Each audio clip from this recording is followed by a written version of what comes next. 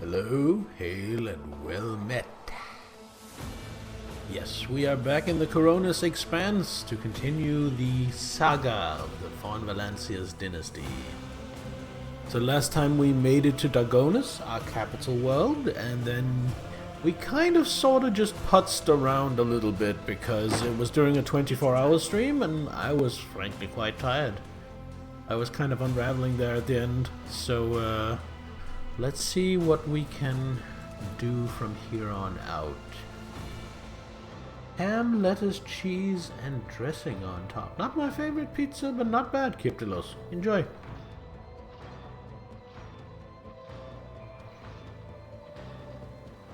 Going to be lurking for another 30 to 40 minutes at work. Checking how I'm doing after 24 hours, hopefully recovered. I am recovered, catatonic. It was a rough couple of days of recovery, but I am back to normal now. Thank you for lurking. I hope the rest of your workday goes well.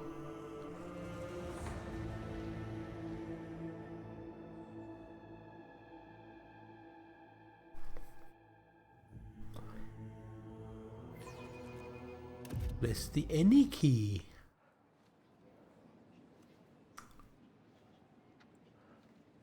I was sick or just tired? Just tired. Tired, and like my sleep rhythm was completely thrown off. Not that I have much of one to begin with.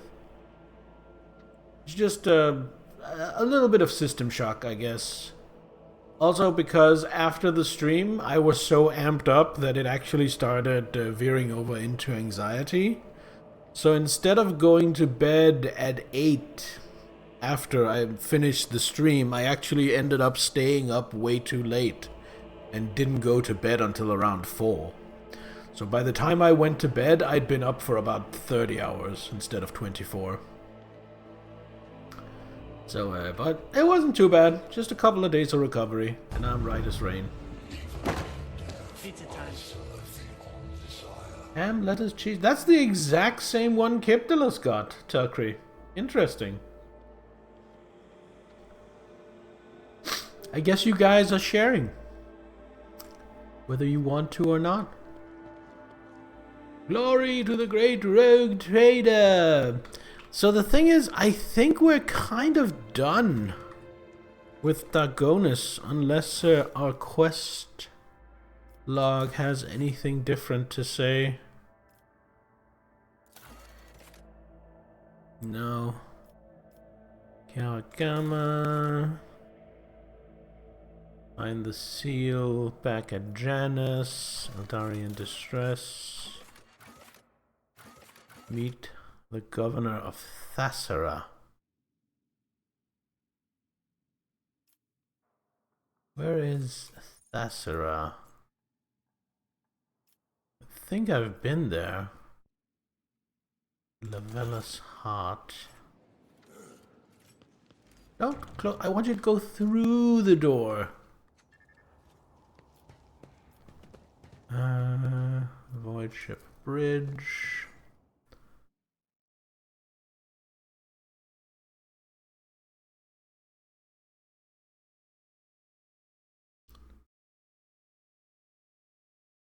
Because I think today, I don't think we're gonna go for Kiava Gamma. I think we're just going to explore the sector, maybe chase down some quests, and just generally go visit systems we haven't been to yet. I think that's the plan for tonight. Actually, while we load, I'll have a pizza as well. Pizza time. Pepperoni, lettuce, cheese, and dressing on top. I see. I'd rather have the one with ham. But oh well.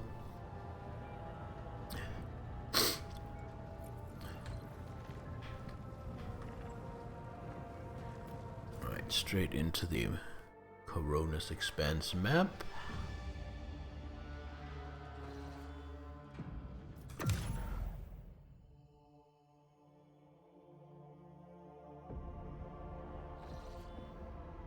I think it's over here. Yeah, go to Thassara. I mean, that's only 3 jumps.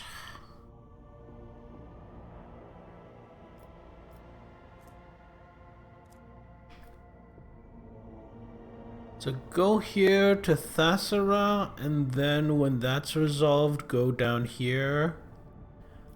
Visage Janus to see if we can find the seal. And then start exploring some of all this. I think that's the plan. Or I could just explore... Yeah, I'll come back to this. Chase down what we have. A mysterious sickness struck the clan living in one of the macro cannon chambers. The disease quickly spread, causing the afflicted to writhe with unbearable stomach cramps and expire after several days of agony. Before the officers could react, the neighboring clans took the issue into their own hands and flooded the chamber with carbon monoxide. The macro cannon was put back into service, and the vigilantes were punished for subjecting the rogue trader's servants to mob justice.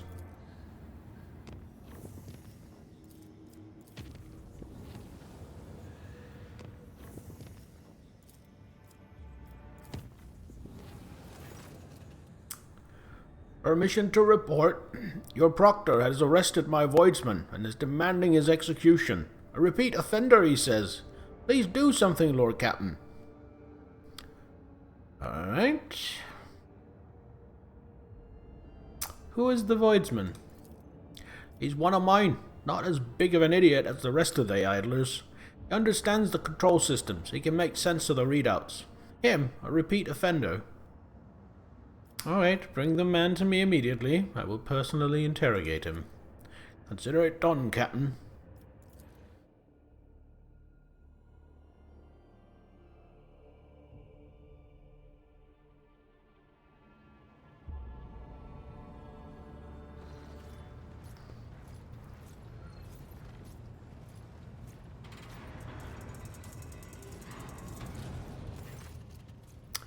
Lord Captain, I beg you to look into this outrage. This cyber horror has nearly chewed up my assistant, and one of them's been left without 2 of his fingers. Instead of calming the beast, the arbitrator attacked my crewman. Bet Ravor has many friends. He seems likable. Also, welcome, Sanstail. How are you doing? Solomon waits for the end of the Master Helmsman's words and coolly turns to you. His crewman is a wanted man, rogue trader. He is accused of subverting sacred tithe shipments, smuggling, kidnapping the Imperium's subjects, and bribing officials. Were we not on your flagship, I would have executed the heretic on the spot, but here you are the authority, and you are the court.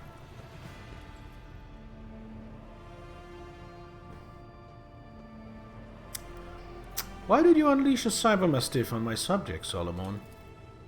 The bastard tried to run away when he saw me. His fellow crew members hesitated and didn't make way for me.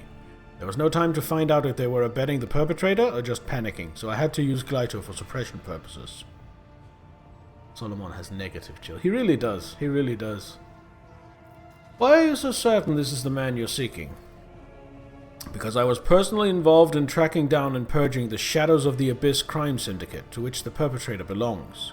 The case was in Calixis, on the world of Helvica Prime, but for arbitrators, time and distance do not mitigate guilt. The man before you is the former captain of a smuggling ship owned by the Syndicate. Check the heretic's left arm. Every Syndicate member has a distinctive implant by which they recognized each other. It was that implant's signature that Glyto picked up on during his patrols. How's the bear? I'm good. I am good. I stayed up way too late last night watching the Luminoth play Dark Souls 3. So I basically went to bed at like 9 this morning and then slept all day. Got out of bed, popped on stream. Revon, did you know about this? If I went sticking my beak into the pasts of every one of the hundreds of people in the crew, I wouldn't have time to steer your ship. All I know is that when everything went to grok shit on Rykard Minoris, this one oversaw the work at the docks so that the fools didn't trample each other to death in their panic. And later he ran into a friend at the port on Footfall, and they found us some parts within a day. He's even got arms growing out the right places. He might make it to junior helmsman if he keeps it up. Your sleep schedule now feels healthy. Nice! I like that for you. Good. Well done. I am just incapable of maintaining a good sleep schedule. I suffer from executive dysfunction, which is basically sometimes when I want or need to do something, my brain just throws a block, a psychological block, preventing me from doing anything. And it's kind of like the same thing the brain does to prevent you like from walking into traffic or putting your hand on a hot stove, except it's like, don't do the dishes or don't go to bed right now. It's really stupid. And sometimes, and it's not like you could call it, you're just lazy, but the thing is, I'm sitting there, I'm going, just do it. It'll take 5 minutes. Just fucking do it. Just get up. Just fucking do it. And I'm just incapable of doing it. It is horrible. I hate it. It is one of my least favorite things about myself. And that just means that sometimes I just end up staying way later than I should, and then it all kind of gets jumbled around. But it's fine. I'm pretty good at adapting to it. Should do that. Want to get that done? Let me sit down and do something else. Yeah, pretty much. Pretty much. It's, I got it pretty bad. How did a criminal from Calixus find his way onto my ship? He was among the servants sent to you by Governor Medine. I see. Accused, do you have anything to say? The long-haired voidsman flinches when you addressed him. Your ladyship, the governor of Helvica Prime was a scumbag who abhorred the light of the God Emperor. The things he did to the people under him. We only survived by stealing from him, or else we'd have ended up in the corpse pit, like 1 in 4 did after a distribution station accident. But once I'd got out of there, that was it. I was out of that business for good. And when I found myself in your service, I realized that it was a gift of fate, and I'd be a fool if I didn't repay such good fortune with my wholehearted toil. Game of is my headache due to dehydration, lack of sleep, stress, age, bad diet. Let me add one to that, Kiptulus. Bad posture. I feel like when I slouch a lot, it puts stress on the muscles in the back of my neck, and that can sometimes also give me a headache. In addition to all of those things. Alright, I have made my decision. I await your orders, Rogue Trader.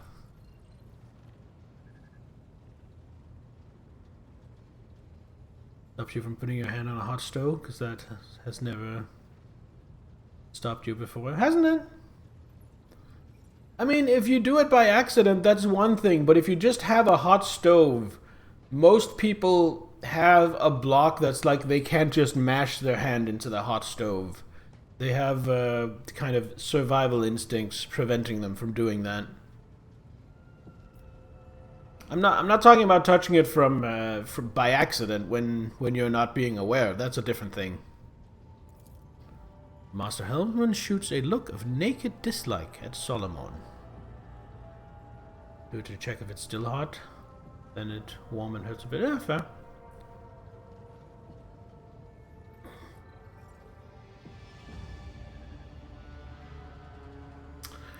Bravor, this talented voidsman is your responsibility. Should he commit any misdeeds henceforth, you will have to answer for them. Yes, Lord Captain. Bravor's disgruntled grimace momentarily dissipates. Oh! Made him happy. Capable hands. Repairing the void ship requires 15% less scrap. When every professional counts, does it matter how exactly they obtain the skills? The rogue trader does not shun people with murky pasts, thus earning her the respect of Ravor's motley crew. Then this case is closed. With your permission, I will return to my duties. Naked dislike. I wonder what the clothed dislike is. So I actually think it's the opposite is not clothed, it's veiled. It's naked dislike or veiled dislike. Like you're trying to hide your dislike, you're trying to be subtle about it, or it's just bam, there, out in the open. Minus 15 to repair. No, that is really good. Understand what that is? You love the expression? Thank you. Alright. We were traveling through space. This was just a small distraction. We are trying to get to...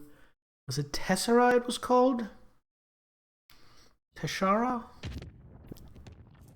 Thassera. That was it. Alright, let us visit Thassera. By the request of the Marshal. Lord Captain, we have received a voxcast from Thassera. The signal quality is rather poor, but the meaning is clear. The world is expecting your ladyship's arrival. Great festivities have been arranged, and a delegation led by the planetary governor is ready to give you a welcome worthy of an honored guest. Well, let's not keep them waiting.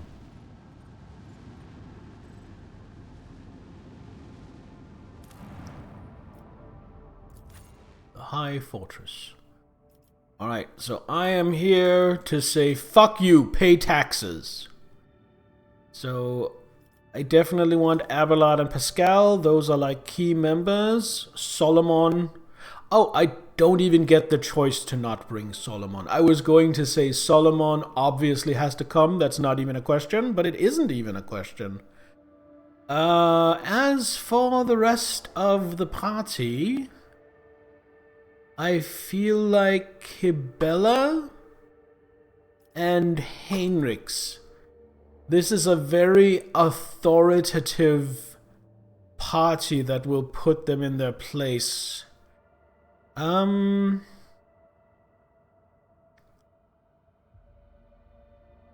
think Cassia would be really helpful though with her way of seeing through situations. I really want Cassia. But who do I want to forego? I think Hibella has to sit this one out. This will be our party. Abelard, Pascal, Solomon, Heinrichs, and Cassia.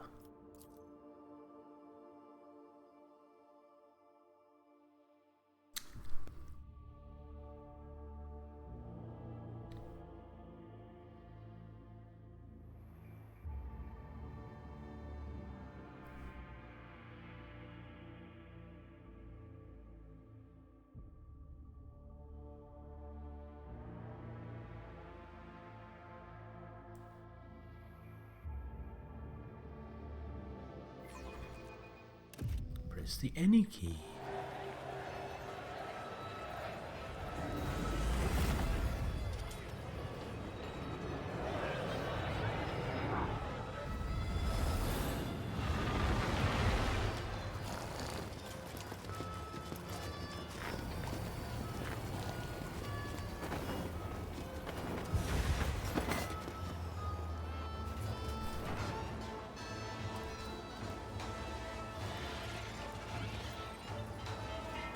As one of your favorite characters, yeah, I need you. There's a non-zero chance you just ghost let the Bloodspun web deal with it and it goes swimmingly. Yeah, she's fun. Love the medieval. Yeah, this is a feudal world, so this is a world that just like hasn't evolved, hasn't developed beyond the medieval stage for some reason. A richly dressed man riding a sinewy horse breaks off from the procession. When he approaches, you immediately notice a strange detail. The man's face is pinned to his head with precious fastenings that stretch the skin across his skull. Celestial guests, there is no higher honor for us than to extend our hospitality to such noble eminences. A celestial highness, the rogue trader, and an illustrious judicator of the Imperium. All of Thassera clamors, trembles, and cheers. Rualdo, the fair-faced, governor of Thassera, at your service. I thank you for the courteous welcome, Governor. However, we have come here to address a grave concern. But of course, your celestial highness. It would be my pleasure to discuss whatever topic you have in mind. That said, you have had such a long and perilous journey behind you. Like any self-respecting host, I must first propose Oh? Is that a jester?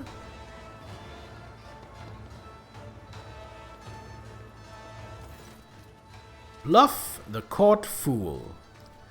A smaller figure steps out of the crowd, dressed in the motley attire of a court fool and wearing a sneering mask that looks kind of harlequinish. My name is Bluff. I am Lord Rualdo's good mood.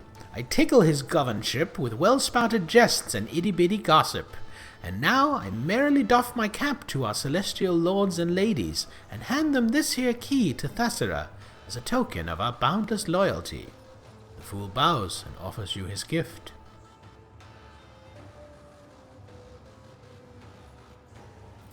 Thank you, Bluff.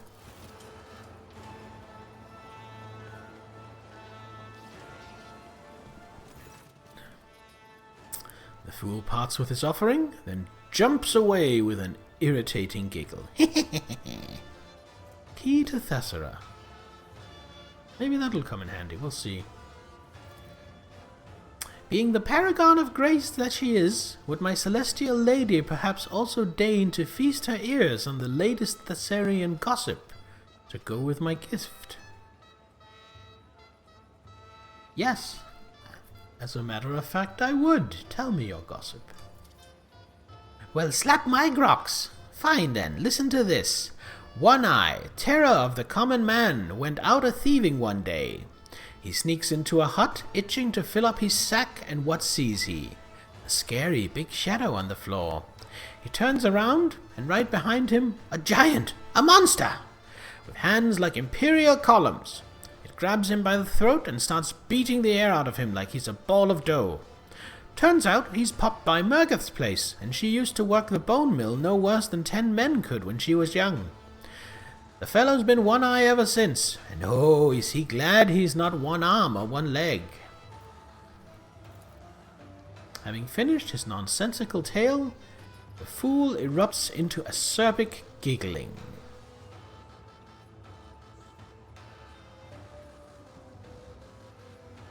Let's look at the governor. The governor's clumsy attempts to stay in the saddle and his utter lack of noble bearing are bewildering to you. It appears that the upbringing of the Thessarian aristocracy is as unimpressive as this world's technological state. What happened to your face, Rualdo? Rualdo touches his stretched-out countenance. Ah, this is a fine tradition that I myself brought to this world. You see, there is a way to tame the merciless passage of time. All you need to do is find a young and healthy face, appropriate it, and attach it over your own fading skin. The local nobility eagerly took to this art of extending one's life and youth, and I, once a celestial lord myself, now promote this custom by personal example so that I may showcase its wonderful properties. That is fucked up. Fan of Light, welcome, 15 stream streak. Well done. Well done, sir. How are you? A furrow appears on Heinrich's brow. But that is devoid of all sense. What is this, some travesty of rejuvenate treatments? All the procedures I've heard of are far more complex and laborious.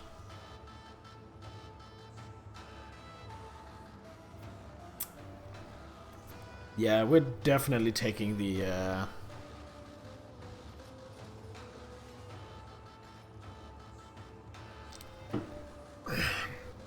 I love that the only way to agree with the tradition is to go heretical. But we're gonna go iconoclast. You see, one of the ancient relics we have is this Nick Cage movie. Nick Cage movie? I'm gonna steal that. You put on other people's skin out of a desire to look younger.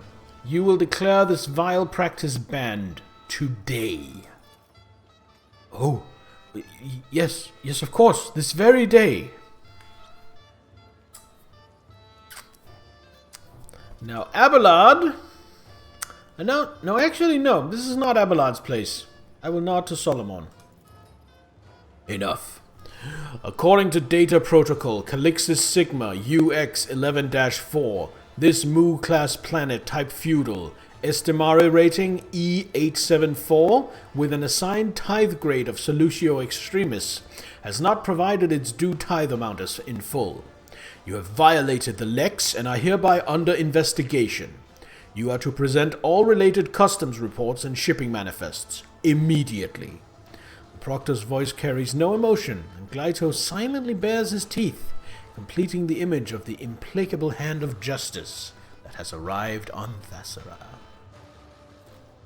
The planet's Estimare rating reflects its strategic value and has the form of an alphanumeric code that ranges from A0 to Z1000. Okay, but which is more valuable, higher or lower? I don't know. Tithe grade of Solutio Extremis, Adeptus None to Exactus Extreme, the harshest of tax burdens. I am most flattered by your attention, esteemed Judicator, and by this opportunity to serve the Imperium with even greater dedication than before.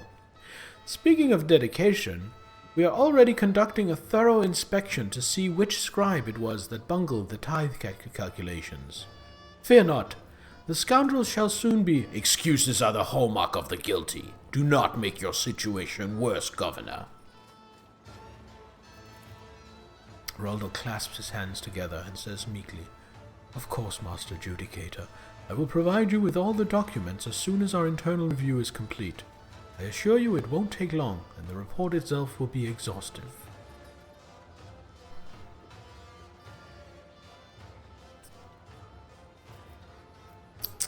I believe there was something else the esteemed governor wished to say.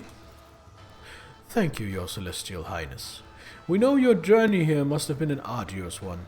As a sign of our appreciation, we have prepared a veritable constellation of enjoyments in your honor. We humbly invite you to taste of our amasak along with our finest dishes, and may you likewise savor some of the local entertainment. One of the court ladies will accompany you so as to not let even a single word or wish of yours linger without attention. Yeah, that's why someone will accompany me. It sure isn't to keep tabs on me and spy on me. Perish the thought.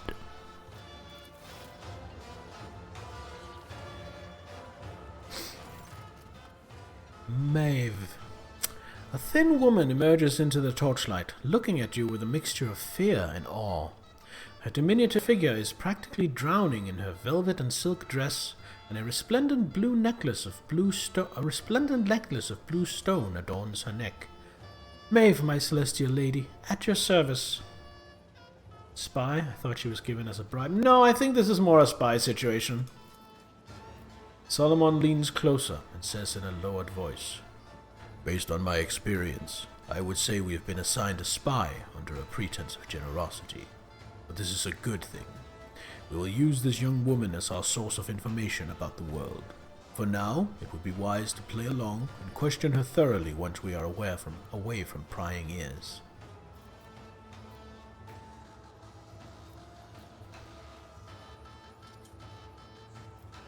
I can just go, oh, I like that necklace. Yoink.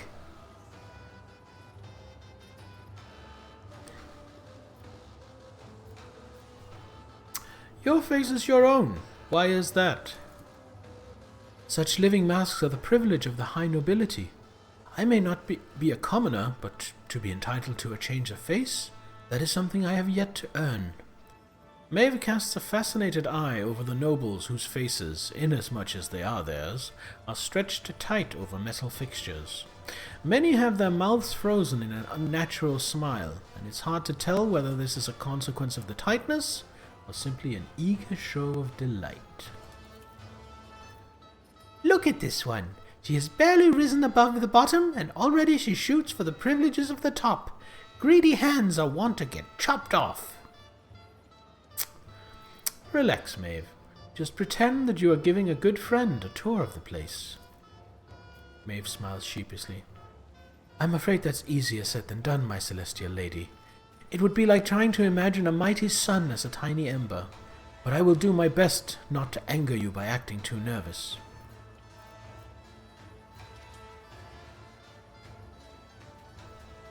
Very well. I would like to see what this place has to offer. I can tell by what I am hearing that our executioner has already lit up the Phasmophorius, ready to give the condemned a warm welcome. Which means the governor's official whisper collector, that's me, has a whole lot of important business to get to. And so I must leave you now, good sirs and ladies, lest I miss out on a hot batch of juicy tales. Terribly pleased to meet you all. Honor Judicator. Bluff grasps Solomon's hand and gives it a vigorous shake. I have placed a bomb around your wrist. Oh my god! Yeah, you don't just walk up and grab someone who has an attack hound. That makes sense. Before you can even blink, the cybermastiff beside him sinks its teeth into Bluff's forearm, jerking it back and forth in a fury. The attack lasts only for a moment, but when Glato lets go, the fool's limb is already torn to shreds. With a cry of pain, Bluff leaps away and melds into the roiling crowd. Only the rogue trader may pet Galto. Yes. Solomon ruffles Glyto's neck and turns to you. Feudal worlds are rarely known for their bureaucratic precision. Reconnaissance on the ground will tell us more than any report hastily scribbled down by these blockheads. I suggest we attend this trial and see how the laws of this planet are enforced.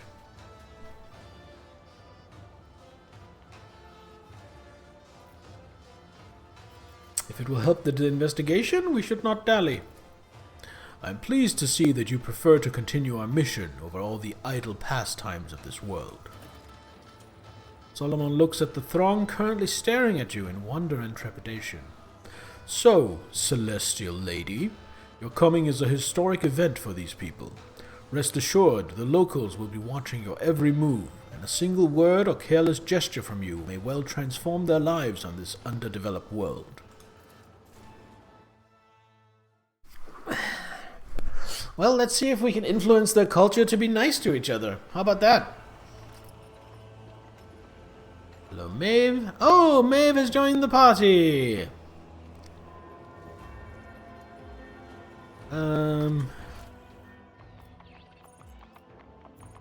Tattoo of the Scorched. I'm assuming that's where the trial is. But let's explore as we go. What are we doing for formation? I think we're doing a 2-point with these two. And then something like this. Yes, I like that.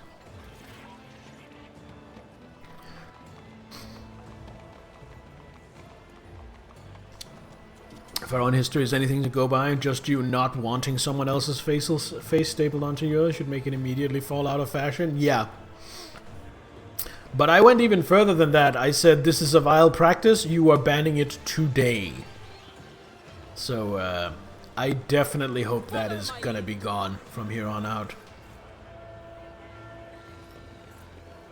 Alright. Is there not loot back here? I moved past some. Ah, goods. Oh, it's a flyer. Oh, these are interesting. The Chronicles of Fate, page 166, by Gorgeous Fault. Chapter 2.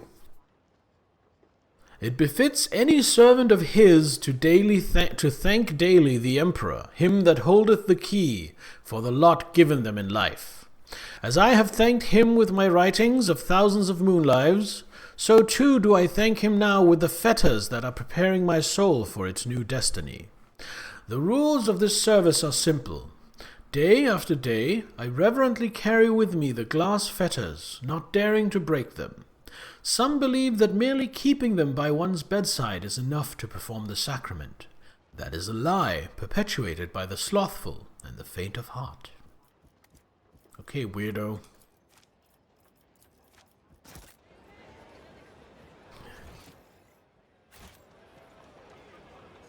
Oh, wait, that's going back. This ocular implant was a worthwhile investment. Oh, a trap? Victory awaits. Who is qualified to deal with that? Looks like Solomon is our best demolition dude. Done.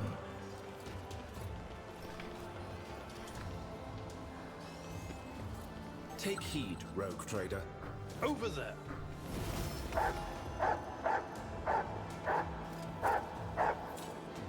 Not a problem for a proctor. Not a problem for a proctor. Assignment completed. Oh my god! Disarming these traps leveled up my party. My way. Okay, what have we got? A Cyber Eagle thingy. Plus 10 perception, deals more damage, more dodge. No, I'm never going to use a Cyber Eagle. Ebonite Sword, two-handed sword.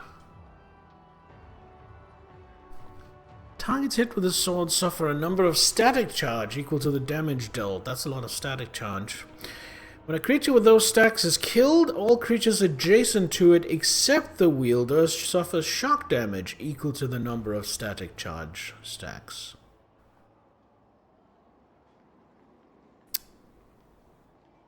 That is wild. That is wild.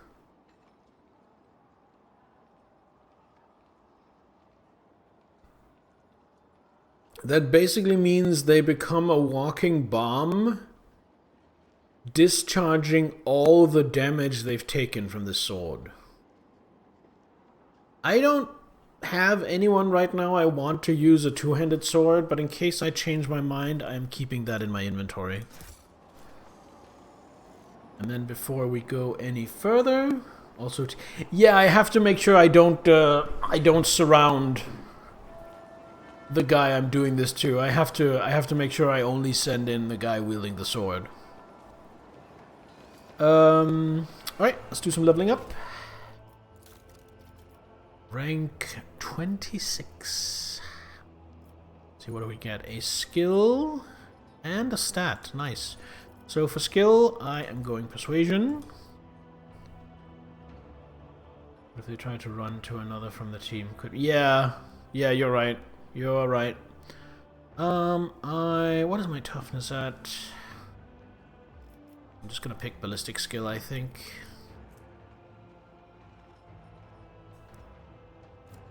Willpower, maybe? Agility.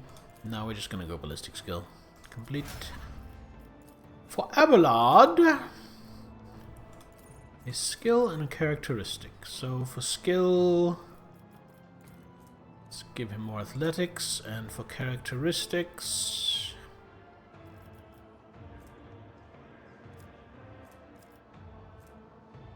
weapon skill, I'm thinking. Yeah, let's do weapon skill. For Solomon, characteristic, we already maxed ballistic skill, so I think perception probably. And for skills, let's do demolition. A scowl. Definitely going tech use. And we are going... Where's his toughness at? Let's do toughness. Heinrichs. We are doing... Lorzinos. Actually, you know what? Where's his lore warp at? Let's do lore warp instead, and then let's do weapon skill. Cassia, doing fellowship, and we are doing lore warp. There we go. Leveled up, ready to continue.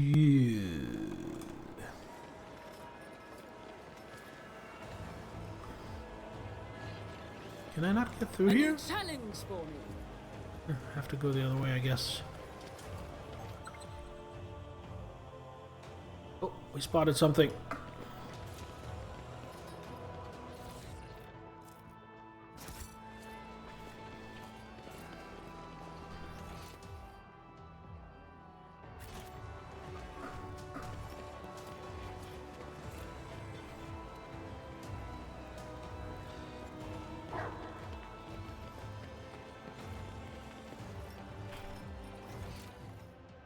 I honestly think it's kind of wild. They just I'll let me lay walk claim through to the the streets. stars. They don't, like, arrange a carriage for me or anything.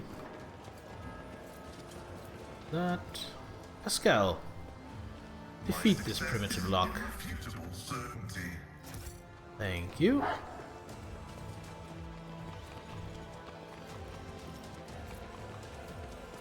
Abelard, arrange a carriage, please. What do you mean, please?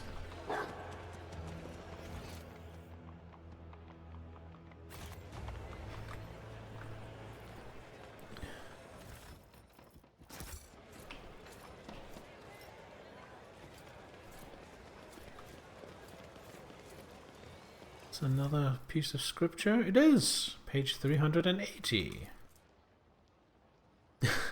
Abelard, carry me, so I need not set my foot on the peasant ground. Chronicle of Faith by Gorgias Fault, Chapter 3. The sacrament has been performed. I felt the cage open its gates. I felt him that holdeth the key open the lock of my body. At first I found it hard to breathe. It was as though the inside of my body was lined with vice that was not my own. In my mind's confusion, I cannot tell what moon life it is or which chapter of this book I am presently writing. But the greatest one is all-knowing, and every turn of fate has been chosen by him in advance. Thus, if my new fate tries to resist me, I shall bring it to heel. I don't know, man. You sound kind of crazy. Quadricore. As you approach, the nobles bow gracefully. Their sewn-on faces are wrapped tightly around their skulls, and their eyes gleam with earnest subservience. One dares address you. O celestial lady, grace us with your regard. When my brother and I heard of your arrival, we immediately sought to surprise you with an exceptional gift. The ancient scrolls tell of a wonder, a mechanical sage by the name of Kojikor. It knows the answer to all questions, can make other machines do its bidding, and may even predict the future. My brother and I have borne many a hardship, but we managed to acquire this magic contraption for our much-cherished guest. The box in front of you, presumably the Kojikor they speak of, exudes a strong odor of ritual oils. Made of thin planks, it's covered in so many purity seals that it seems to be held together by them alone. A stack of flimsy rough paper lies atop it, and there is a mica panel with malachite buttons attached to the front. A thin slit is visible among the buttons. This is just a guy in a box. I am completely convinced this is just a guy in a box. Abelite sighs heavily and leans over to you. Sometimes, when information reaches the more backward worlds, it undergoes strange metamorphoses in the minds of unfortunate and regrettably parochial lay people. Have mercy, Lord Captain. They probably have been trying to please you. Heinrich shrugs. I've seen quite a few distortions of Gothic on primitive worlds, but I do not recall ever seeing such a miscomprehension of the Omnissiah's gifts. Ooh, what does Pascal have to say about this? After a chrono-turn of heavy silence, Pascal finally intones. I am registering an act of imitation of sanctity. The cultural phenomenon is typical of underdeveloped tribes. I also anticipate the discovery of cave pictograms dedicated to the divine arrival of the more advanced units.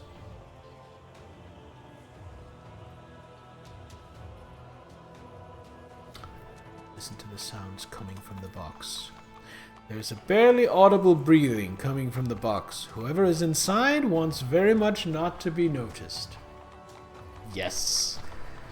That's exactly what I thought it was. Glyto stalks towards the box and bares his fangs, while Solomon frowns grimly at the device. Really? Then again, what else could you expect from this ignorant world? There is something I wish to ask this Kojikor. If I may advise the Celestial Lady, In order to receive an answer, one should take a piece of paper and slide it into the hole here. Then touch this stone and ask the question loudly and clearly.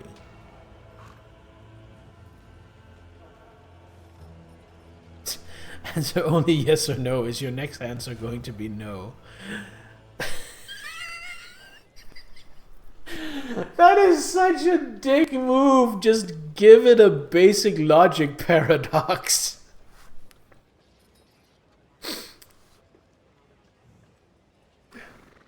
I'm gonna humor them though. I'm going to humor these people. I don't see any reason to be mean. They think they've made a cogitator. They think they've actually done something. So I am going to say, Cogicor, what is the distance between Earth and sky? The sheet you offer is consumed with a speed beyond that of an ordinary autoquill. After a few moments, the sheet returns with a single notation. Lots.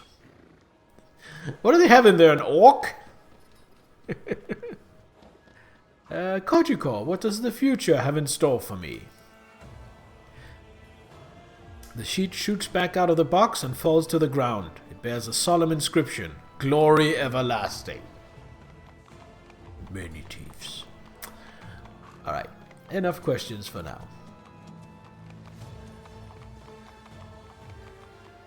Do not hesitate to pose more questions. It has enough ink for many more answers.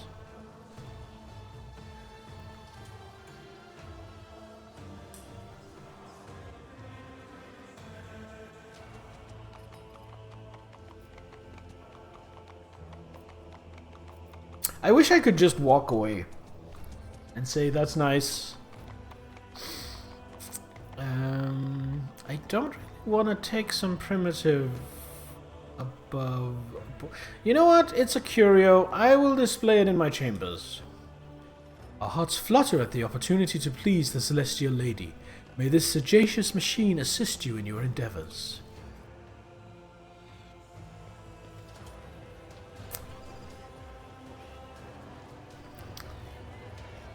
I can play nice.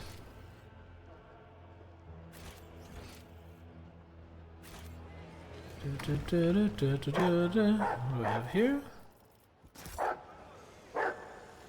What is it, boy? Did Timmy fall down a well?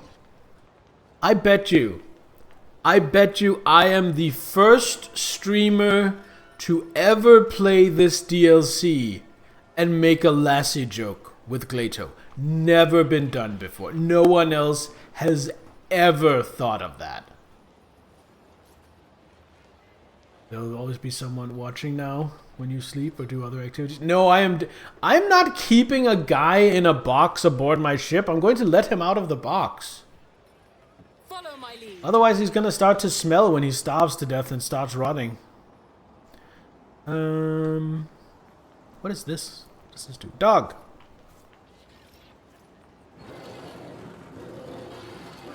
Oh, look at that!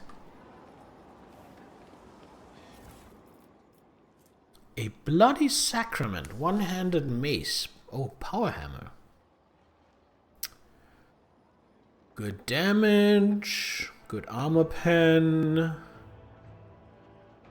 Area attacks with this maul create a smoke cloud. Oh, so it's like a sensor. What are they called?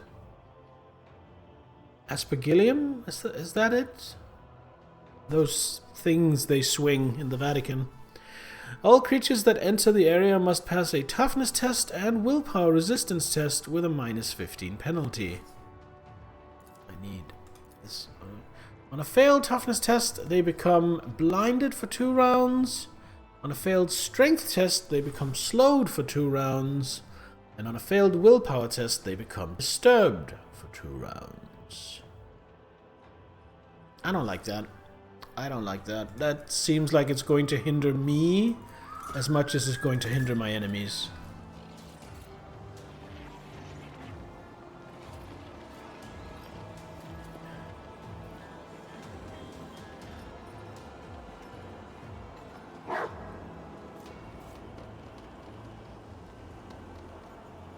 This was reality. At some point, a Medicaid would be needed to remove it from someone's ass.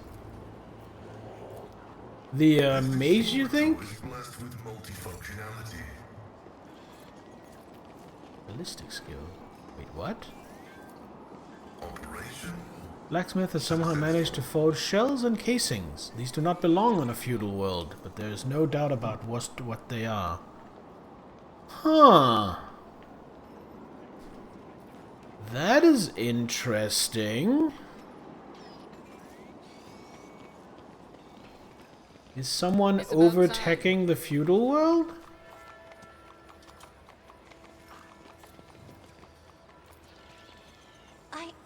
Horses glance, one of them pulls its muzzle closer, cracks its teeth almost too greedily and hungrily for a passive herbivore.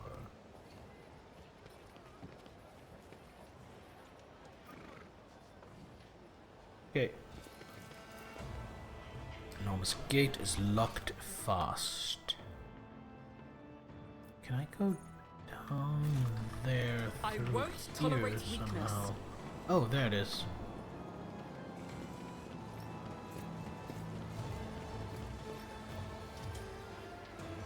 Okay, a priest could just have brought their gun to this planet. Yeah! Judging by his nature, the man was of high social standard. Somehow has carefully and skillfully peeled the skin off his face.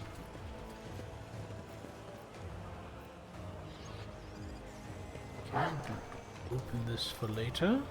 Abelard, open the door. For this old officer. Abelard, get on the floor. Abelard, walk the dinosaur. Experience. Nothing matters more.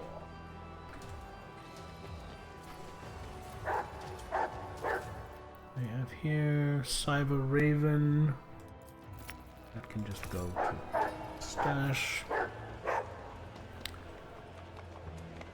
But the Celestial Lady herself, you shouldn't have come here. Oh! Fates become tangled in this place and fates change. Who knows if by nightfall you won't have lost yourself. Oh. Yeah, there's definitely something afoot. Beware the shimmering blue, or else you'll end up like Gorgias' fault.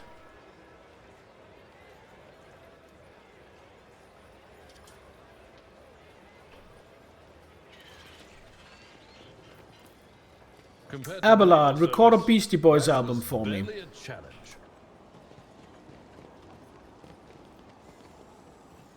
Any challenge for me?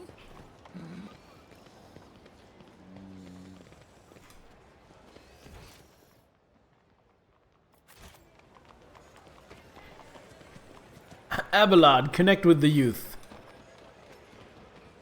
Abelard, make me seem cool. Make people like me.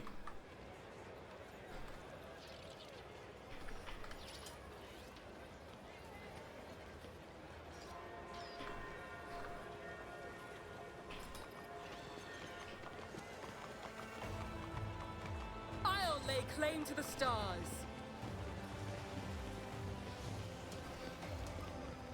Abelard, forgive yourself for the things you carry with you and don't tell anybody about.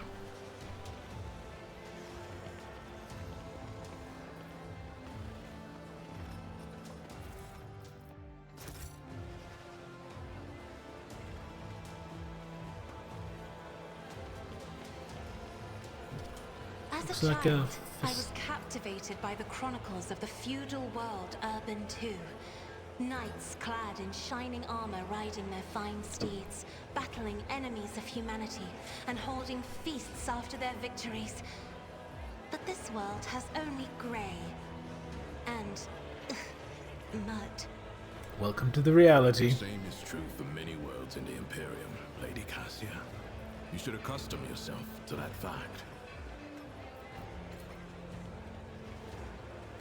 Tiny lice are hopping around the gilded plate. The lady squashes the insect with a small golden hammer, only for more of them to drop from her coiffed hair and into her food. Ew! Ew! Don't like that!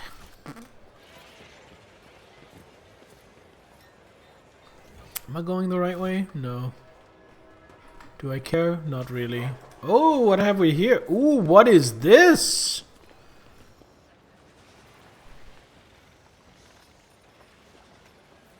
What is this? Cyber Lacerax.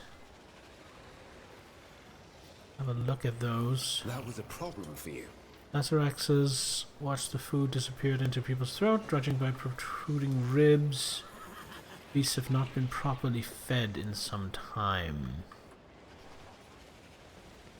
Can I talk to him? I'll be telling my grandchildren of this day. Unexpected result. Abelard, sing bebop. Chapter 0406. I am impure, and my body is impure. Vital fluids not my own are stirring within me, as though wood-boring beetles were digging their filthy tunnels through my frame. I must destroy this vice. I must squeeze it out. It is customary to replace an old vessel, and I have replaced my rotten cage with chambers of gold. Yet I still feel filthy, for if the contents are spoilt, and not merely the shell, then what can be done to achieve redemption? My face is burning, a borrowed face, a weak face. I must take off the fetters of my skin and cleanse the inner side of vice. Take it away, O Emperor, take it away and give me a new cage. What do we have here?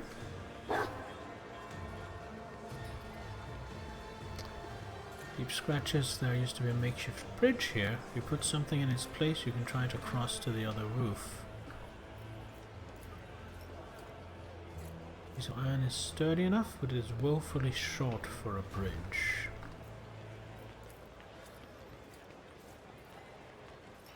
Unlikely to hold a person's weight. Ah, but what of this grate?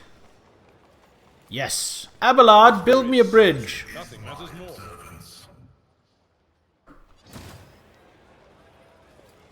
Solomon, disable the trap. Check. Done. Oh, I guess there was another trap that we didn't see. Damn it. What do we have? Just a single injury. I think that's fine. What did we get for it? A rad pack, that's pretty valuable, and assault armor. 30% armor, dodge penalty. Whenever the wearer starts their turn with no enemies in a 3-cell radius, they gain 4 movement points. And do not provoke attack of opportunity. Plus 10% armor if there is an enemy within a 3-cell radius.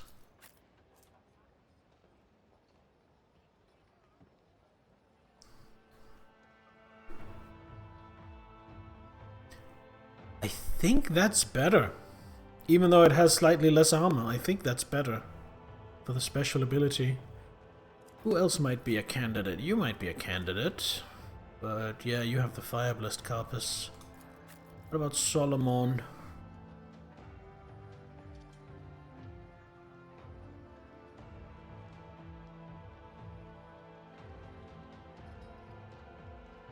I think I'm gonna give it to Solomon. I think I like it for Solomon.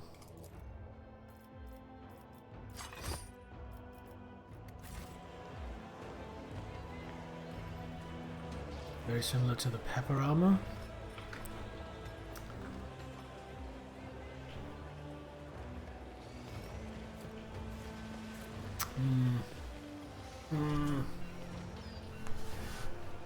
Basic, common, but not bad per se as far as puns go.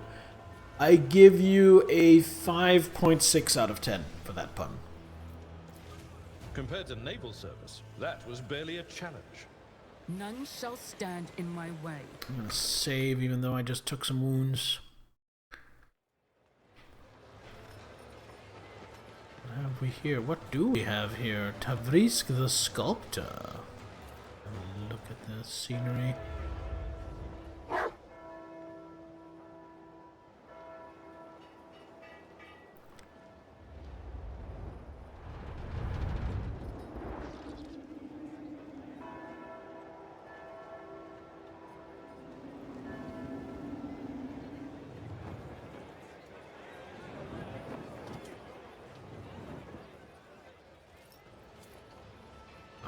Hello, Tavrisk.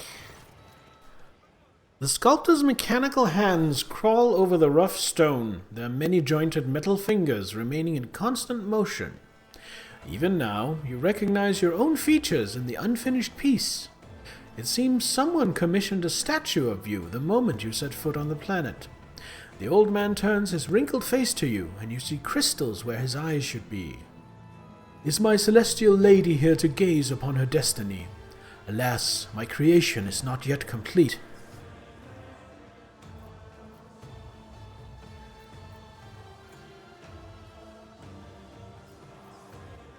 I'm here to look at the sculpture. What has my destiny got to do with it?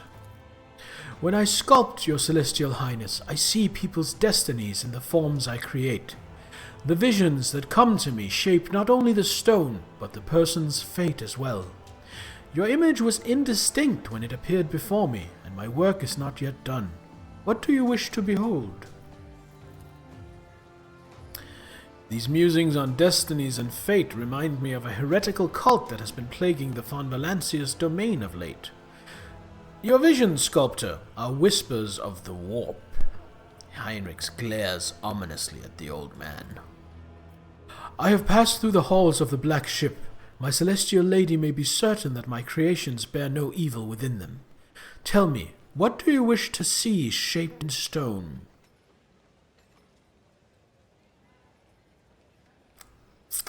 This is ludicrous. You do not decide my destiny, nor do I need a monument. As your celestial highness desires.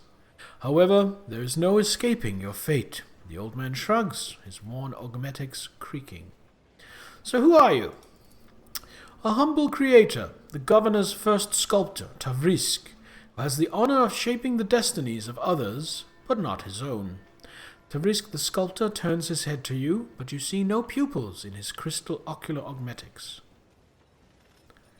What can you tell me about the material you're working with? This is Thercertium, a fascinating stone born from the bowels of this planet. Like any other kind, it bends and melts beneath the sculptor's tool, but for the sculpture to come to life in earnest, they must put their very soul into it.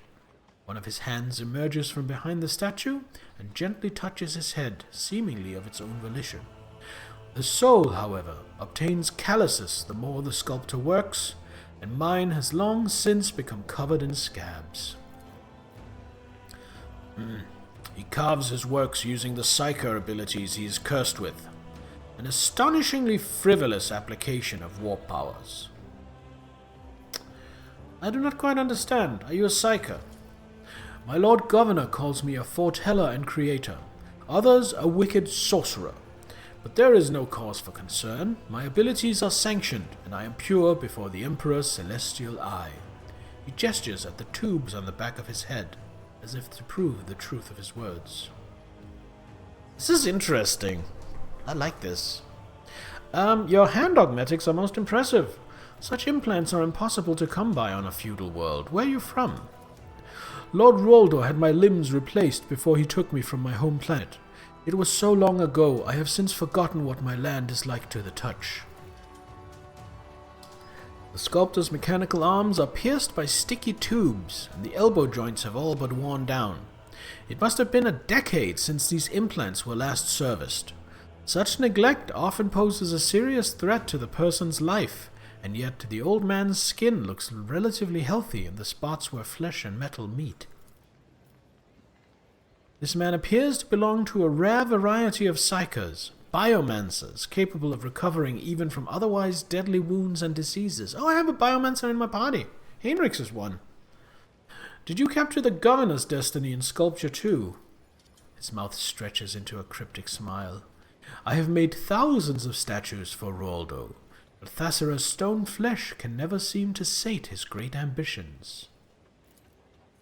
Old sculptor once more turns his unseeing gaze to the patterns in the stone before him. That was interesting. I liked that. And then we have a servitor band.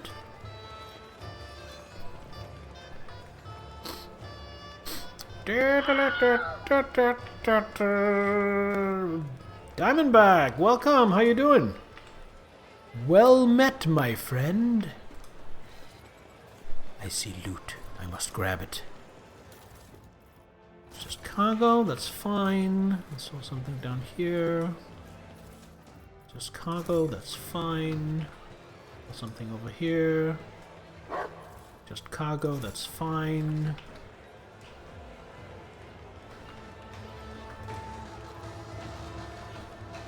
Oh, and the head table. I think this is... Okay, so I'm guessing this is where the governor will be seated, and this is where I will be seated with my party.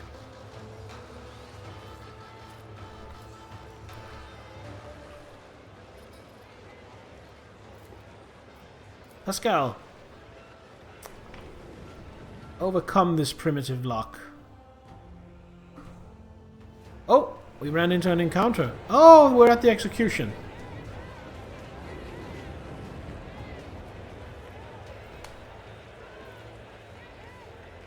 And there is Maeve. It's her, the ruler of the stars. Tadua the Scorched. You see a man with a cruel grimace on his face and hands disfigured with burn marks. Behind him stands a ghastly-looking mechanism adorned with a polished skull of gigantic proportions. The eye sockets, their edges melted, gaze darkly at the crowd with the promise of inevitable punishment. The man, clearly the executioner, bows his head. You don't know if you're hungry or not? Then don't eat. Just wait, and eventually you will know for sure that you're definitely hungry, and then eat then. That's my advice. The very messengers of the sky have come to decide our fate. We are honored, your celestial highness. Who are you? I am Tadua the Scorched, a slaughterman of the 5th generation, and a humble disciple of the Iron Saint you see before you, your celestial highness. Master Tadua knows no mercy, and his hand is unfailingly firm in the sacred cause of administering justice. Maeve is careful to keep her posture straight, but her frightened gaze is deliberately averted from both the executioner and the mechanism behind it. Why must I be so logical and reasonable? Oh, I can tell you that, Diamondback. It's the Tism. It's definitely the Tism. What is that structure? This instrument of punishment is a personification of the great Thesmophorius the Martyred, who accomplished the legendary feat of slaying 300 heretics. As is glorious tradition, all mutants who affront the Emperor's gaze and stain the face of Thessera must enter the Saint's iron embrace. Whenever justice is served, hundreds flock to the Thesmophorius, eager to witness the magnificent spectacle.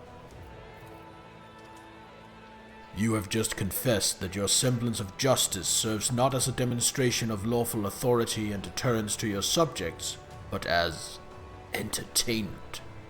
Solomon utters the last word with disgust, as if there could be no fouler profanity. I am the law! Heinrichs arches an eyebrow as he gazes at the Iron Giant. This is one of those worlds where public execution forms part of the sacred edification of the crowd. And yet from the description, it sounds like the people are not learning from what they see, but rather perversely enjoying it instead. Who's inside right now? Another heretic who violated the holy laws of Thessera. And since his body is already turning to ash, such will be the fate of his name as well. To be scattered to the winds, that it may never again defile the lips of any who live upon our sacred world. Never again defile the lips. Maeve looks ready to faint. She seems both terrified and nauseated by this sacred rite that has drawn so many onlookers.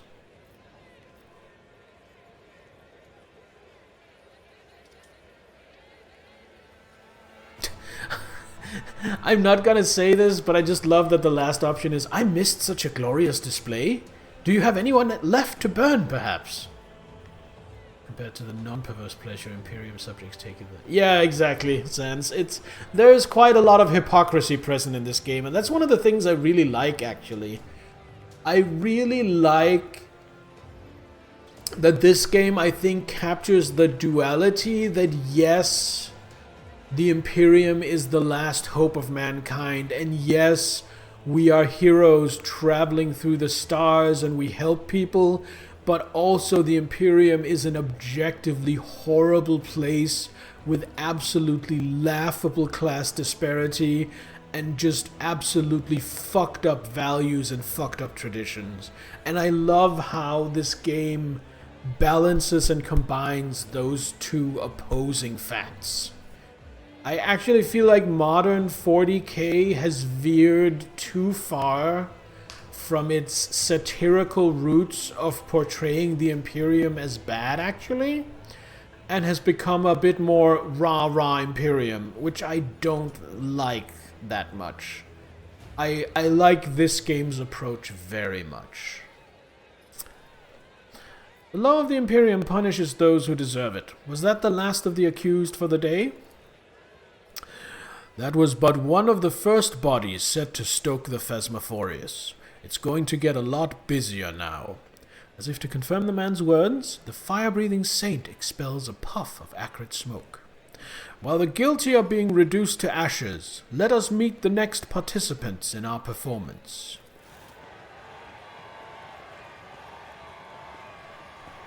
I guess I have the chance to intervene. Oh, those are mutants. 2 people, or something resembling people, are pushed onto the stage. They are mutants, hideous parodies of humanity, forever tainted by the imperfections of the flesh. One of them is dressed in stained yet expensive clothes.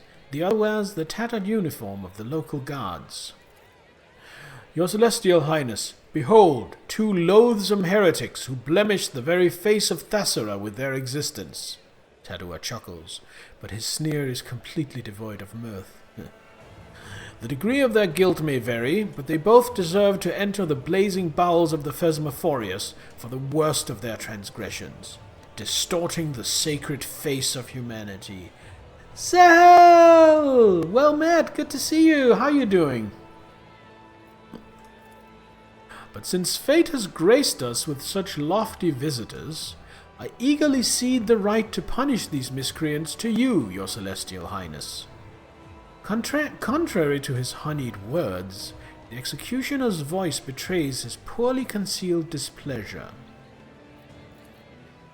Cassia purses her lips when she notices the onlookers staring at her hands, eyes, and neck.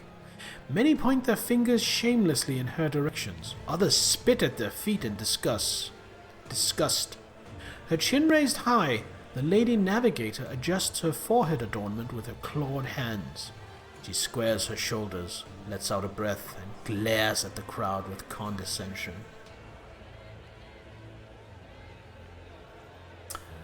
What exactly are these heretics guilty of? Execute someone and they will look at the fiery device instead. Tadua smiles maliciously. Is the mere existence of this offal not enough? However, if your Celestial Highness wishes to explore the depths of their depravity, then may you become today's judge. The sentenced stand before us. Tell us when you are done with the questioning and are prepared to deliver the verdict. Not quite sure. Slept for almost 12 hours. Well, I was in a bed for almost 12 hours, but felt like a wreck when your alarm went off. Turned it off and went back to bed. You know what? I respect that. I respect knowing that you're not ready to get up and taking the time to rest out fully. I was up all night because a good friend of the channel, the Luminath, was streaming Dark Souls 3. And he was doing basically the entire game in one sitting. It started out just with him wanting to fight Midir, so he started at the start of the game and basically head straight for Midir.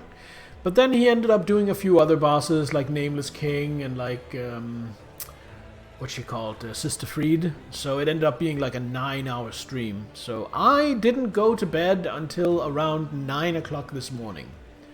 So I went to bed, slept all day, got out of bed, and came straight here to stream. So that's all I've done today, is sleep and stream. Alright. The fool's voice pipes over the crowd. What an unexpected twist! Who better to judge the filth of Thathara than a stranger who just fell on our heads?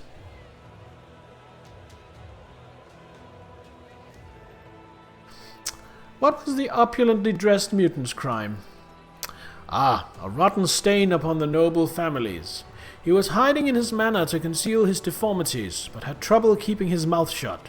He spread corruption among the minds of courtiers, cast aspersions on the traditions of the world, was insolent, swore profanely. Oh fuck, can't do that.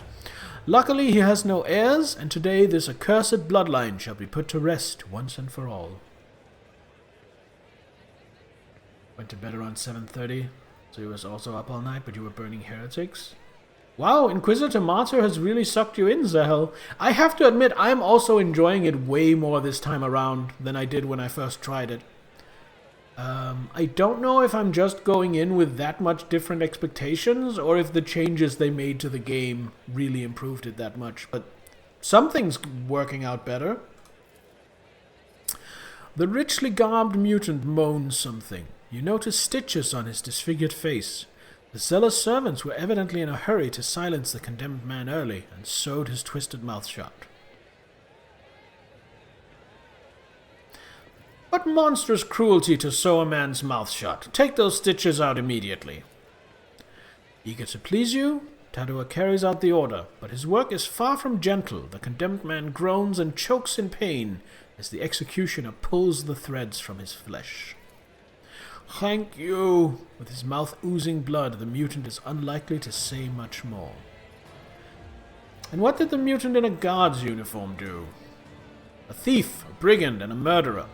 There's no way to list all the crimes lying upon this freak's conscience. However, his willingness to change his destiny against all odds merits this mutant at least some honor.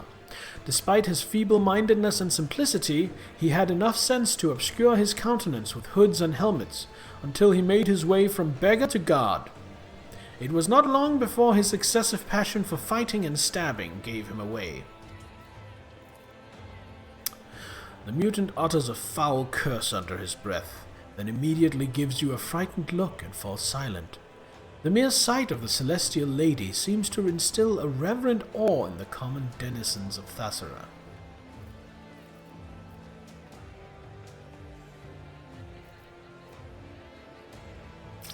What do you say, Maeve? Which of these two deserves to die? Thought a Crusader got a flamethrower? Yes, the Heavy Flamer is so much fun. The Heavy Flamer is so much fun. I have 3 Crusaders, and one of them mains Heavy Flamer. That's the one I'm usually using for teaming with Nittler, and it is so much fun. Which of these two deserves to die? Maeve's gaze darts around fearfully while visibly avoiding the doomed mutants on the platform. I am of too low birth to take on the burden of being judged, my celestial lady. Right, I am ready to announce my decision. The word of a distinguished guest is law. We are all trembling with anticipation.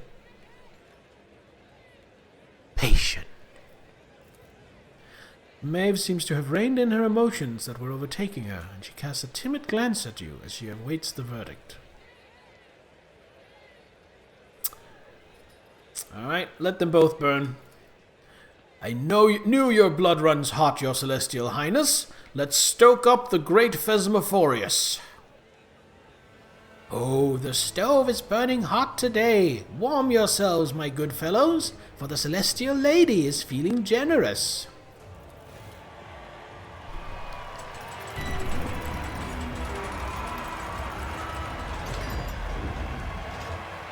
What a horrific execution method.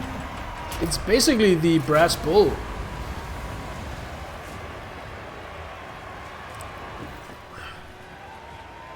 Having taken your plentiful offerings into its gut, the Phasmophorius roars and billows out smoke. Spurred by the cruel spectacle, the crowd around you begins humming to the beat of the execution device. Within that noise, you hear the sound of hungry anticipation.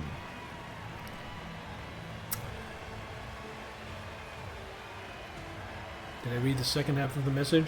Of you buying the Sister of Battle? Yeah, I did. They went in on their own right, Kiptolos. I would put up a fight and just have them shoot me or something. Because this seems like one of the worst deaths you can have. Cassia peers into the black pits of the Phasmophorius' eyes, and, with a strange expression on her face, whispers softly, "When you give an order like that, do not look away. Keep watching until the end so that you remember the price that was paid, so that you remember the weight of your words." Maybe they've been told they're getting skinned and thrown in there. Yeah, probably something like that, Sahel. Probably. And now my favorite word. Next! Oh, looks like he's also a mutant. A pale, bony creature, barely able to move its legs, enters the stage. In place of a mask, it turns a horrific medley of features towards the world. This ugliness, however, is nothing like that of the previous convicts. The thin, squeamishly twisted mouth is fused to the cheekbones. Malicious eyes peer into the crowd from under hideous folds of skin. The face of this heretic appears to have melted and congealed.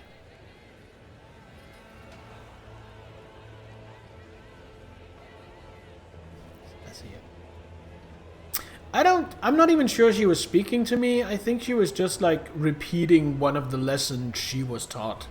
Like a lesson in rulership. That was my impression of it. What is this heretic guilty of? The executioner does not answer right away, but makes you wait for a moment. His crime is more grievous than any this scaffold has ever seen. He was granted a new destiny, but chose to defy it. He turned away the greatest gift that can be offered to the loyal sons and daughters of Thassara. The wretched man's gaze drifts over the crowd until his piercing eyes meet yours. His head twitches, his face contorting in a monstrous grimace. "Shut up! Shut up before it gets in!" he whispers in a sudden frenzy. "I won't give up! I won't give up! I won't!" His face was on the governor. "Oh, no, no, no, no. We didn't come here for you to stay quiet. Squeal now, and squeal louder." The crowd takes up the fool's outburst and begins demanding more screams. Where is that blasted court fool? You glance at the crowd and suddenly see the fool prancing and flitting among the gawkers, clearly trying not to be spotted by you. Shoot bluff for his insolence.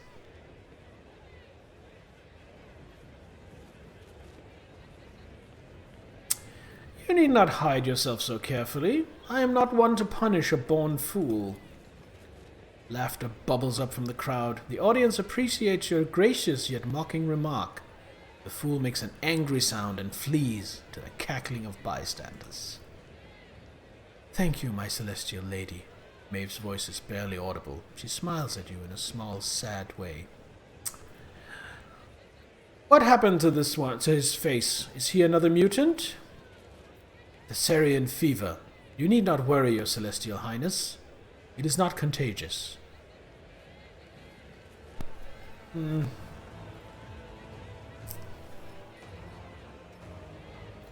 Alright, go ahead and execute him.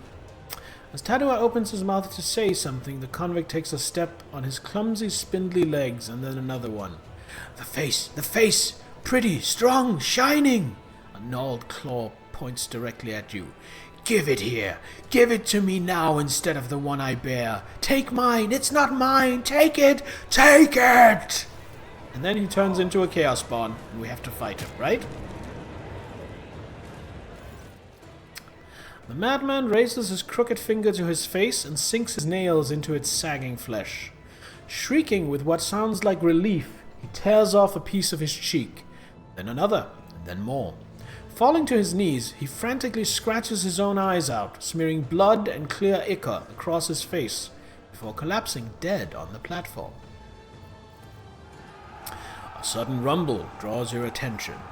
Like rockfall tumbling down a slope, the thudding of feet and mad screams overwhelm you. After a moment, you see the source of the commotion. A throng of mutants is charging straight at you. And with that, we are about to go into ads. So before this fight, I am going to take a quick break and go use the bathroom. Don't go anywhere. I will be right back. I won't heed your cries of mercy. You will fall.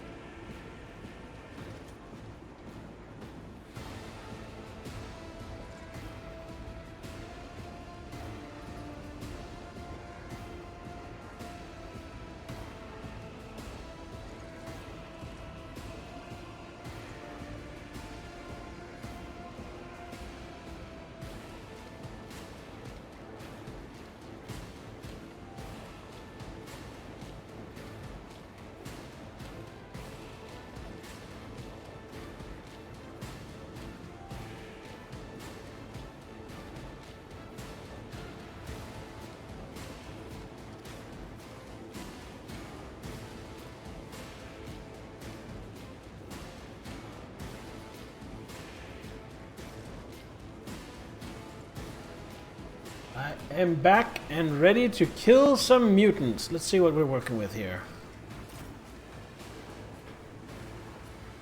Evil mutants, sullen mutants, rotten mutants. Well, the rotten mutants seem strong, so do the sullens. What are on the feebles? The searching buboes. Runs to the target, blows up, dealing warp damage to all non-mutant targets. Naturally transformed. And the searching fever.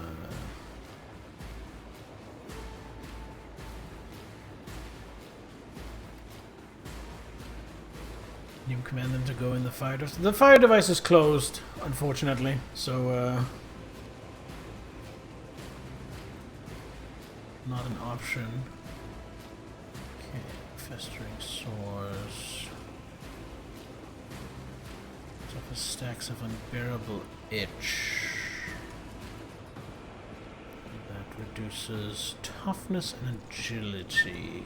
Got it. That was the sullen. What about the rotten? Toxic spittle. 5 toxic damage and toxin 15. Ew. It also has festering souls. This might be a bit of a tough fight. You know what? I want to back off a little bit from this.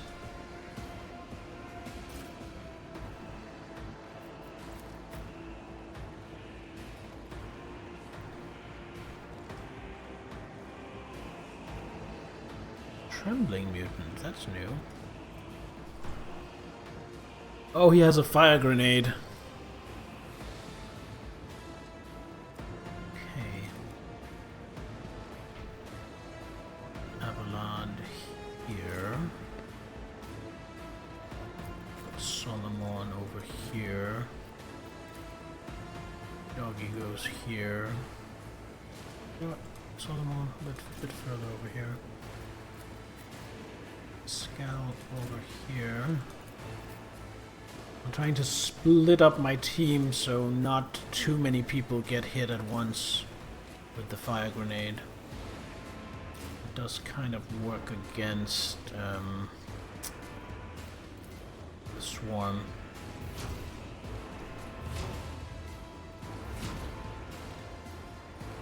Shields up! I can't stand it. And then here come the suicide bombers. I'll do what it takes. There's the lady accompanying me from the governor. Oh, good point. She's not here. I think she just ran off and she'll be back when the combat is over. Okay, Solomon.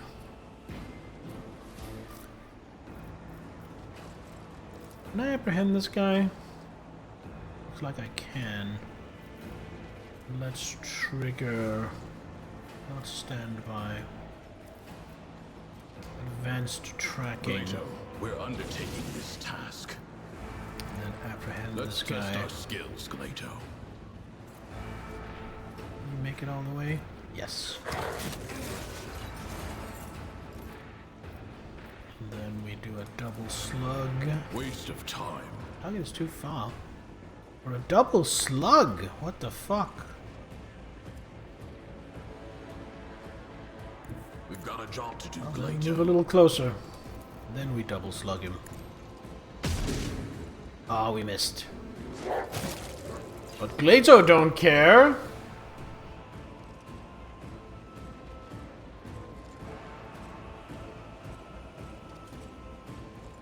Worst part about you paying attention to lore and motto, you can't play it while watching streams. Oh no! I mean, you can just do like farming random non-story missions while watching streams. And then when you're not watching streams, you can do the actual story stuff. That's how I would do it anyway.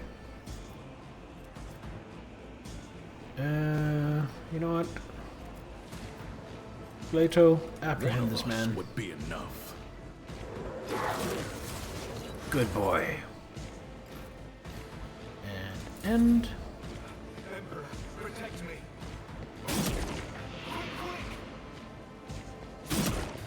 This way. Emperor, protect me. Now Cassia.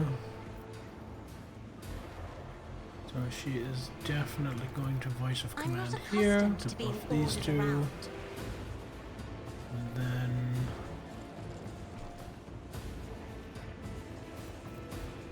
bring it down on Heinrichs. Heinrichs can't really charge at anything, so he's going to use his pistol. Not sanctioned to do this. Take a shot. This guy. And then cast Word of the Emperor on this. It's finally time to try those void type missions. Ooh, I don't even know what that is. That sounds exciting. I won't Word of object the to it. Emperor. And that is going to be his turn. Pascal is going to throw a trap here. And then is going to, I guess, analyze. Yeah, analyze the sullen mutant. And then plasma gun the sullen mutant. Good amount of damage. I forgot to do some things. Like, I should have prayed him, I should have used penetrating shot, but I can't, so instead I will just call it there. And Cassia has 2 points left. Could go over here and gaze. I'm actually quite fine with her current position, so I think maybe... Can I snipe this guy? I can. That might take him out. That did take him out. Yo, Payman, welcome. How you doing? Good to see you, man. And then we glimpse of fate, I think. Yeah, glimpse of fate. I think Bear is a cutie. Yeah. Assist, Lord Captain. And Mary! But no audio.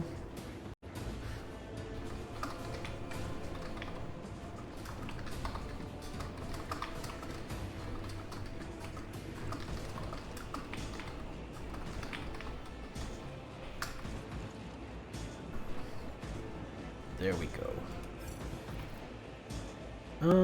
Do we want to... Do we want to finest hour on someone? We could finest hour on Pascal. He could go up here and do some damage.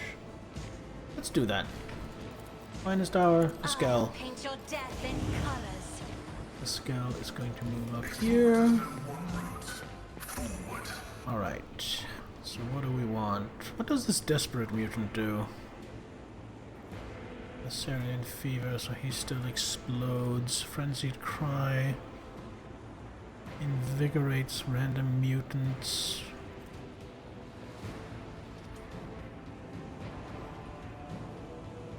Oh, he's a psyker.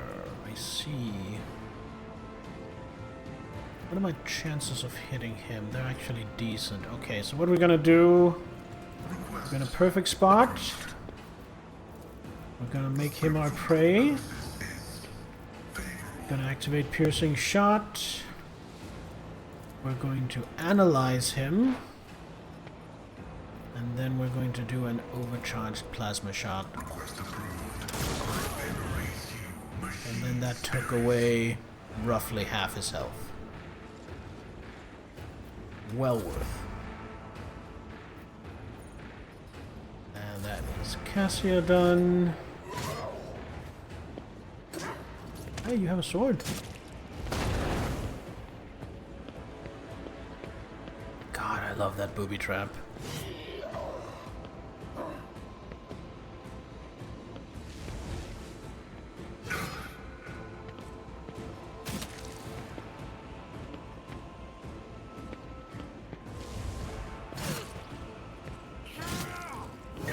Oh, you're charging Avalon? For such a performance. That's a mistake. Did he just kick over Avalon, causing Avalon to miss out on his turn? That's a little bit infuriating. I can handle this. Pain and duty go hand in hand. Don't touch me. And they're kind of really lining up for a grenade, aren't they?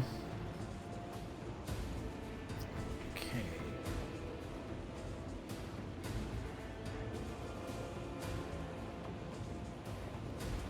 Yo, Payman with the stream streak! Good job, man! Everyone, step aside. Thank you for being here so much.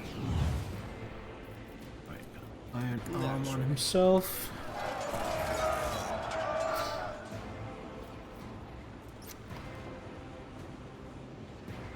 Don't think I need to use that yet, but I would like to use this. For the throne's glory.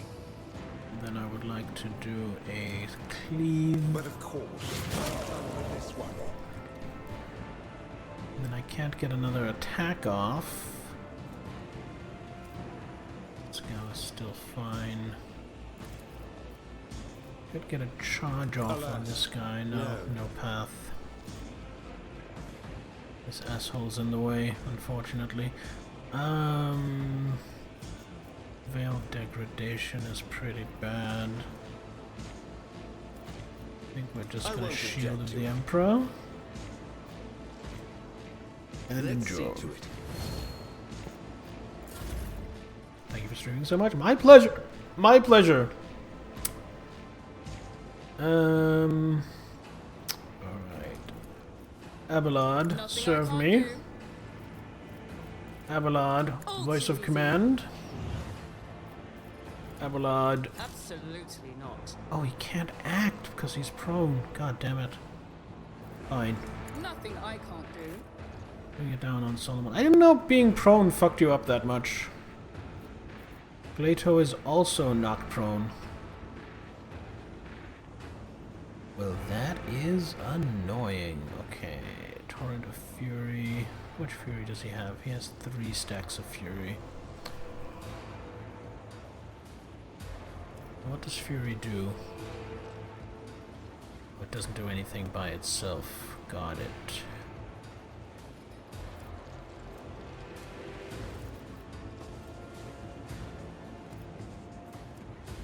Plateau is down. Guess there's not really much of anything to do.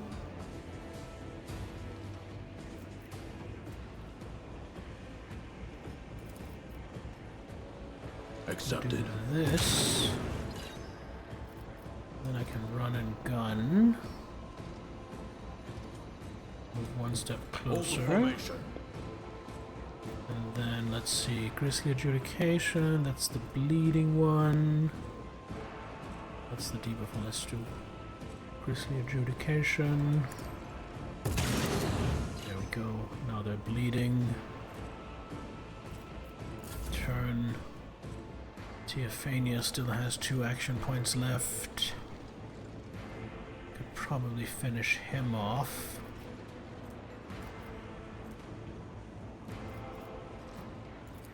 Just a regular shot. Yeah, we'll just do a regular shot. This might not kill. Depends on my damage roll. It did. Good. Then we declare this rotten this rotten mutant as an objective for everyone else to kill.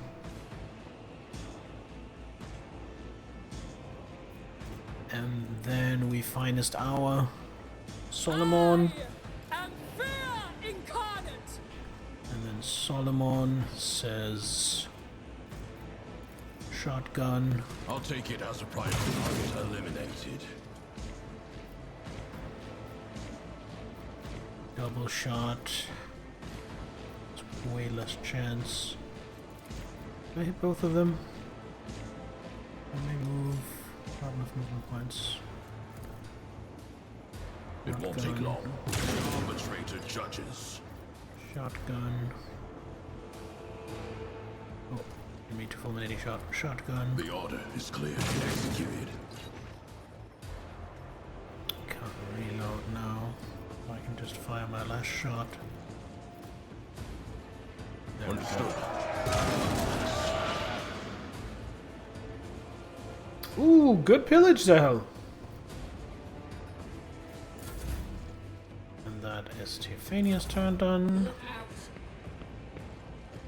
Just a minor setback. Next up is Pascal. Kinda wants to move here and whack him with his power axe with the brutal strike. It's gonna eat an opportunity attack from that sullen mutant. That's fine. Do I want to do anything before that? Yes. I want a machine spirit communion here. 10 times what you got? Well, Zahel probably has a way bigger warband than you do, Payman. Here, eat an opportunity attack. That's fine, especially since I parried it. It makes it even more fine. Let me do this.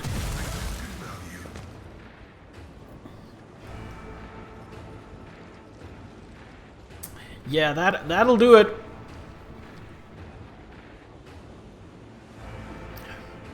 Payman ordered a pizza.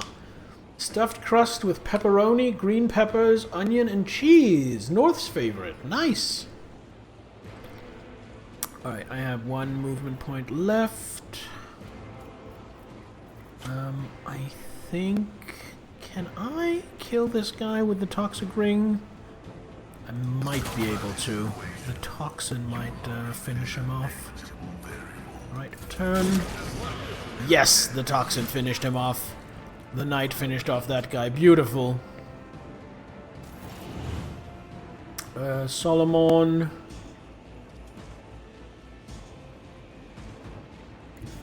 Gonna move up here.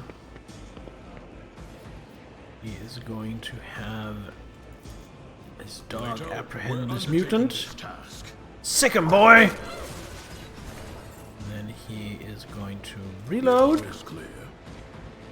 And then he is going to double slug. The law.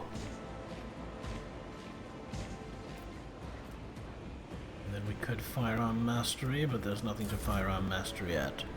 Alright, Cassia.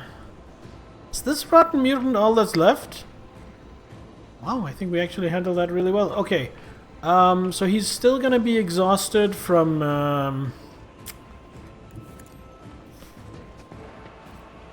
Voice of Command, so I can't Voice of Command him. But I can Glimpse of Fate, and then bring it down. If you insist, Lord And then Captain. Pascal can simply sweep, and this will probably kill. There we go.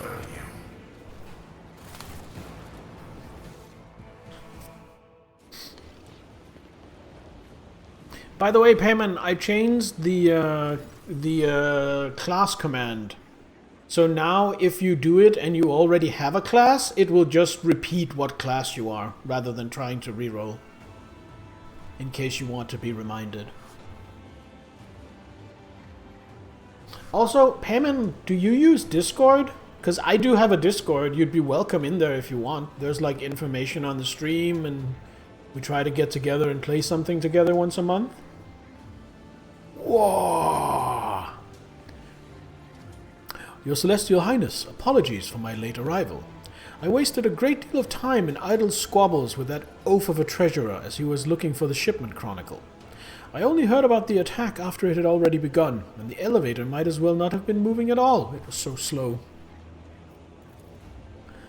The treasurer, the elevator. Who are you going to blame next, Governor? Are you the ruler of this world or a casual onlooker? You will take measures immediately and restore order, or I will conclude that you are sabotaging the rogue trader's visit, either by intent or simply due to your own ineptness. Governor babbles in fear. I never thought. He takes a deep breath. The culprits, of course. The culprits will face execution post haste, my celestial lady. Survey the square. An oppressive silence hangs over the previously bustling plaza. The people are taking in the carnage, clearly avoiding looking at you, but still catching your every word. You notice Maeve standing nearby, gazing around her with horror in her eyes. Find those responsible and bring them to me. The condemned mutants broke loose and attacked the townsfolk. It has been a long time since anything like that happened, Your Celestial Highness. They must have sniffed out that today is a special day. The executioner's lips curl, split by a blow during the fight. The commander was responsible for guarding them. He got careless. Commander Lucra. His armor rattling, one of the knights stepped forward. I am Lucra, commander of the fortress. I can attest that the ungodly mutants were restrained properly. It is the Phasmophorius. The smoke whipped up the brutes into a frenzy.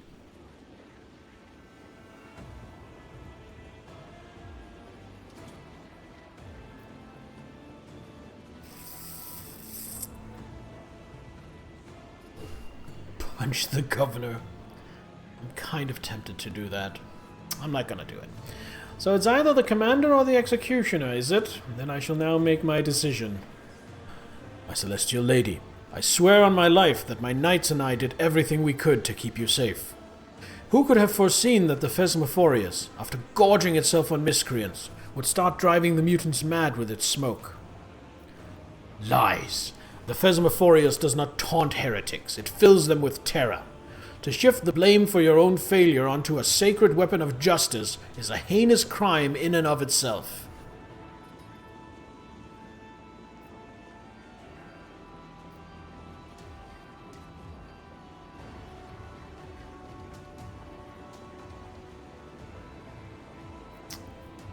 Yeah, I'm not gonna kill either of them. That's not who my character is. There has been enough death. I will order no executions. The commander and the executioner stop their bickering and turn their eyes to you in astonishment. They quickly recover, however, and offer you their deepest bows, maintaining a solemn silence. You are our savior today, your celestial highness, and in gratitude, please accept this personalized sword from my treasury. Fatebringer once decided the outcome of one of our feuds. It killed a rebel leader, and peace has reigned on the planet ever since. Yeah, peace has reigned on the planet ever since. We can clearly see that. Fatebringer. Two-handed sword. Ignores the target's armor. Ooh.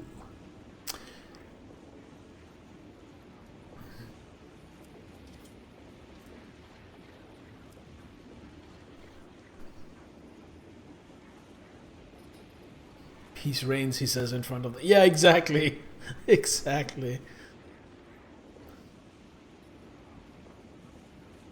I will just accept the gift. Thank you, Rualdo. Governor bows at your feet. Look at Maeve. After putting herself in order, Maeve catches your eye and looks away shyly. Her lips bear a poorly concealed smile of relief. It appears your celebration is over, Governor. Not in the least. I will not let some beasts ruin everything we've worked so hard to prepare. I suggest we distance ourselves from this place and return to our corner of revelry and peace. By your leave, I will be waiting for you at the head table. Oh, God, Emperor, give me strength. Swallowing noisily, the governor hurriedly departs the scene of slaughter. You know what? This governor, in my mind...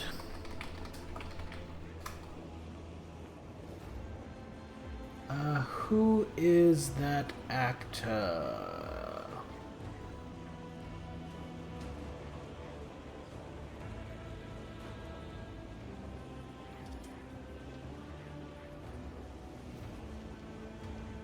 Yes, Jonathan Pryce. In my mind, Governor Rualdo would be very well portrayed in a movie by Jonathan Pryce. Those of you who don't know who that is by name, in Pirates of the Caribbean, he is Keira Knightley's father, Governor Swan. And in Game of Thrones, he is the High Sparrow, the leader of the religious fanatics in later seasons. I think he would do brilliant portraying Governor Rualdo. It amazes me that idiot just underpaid the tithe and did not somehow lose the whole planet as well. Solomon pauses, pensively watching the governor leave. Fine, a feast it is. I'm sick of the stench of burnt meat. Let's try a change of scenery. The face pale, Maeve raises a hand. My celestial lady, it is only a few steps away.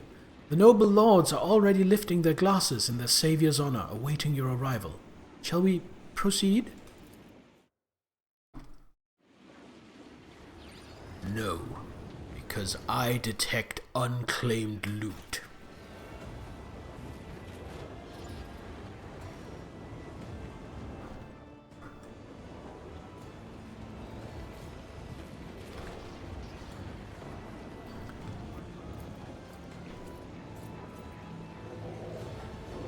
I love the doggy. I love the doggy. What do we get? Ooh, a shield. It's been a long time since we found a shield. Abelard. Okay, so more armor. Blast a block. First use of shield costs one less. So the reflective shield gives +1 deflection. That's good. Radiant shield. Whenever the wielder blocks an attack, the attacker must pass an agility resistance check or become blinded for 1 round. I'm sorry, that's better than 1 deflection. Wow. Abelard, you have a new shield. Oh, I meant to do inventory, not character.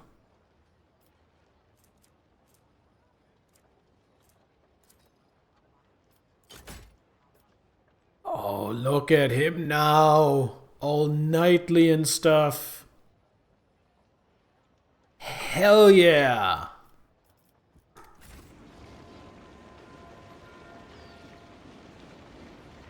The small things in Martyr that don't feel like a game that's been out for so many years. Just accepted a mission where you said you would accept it, and the other person starts to talk. But you can't read as your character is loading into the mission. Yeah, that's kind of weird. We get those sometimes. Abelard, hold up your shield so I can see my face in it. Abelard, be my table.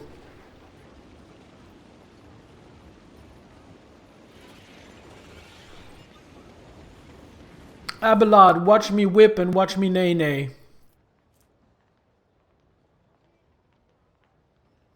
Keep one of those. Feudal sword. Yeah, I don't need those.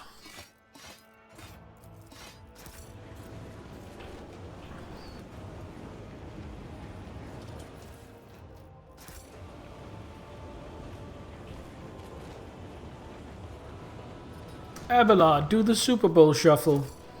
It's about time.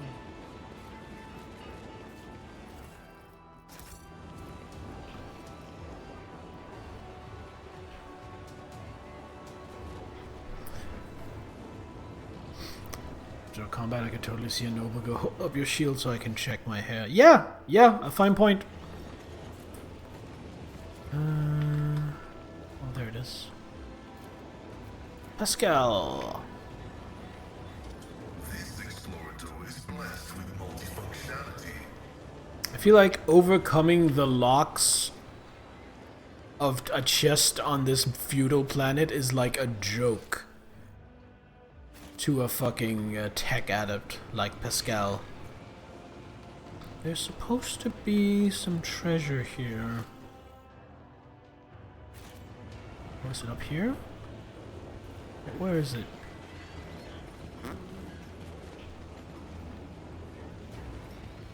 Apparently I suck at using the map. Oh, it's because that's not treasure. Wait, don't do that. I won't tolerate weakness.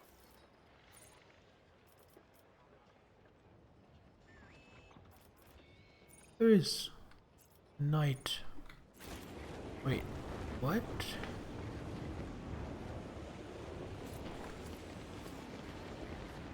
I think it's glitched. I think it's counting some of those knights as unlooted, even though I've already looted them. I think that's what we're dealing with here. Alright. There is the governor. I live! Well, Nittler, that is just plain glorious. Welcome, Nittler! Nittler becoming the party leader and a level 12 sword mage. Nittler, I changed the exclamation mark class command. So now you can use the class command if you already have a class and a level. It doesn't try to reroll. It just tells you what you are, so you can use it to remind yourself. I figured out how to do that on yesterday's stream.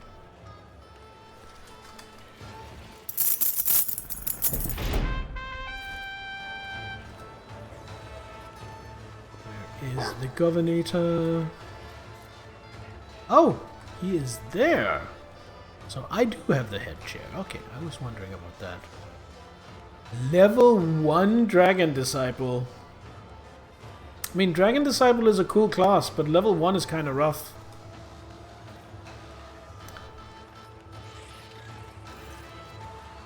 The governor's hand reaches for the amasec, but flinches under your gaze, and abruptly changes trajectory toward the appetizers. Today is a very nervous day, Your Celestial Highness, and when I feel nervous I eat, and drink, and eat again. That's just the way I am. But Emperor have mercy, the food today is to die for. Would you like to have some? The tables are buckling under the spread of steaming hot dishes, oozing with grease and exuding tantalizingly spicy aromas. Quite the challenge for an uninitiated stomach, but you have taken part in feasts far grander than this, because I am a noble. Enter a dungeon beyond a clean cellar, you die. So the way the dungeon command is balanced is that the higher level you are, the better your chances. And if you are level 1, then your chance of succeeding at the dungeon is 50-50. So your odds are never worse than 50-50.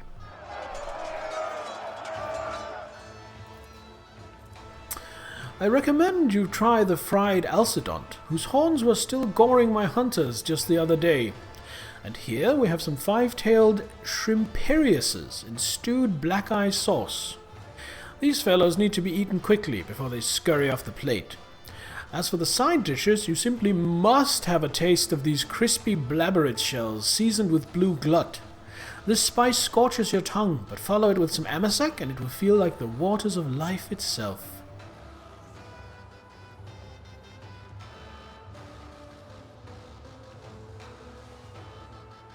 Hey, Zehel hitting the Arachnomancer! Perfect! An Arachnomancer is someone who uses spiders and spider magic. It's the kind of mage that summons spiders, commands spiders, controls spiders, takes on spider-like properties themselves. It's perfect for you!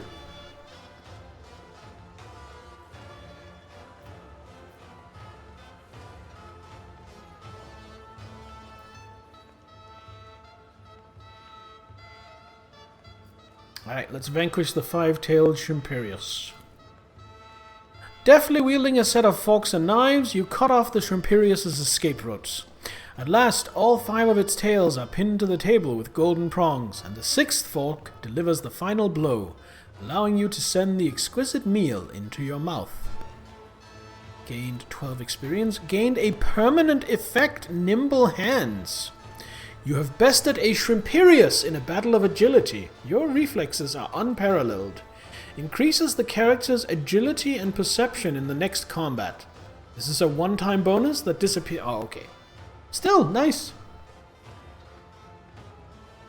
An Arachnomancer is someone I would fully accept any kind of prejudice and oppression towards. Not a fan of spiders, Sandstail? Spoiler warning. Spoilers followed by a warning can sometimes reveal a warned spoiler for the warned individuals who read the spoiler warning. Hello, Sir Thaddeus. Welcome on in. Only 3 people have managed to conquer the Shrimperius tonight, and all of them inferior to you in the sophistication and speed of their forkcraft. The governor hurriedly toasts you, spilling his drink in the process. Let's try to take on the blabberit shells. I like 65%.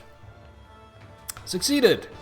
You pop a fried blabberit shell into your mouth. First one, and then another, and another. The blue glut stings your tongue and throat, but Teophania von Valancius is made of sterner stuff than all these milksops. Eventually, you crush the last blabberit between your jaws before wiping a napkin over your chin and tossing it victoriously on the table. Gain the Guts of Iron effect. Increases intelligence and willpower in the next combat. You suffer from arachnophobia? Yeah, I know a few people who do that. I don't myself. I don't mind spiders. I don't want them crawling on me, but as long as they're not doing that, I'm fine with them. I actually think they're kind of cool and kind of fascinating. But I am still annoyed at how it seems that just about every fantasy game I've ever seen has to have spiders and giant spiders as enemies. 'Cause I don't empathize. I don't really have empathy as normal people do, but I sympathize. I understand how frustrating it must be to have something you have a phobia of constantly confronting you in like an entire genre of games. So I think that's a little annoying. No site that often does it the worst way, writes the spoiler and then spoiler at the end. Wow, Zahel, that is like a completely useless spoiler tag. Camel spiders? What's wrong with camel spiders? I have a friend of the channel who keeps threatening to send people camel spiders if they don't behave. And just Google camel spider. Oh, that's a cutie. How big can it get? Largest is about 6 inch. Oh, that's not too bad. Yeah, I don't mind camel spiders. I don't want it crawling on me, but I'm fine with it existing. Alright, that is enough of the feast, I think. Incredible, but how? How did you accomplish it? My fellow revelers, let us raise our cups to the unbreakable strength of the God Emperor's emissary. The entire Thessarian nobility lift their golden goblets in your honor. Okay. Now that we've had some refreshments, let us talk. Verily, your celestial highness. He reaches his ring-studded hand for the goblet, but stops at the sound of Maeve's voice. My lord, remember what the physician told you. Temperance is the best cure for your ailments. I fear that you have disobeyed his wishes again today. And now I am paying for it with a compromised sense of balance and a regrettable inability to admire the disguised impostors. And the hunt is already in full swing. Solomon leans over to you. Rogue trader, once you've had your fill of the governor, let me ask him a few questions.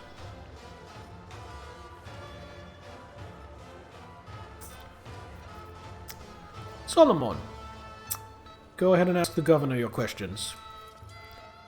If I can amuse the esteemed judicator with conversation, I would only be glad to, but of course, I've always wanted to try my hand at casual small talk. Solomon folds his arms imperiously over his chest, somehow becoming even taller in stature and broader in the soldiers.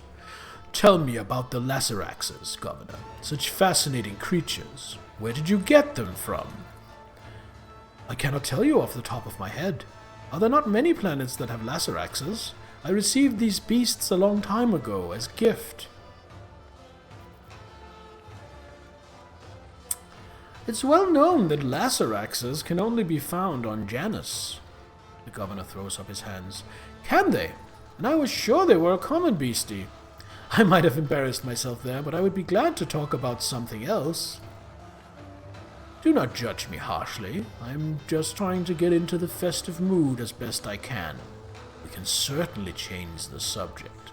I would like to note that I find your youth-extending face transplant procedure amazing. Does Thessara possess any other unique knowledge or items brought over from your homeworld? What is that world called, by the way? My native Idex. Unfortunately, I have not introduced much from it beyond the art of changing faces. But perhaps the Celestial Lady has taken a liking to some of Thessara's original creation.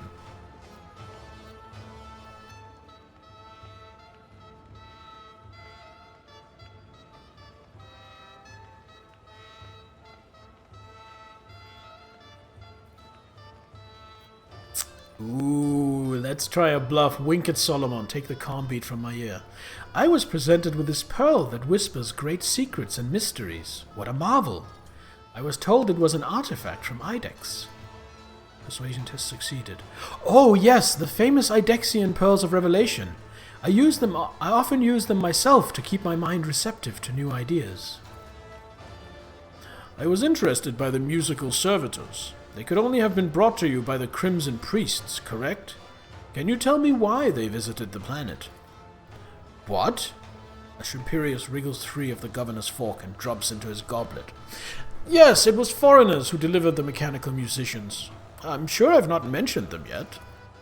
I think they were the Red Robes who arrived to celebrate the ascendance of a new governor. That's me. Roldo's wistful gaze follows a Shrimperius fleeing the table.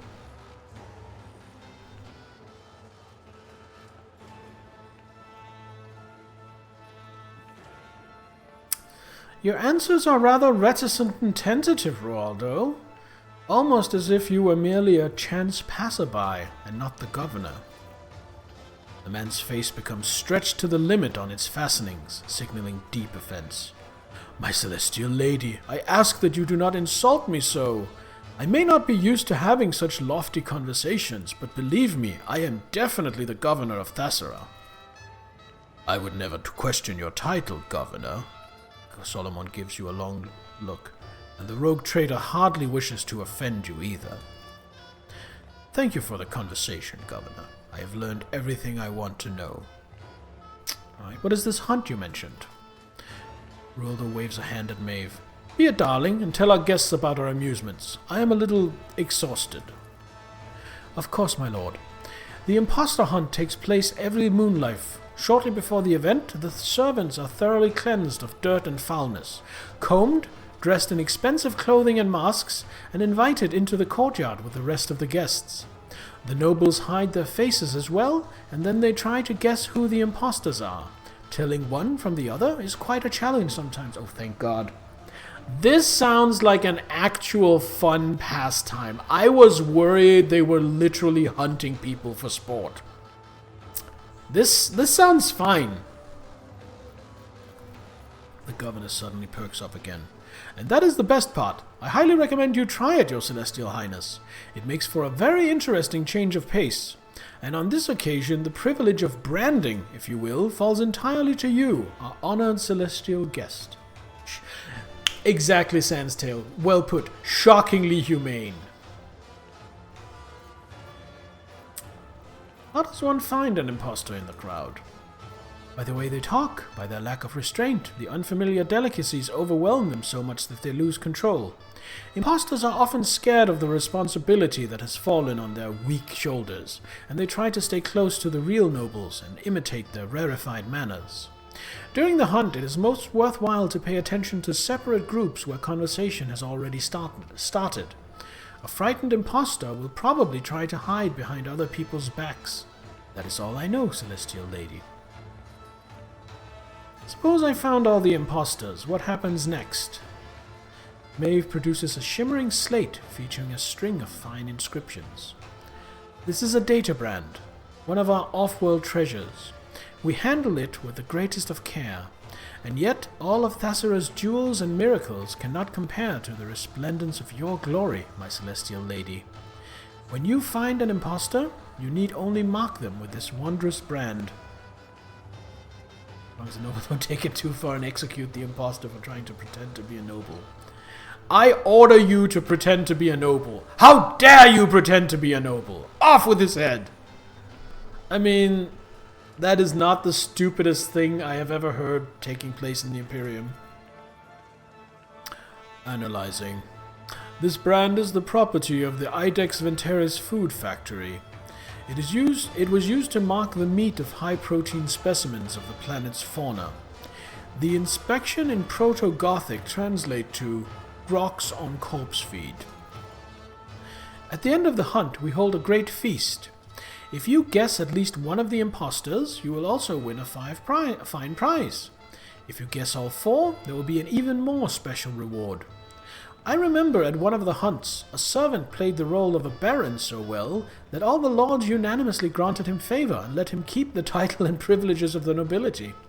Such a thing rarely happens, but who knows what the evening will bring? For tonight it is you who will determine the worthy, my celestial lady.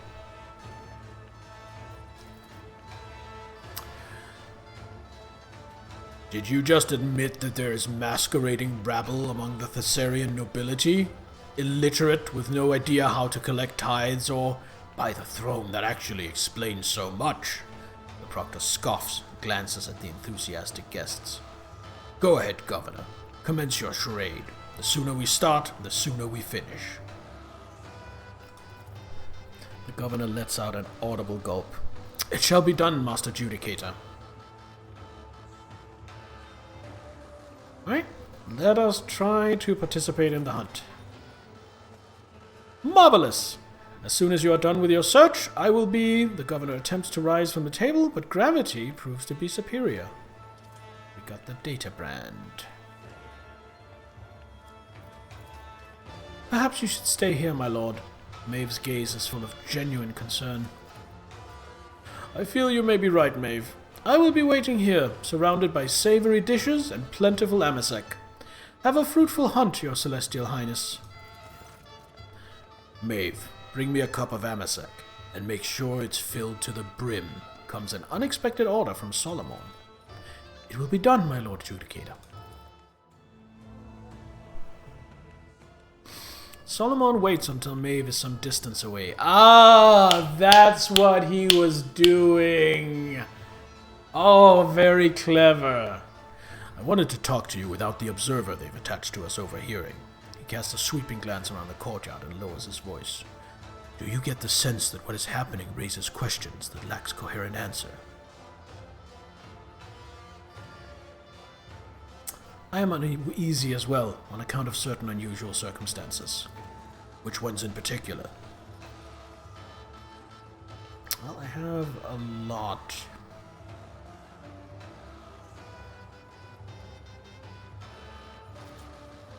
The governor barely manages to stay in his saddle, which is odd for a local nobleman. Not too odd, considering Raldo's ravenous fondness for food and Amasek, but an astute observation regardless. He's not Thessarian, and yet he seems utterly clueless about what is happening outside this planet. Precisely. Either he has had an experience so traumatic as to cause him to altogether lose his memory, or we are being played for fools.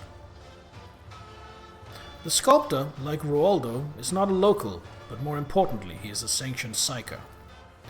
His work with locally mined stone may be a harmless pursuit, or it may not be. In any event, the fact that the governor employs a sorcerer who is working on his own project is enough to raise questions. Remember the last mutant from the public execution? Something was off about him, and it wasn't just the physical deformity. Yes, mutation is a corruption that seldom leaves a person with a sound mind, but what the madman spouted on the scaffold, and what he had done to himself, was beyond the pale. The fact that there was a mutant attack during a public execution with no clear or evident cause. The attack is unlikely to have been planned. It looked too messy, shall we say. On the other hand, perhaps that's the best this backwater planet can do when it comes to plotting and scheming.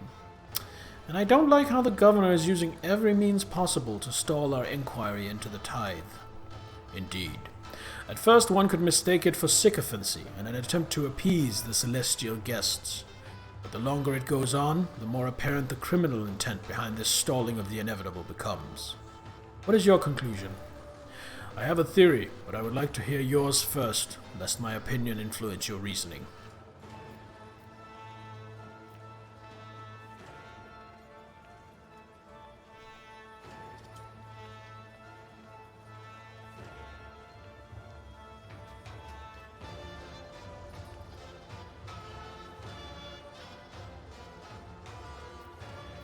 Ooh, interesting. I actually like this one.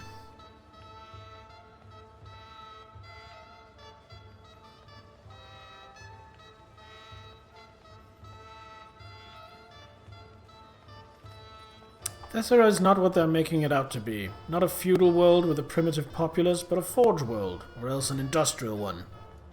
Point of this deception is to pay a smaller tithe. Solomon looks at you, his doubt evident. Certainly a bold theory, but I would be wary of such far-reaching speculations. My hypothesis is that this is not about the tithe. That is merely a pretext to keep us here long enough. But what for? We should play along for now. Let them think we've taken the bait while we wait for an opportunity to seize control of the situation. For that, we need to agree on a signal to launch a coordinated attack.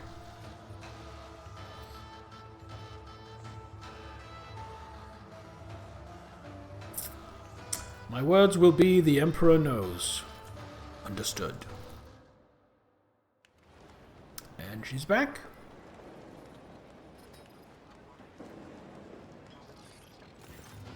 Maeve returns, taking quick, careful steps along the paved road, a brimming goblet in your hand. Your Amasek, my lord. I haven't spilt a drop. Without a word, the arbitrator hurls the drink on the pavement. The splash of Amasek is like a scarlet wound upon the stone that has been polished by 1,000 souls. Oh! Victory awaits! Alright.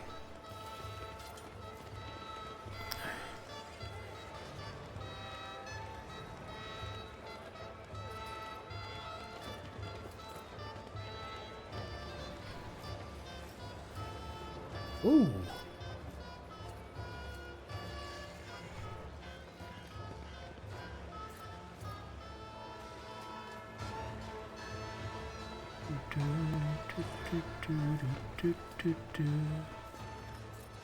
I'm not entirely sure what I'm supposed to do with that imposter hunt.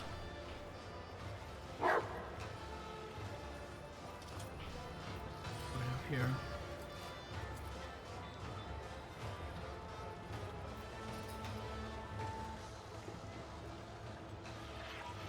Does not escape your notice that a few leftovers from the feast from the plates disappear into the servant's filthy apron. Yeah.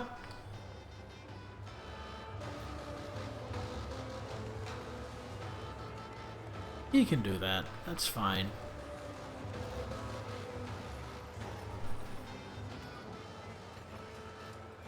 I am not sure what I'm supposed to be doing. Am I supposed to be interacting with these people?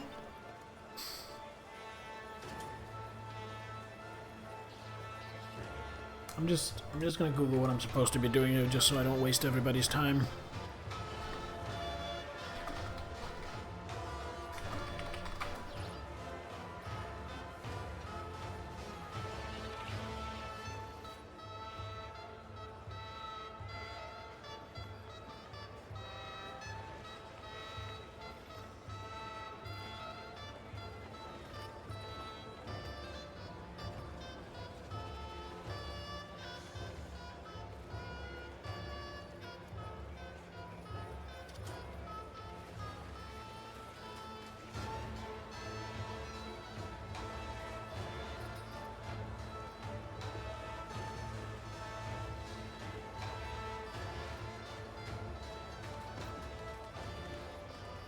Do I tell him that I'm ready to start it, or what? Down, Gara. Bad beast. Very bad. I apologize, Your Celestial Highness. How is your imposter hunt going? Gara? My darling pet. She's guarding the Shrimperiuses. Every once in a while, she gets an allowance in the form of Alcedon bones. What has it done wrong? She almost ripped off my finger, along with a slice of Alcedon. It's my fault for forgetting their predators, albeit domesticated ones. You have reduced a beast born to hunt and kill to a domesticated pet. Without purpose and discipline, both man and animal alike are destined for degradation. Solomon nods at Glyto, who is completely unfazed by the multitude of delicacy. See, this is the level of obedience and dignity we should strive for.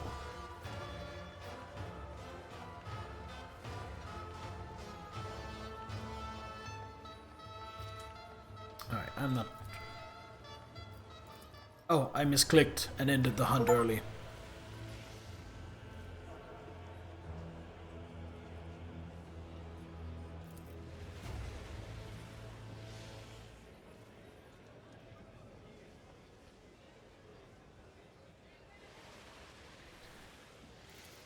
However, while Whoopstars were indulging, I would even say wallowing in the thrill of the imposter hunt, Her Celestial Highness turned her lofty thoughts away from these motley diversions and towards duty. How can that be anything but a true victory of will over whim? Maeve, come and present our gift to our celestial guest. Celestial Highness, as an honored guest of Thasara, would you like to say a few words of guidance to our beautiful world? No. Ooh, plus 10 coercion.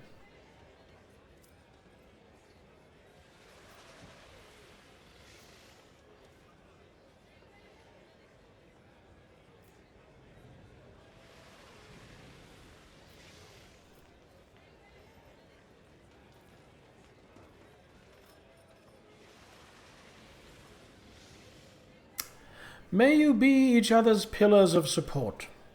We shall achieve all we strive for, and we shall prevail. But only together can we do so, for there is no greater force in existence than our unity.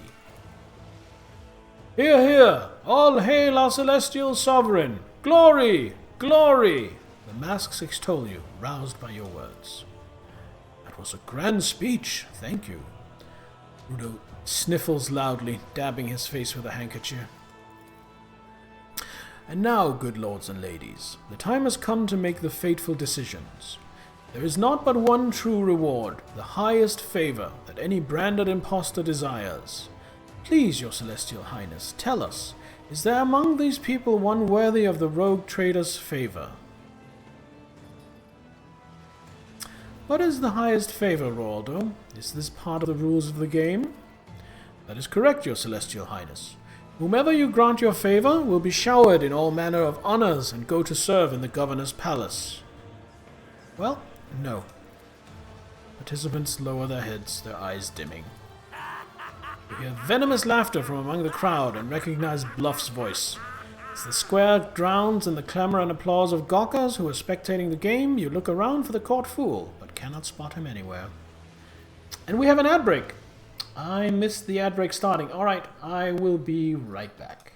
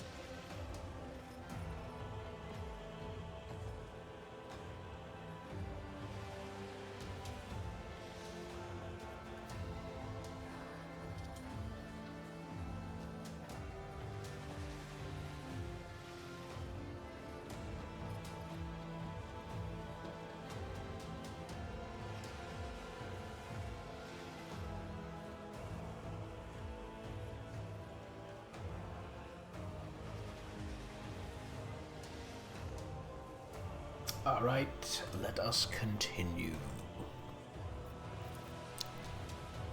Such is Her Celestial Highness's brilliant decision, which for some may have been fateful indeed. And finally, the hour you have all been waiting for, the concluding part of our conclusion, the Great Feast! The crowd's patience has worn thin. Filling his lungs, the governor shouts out, Laceraxes, dinner is served! The Cyber Lacerax's lumens glow blood red. Before the condemned can even scream, the beasts pounce on their prey with hungry snarls.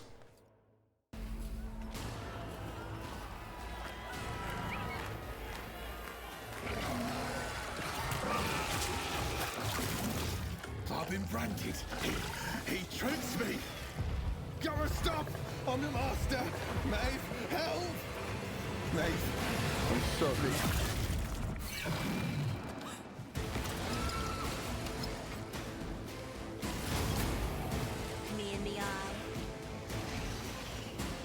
Laughing when you said this. Yeah, alright. I can't pretend to be too surprised at that.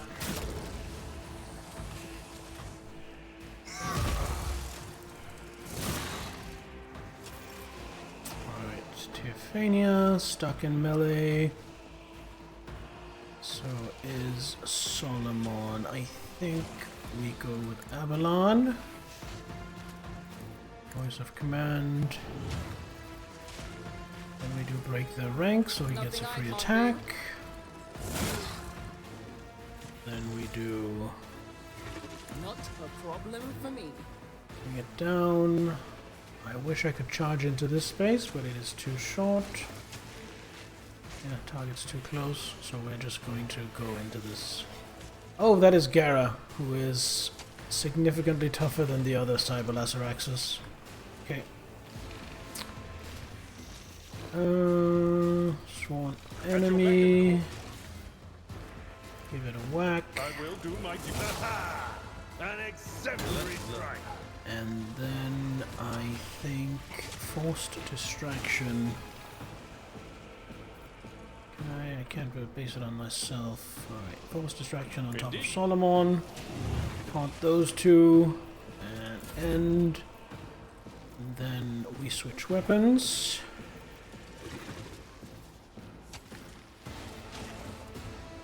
I can shoot or I can attack Gara.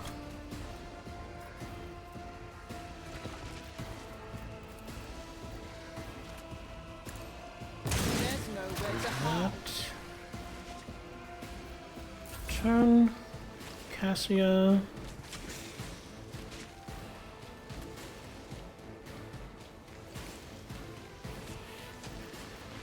Send her cyber skull Now, here. do something.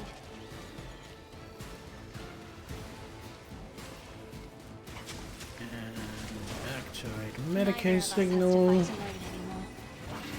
Do not Bring it dare down ask. on Big Avalon. That is foolishness. Oh, right, I already did it on Avalon. I'm guess not Solomon. accustomed to being ordered around. Solomon. Looks like he can shoot even though he's in melee. Oh, let's just focus Gara. Apprehend. Let's test our skills, Galato.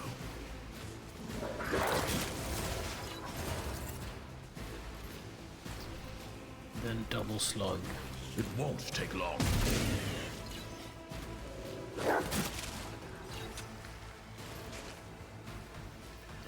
Ends.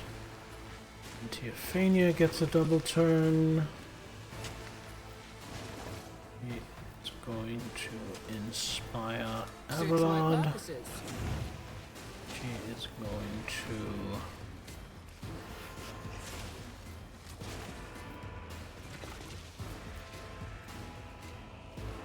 break the ranks Avalon, because I think he should still be under the effect, so he gets another attack. Grey hair. Not bad. And then we shotgun these two. Nothing I can't do.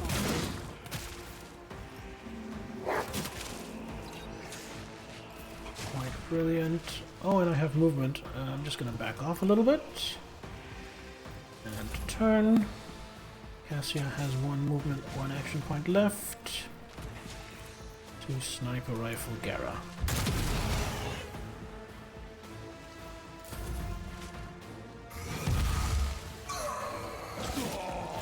Oh, that was a nasty bite.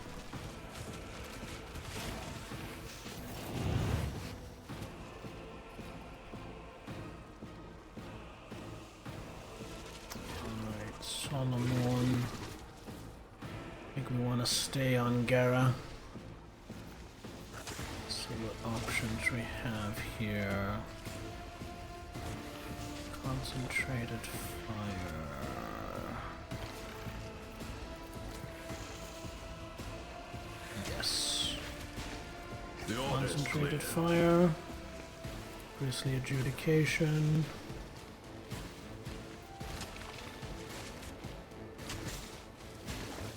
Like so. Understood.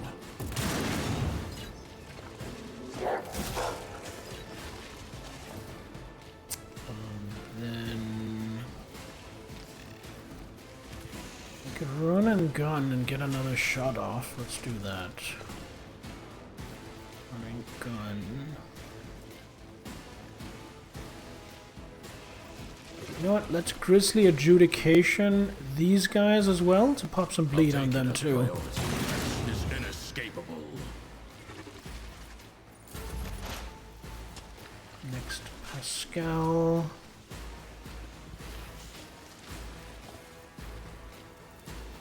Analyze Gara. Mark Gara as prey.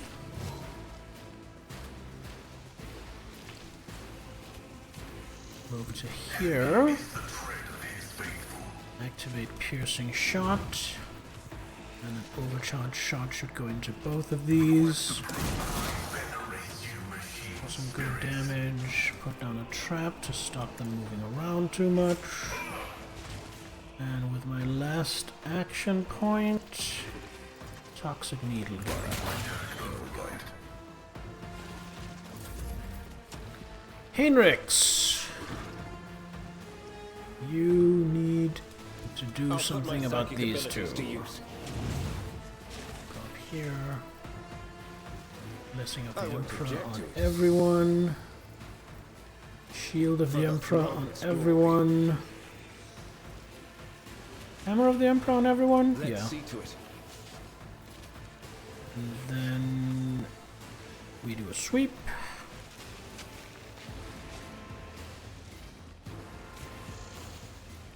Both of these. Nothing stands against me.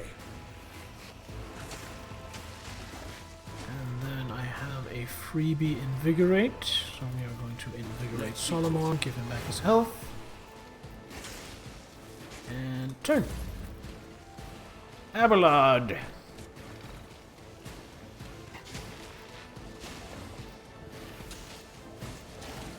Sworn enemy on Gara. Put a whack on Gara. Took care of this one. So that one dealt with. Force distraction. I can't get all of them. At your I'm gonna back do it and on forth. Glato to taunt these two.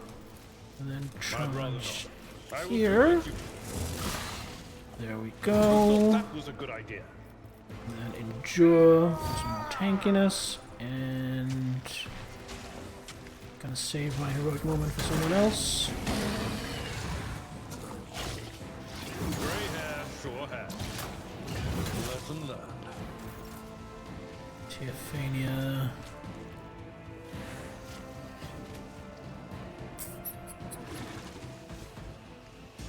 I think we finest hour on Heinrich's voice of command. On Heinrich's. Break their ranks on Heinrich's.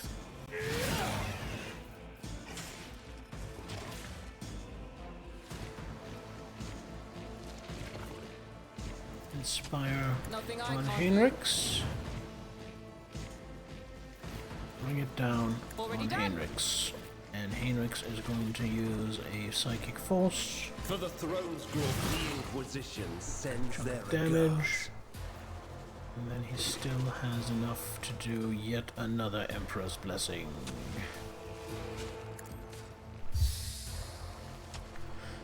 Daring Breach. Daring Breach. Feel the power surging.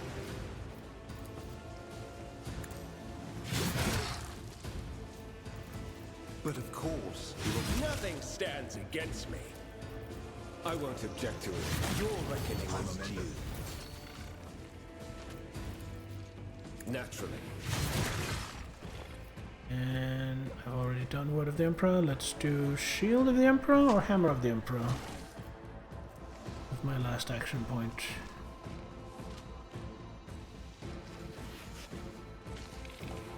Let's do For Hammer. the throne's glory. And turn.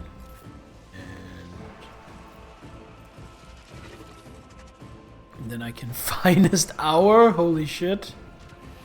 Right, finest hour on Solomon. My bloodline. I'm just going to help take down this thing. That's in guilty will good position. Apprehend. Oh, never mind. Crit for 122 damage. Okay. Guess we'll move up here. Apprehend. This would be enough.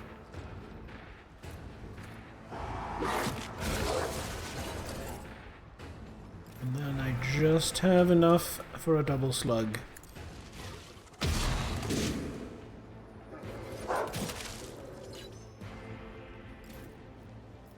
we go. Then Teophania, whose turn all of this happened in, ends her turn. Cassia is going to voice of command on Pascal. Insist, Lord Captain.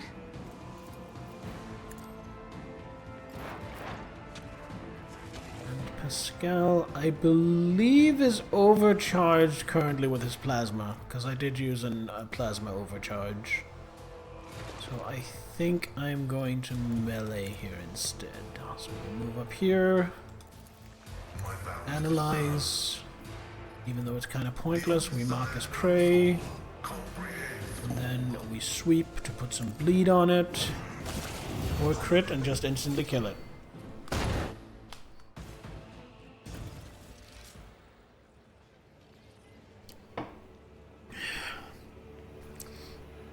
What happened was no accident, and if my suspicions are correct, the arbitrator looks at his palm thoughtfully, then holds it out to his cybermastiff.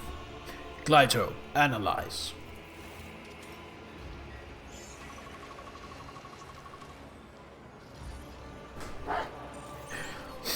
dog's visor shimmers as it scans his skin with a mesh of rays.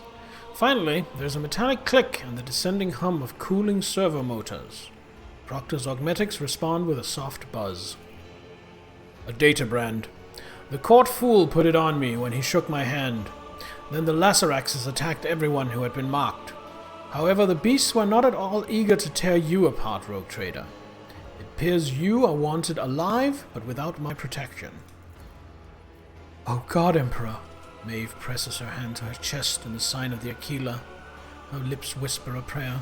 Forgive and protect this soul. Forgive and protect. Whose soul are you praying for, Maeve? My brother's, my lady. I had a feeling he wasn't acting himself lately. If I'd known he'd fallen in with scoundrels, I would have found them and strangled them with my own hands. So the court fool is your brother? Yes, my lord. Maeve lowers her eyes. We are lower nobility, and it is a high honor to be the governor's own court entertainer. Roldo mentioned being branded before he died. Can you scan him too, Solomon? At his master's command, Glytor directs his scan rays at the dead man's severed hand, which has somehow avoided being reduced to shreds along with the rest of the body. The Cybermastiff's augmetics emit a warning signal. Roldo was branded too. He couldn't have known, or else he would not have doomed himself like that. I assume this is likewise the work of that buffoon. The only question is whether he was acting on his own accord or at the behest of someone more important. What reason could your brother have to want to get an arbitrator's blood on his hands? It's a mystery to me too, my celestial lady. I think about it and I can't even imagine why, but lately it's like he's not himself. He keeps muttering these awful rhymes about blood and fate, and it's like he's waiting for something, but I just can't understand what. Roldo called your name before he died. I have no idea what's going on. I'm so confused. Maeve stares at Roldo's mauled corpse with unblinking eyes. Is it just a horrible nightmare? Could it be I'm just dreaming?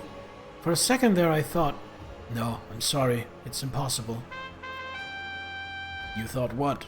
Triple L! Welcome to the party! I thought it was my brother calling my name, not Lord Roldo. But Dane wasn't there, meaning I just imagined it in my fright.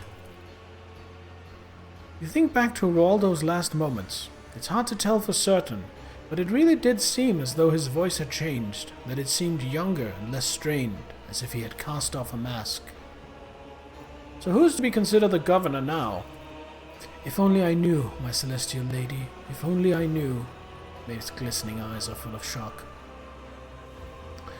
How do I know I can trust you, Maeve? I swear by the Emperor himself, I am unblemished before you in spirit and thought. That is what any cornered heretic would swear to try to save their life. But I really had nothing to do with any of it, my lord.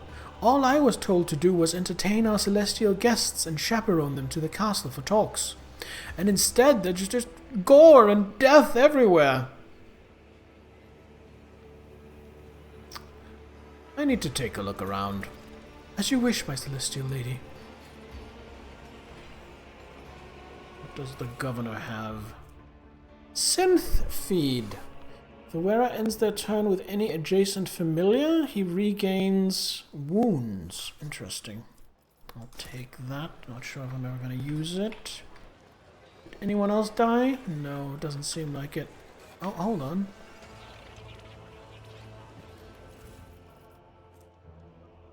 Servo Skull Swarm. Dangerous neighborhood. Enemies adjacent to the Servo Skull at the start of the Overseer's turn must pass a willpower test or suffer perplexed. It's not very good. That can go to cargo.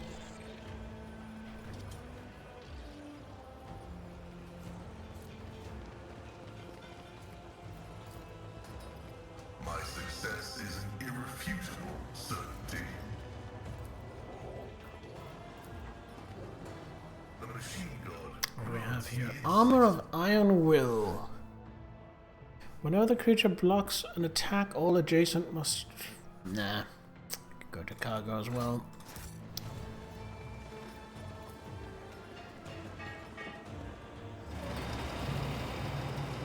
What's down here then?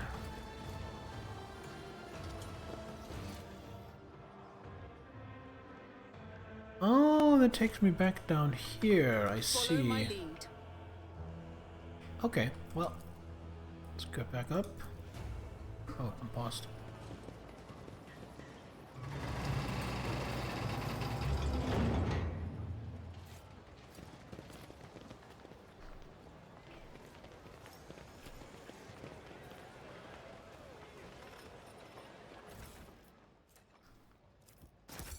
Rosaria's piece. Now we're talking.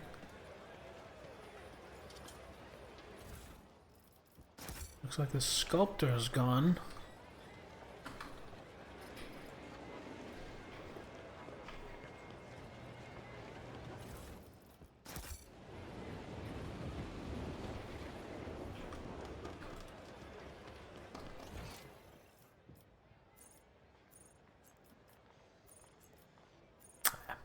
I think I can make do without the rest of the loot. Let's just continue. I'll Where lay did claim Maeve to go? the stars.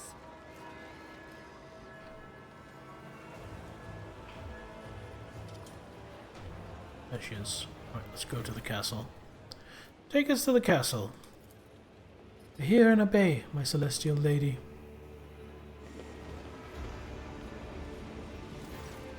Please, Maeve breaks off as Solomon walks by, brushing past her with his shoulder before examining the elevator with a fault-finding eye. Not daring to speak again, the young woman makes a gesture of invitation and steps onto the platform herself. No sooner have you stepped into the elevator than a short metallic clang comes from somewhere above you.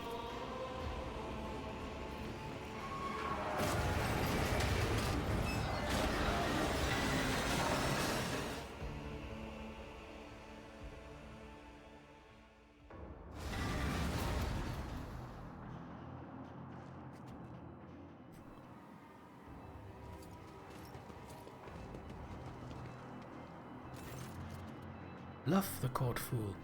I hope you enjoyed my bloodthirsty menagerie. You instantly recognize the spiteful voice and the cocky smirk of the fool's mask. The arm that was mauled by the cybermastiff at their first meeting hangs limply. He's not even bothered to bandage it. Still acting the buffoon? Some people never learn. Solomon gestures behind his back to the cybermastiff, setting him off on a circuit along the wall. A pulsing light draws your attention. Against the far wall, an old man stands behind an ominous-looking altar. The heavily augmented man stares in wonder at the flashes of blue light snaking through the veins of Thesaurium in the floor and walls.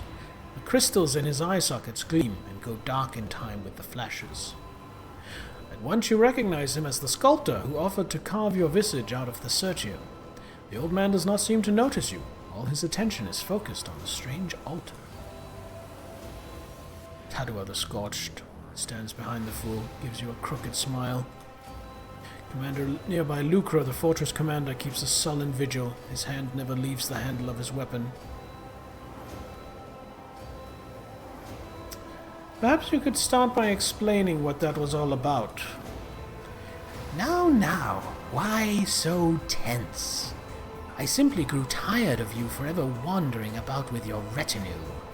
Never had a chance for a quiet word face to face, yet I see your fearsome guardian has managed to find his way here as well.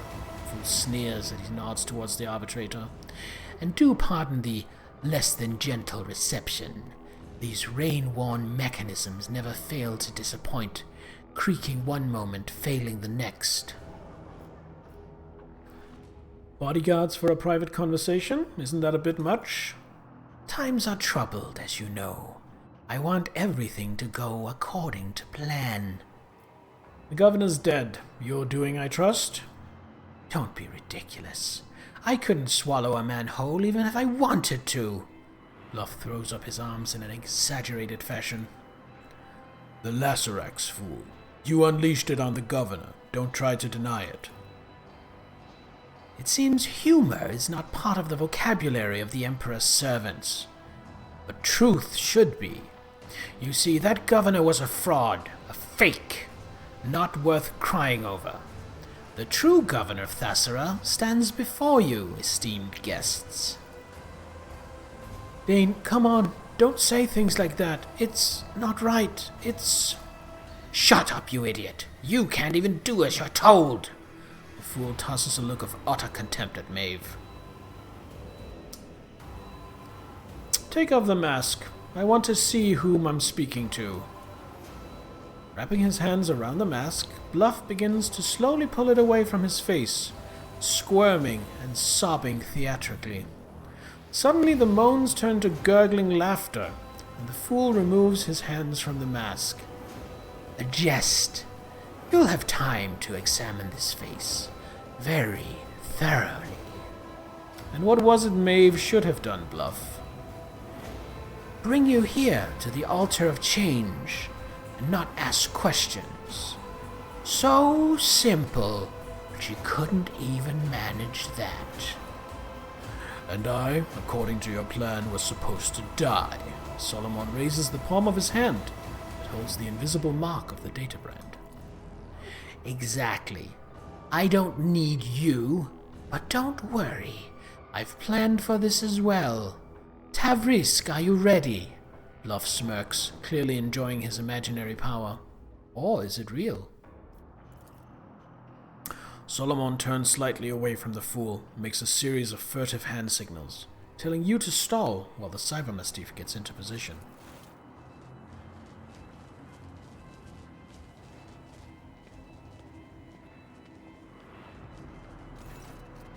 The preparations are complete, my lord. Barely able to take his eyes off the dark altar, the sculptor hobbles towards the edge of the balcony. Thassara is not your homeworld, is that right? I see you've already found me out, eh? That's right. I was born and raised on Idex, the greatest world in all the Imperium. I'll never forget that mix of plasteel and ferrocrete, the glitter of proud spires, and the eternal humiliation of my appointment. Why were you sent to Thassara? To serve the Imperium faithfully and honestly. Why else? Our all-knowing administratum benefits if the feudal throne is occupied by someone with an intelligence level higher than a Groxus. A golden shove for all my diligent service on Idex. I packed my bags and came here to govern this backwater. What a joke. If you're the real governor, why bother masquerading as the fool? It is simple. Who would ever take a poor, pitiful jester seriously? Who would even spare him a glance? Beneath this fool's cap, my hands were free, and I could devote myself entirely to preparing for our grand finale, and to conceal the tracks of my little mischief. I found a replacement. Rualdo wanted to play at power, and I graciously let him. Shame he didn't rule for long. And all of it for this one day. This exact moment. The arbitrator gives you a subtle nod. The cybermastiff is close enough for a decisive lunge. I suppose the irregularities with the tithe were part of your plan too. Oh yes, one small part of the grand design. To be precise, the first bait you had to take, which you did with commendable zeal. The concept was simple. Disrupt the shipment and provoke a response. An ingenious trap that the Arbiters walked right into. But fate granted me a special boon. You were caught in my net along with them, Teophania. You didn't trap anyone. You shot yourself in the foot. Only an idiot would think they could outmatch a rogue trader and a proctor together.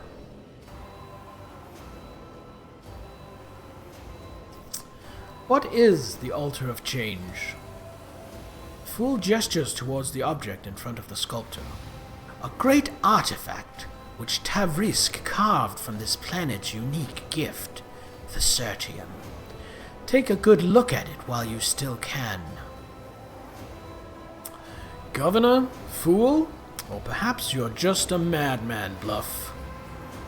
Do I have to be any one thing? Bluff ignores the arbitrator, his gaze fixed on Maeve, more specifically on the necklace on her chest. A lovely piece, isn't it? You see Solomon's hand signal out of the color of your eye. Glato leaps but does not reach the fool. The Psyker moves at the same time. A flash of light, and everything goes dark.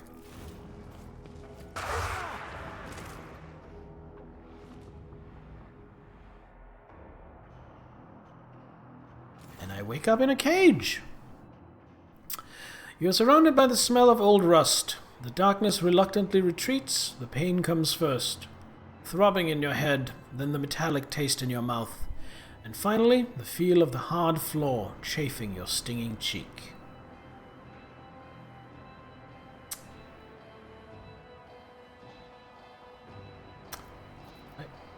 Maeve's necklace is more than just a pretty bauble, I take it. Much more. You see, with the right knowledge, the right tools, and some complex rituals, people can transform a simple, dirty blue pebble from the depths of Thasara into something truly special. However, it's a bit late for you to do anything with that information. Alright, let's have a look around. You see Bluff through the bars of the cage. The mocking smile on his sinister mask seems to grow ever broader. Is that a trick of the light? Maeve, as white as a sheet, with a dark abrasion on her face, weeps quietly as she stands stock still beside the fool. There are markings on the floor at your feet, a crooked circle bordered by unholy symbols. Bluff is standing in the center of an identical circle. You hear a quiet, measured scraping sound and an old man's muttering coming from the depths of the hall. The few words you manage to catch sound nothing like Gothic. I think I see what's happening here. Freaky Friday. Rogue Trader, can you hear me? You turn to the voice. Solomon is trapped in one of the side cells. Apart from a bleeding bruise on his forehead, he appears unharmed. Solomon, are you alright? I'm fine. He looks away for a moment and then back at you. Under Bluff's unwavering gaze, he cannot communicate any more clearly. Piercing pain in your head makes it hard to parse Solomon's cryptic signals. When I get out of here, you are dead. Enough chit-chat. Tavrisk, begin. Wheezing raspily, the old man with the Thesertium eyes spew a torrent of unholy words from his toothless mouth. In response, the markings beneath your cage seems to inhale and begin glowing with light. Maeve's gaze leaps from you to Bluff in alarm. Tear-reddened eyes widen as she realizes what is happening. Dane, stop! Her slight form crashes into the fool, pushing him out of the center of the circle.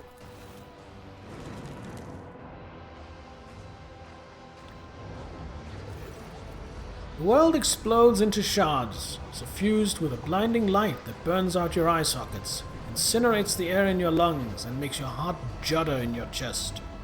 And finally, darkness descends, impenetrable and absolute, encompassing everything. It cradles you, dissolving everything that was once you, everything that once was. Is this a game over?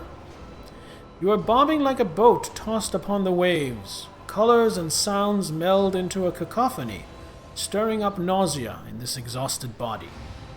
You blink, and the patches of color fall into place. Or do they? Across from you, in the cage, you see a frightened, disoriented face. An expression you have never seen in a mirror. At your feet lies a gaudy mask that has fallen from the fool's face. Covering his wrinkled visage with both hands, the ugly and enraged governor of Thasara rises hastily on trembling legs. Staring daggers at you, Rualdo shrieks, "Seize her! Seize Maeve!" The guards take a heavy step in your direction. The look on his face promises nothing back. Nothing pleasant. Right, scramble back. Glato, attack! Your head swims, and through the haze you recognize the figure of a guard coming closer and closer with no sign of stopping. Your gaze sweeps over the room, searching for a way out, for a solution, until somewhere at the periphery of your vision you notice a streak of scarlet. It is the Cyber Mastiff's visor lighting up, giving you a chance to run.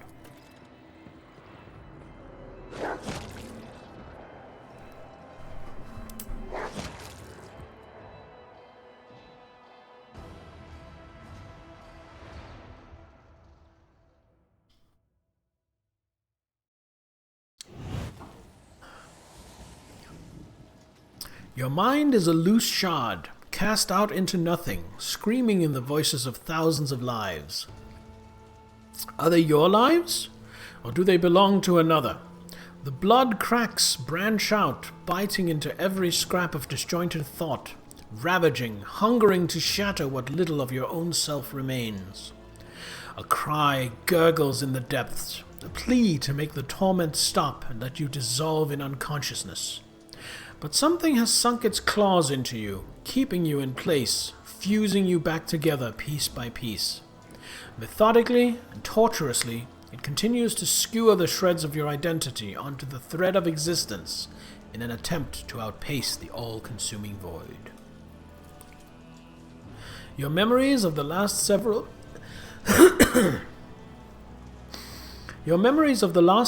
minutes are incoherent and painful. The flash of sorcery, the leap into the unknown. Solomon shouting something. He gave Glyto an order, but what order was it? Any attempt you make to process what happened only pulls you deeper into unconsciousness. You are wrenched out of oblivion by a blunt, merciless bite. You try to breathe and hear your own ragged wheeze. Sight gradually returns to you, and an angry horse's head emerges from the mist. You are back. You are alive. I feel my body. Your hand finds something on your chest, something so cold it burns your fingers. For a moment, you think that it is the real you, the shard of your will lost in the flow. But it turns out to be nothing more than a Thesertium necklace. As you look at it, the crystal stares back at you with its still blue eye. The fool's wrinkled face suddenly emerges from the reflection, and his gloating voice seems to hang at the edge of your awareness. This body remembers pain and electrified air. Something bad. Alright, let's push the horse away. Nope. You try to shove the head away from you, but your hand veers off. Your palms feel nothing because the skin on them is just some unwieldy meat cover forcibly pulled onto your frame. Your fingers curl up of their own accord. Let's try focusing my gaze. Slowly, your eyes begin to pull together a sordid image. Everywhere around you is brown and disgusting. Hay, wood, blood, dirt, horse. The trapdoor you jumped down has led you to a stable. A stable is a place for peasants, not sovereigns. But somehow your body remembers the scent of poverty. Your consciousness expands heavily, like sick lungs. You remember a large basket, bundles of food clutched in your hands, and the grateful smiles of the hungry. Shout to scare off the horse. Your shout is as thin as a death cry, and unbearably shrill. Still, it is just strong enough to make the creature stop trying to bite you and back off. Memories that are not your own tear into your mind, replacing your thoughts. It occurs to you that someone else used to scare all the monsters away, a big brother so funny and always smiling. With some effort, you manage to force this gentle face out of your head. Let's roll to the side. Your muscles cramp in bitter agony. You could swear you hear the gnashing of bones and the wailing of stretched tendons.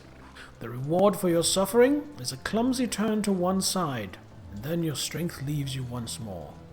Well, I definitely can't rise to my feet then, but I'm gonna try. You sway, as if from sickness.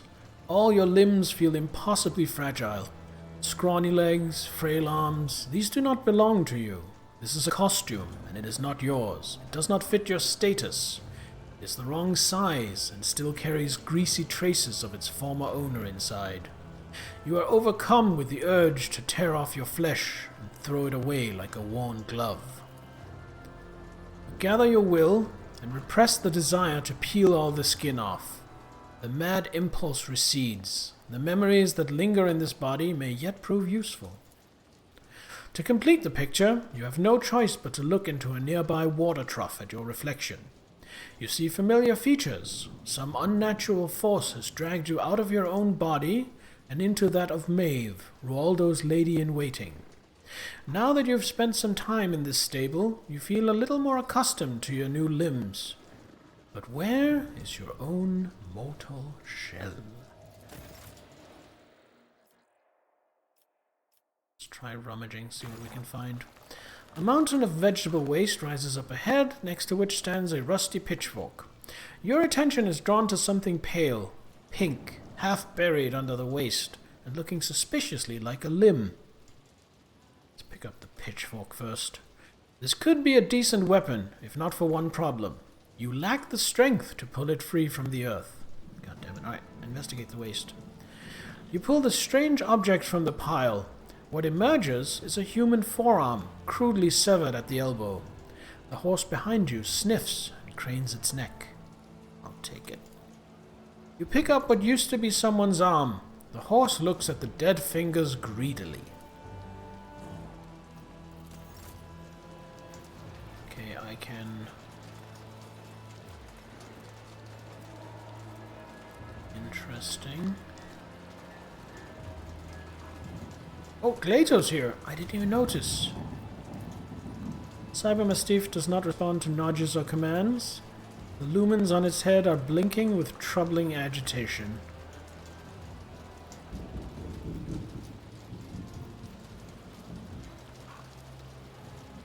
Can I find a way? Maybe he just needs some time. I don't know.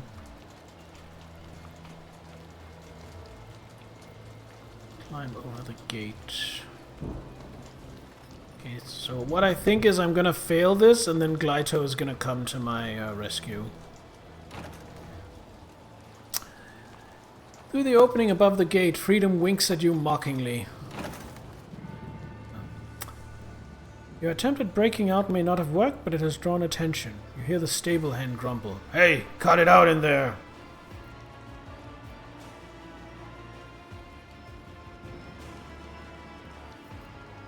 I'm a hungry young court lady, and I'm in danger. Don't you have a heart? Maybe not. What I do have is enough wits to not go rummaging in the dump. That's why I'm on this side of the door, and you're on the other. Alright, he's not going to be helpful.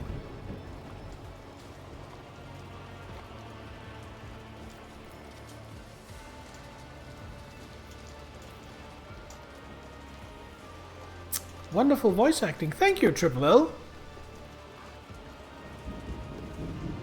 I try. Alright. Don't have access to my inventory. Let's see what have we here. Perplexed. Makes sense. Disturbed. Makes sense. Staggered. Psychosomatic trauma. And not in my body. Can this horse help me? Maybe break down the door? The creature that dragged you out of an unconsciousness turns out to be a muddy brown horse. From the darkness, the beast follows you with its large black eyes. It looks hungry and frightened.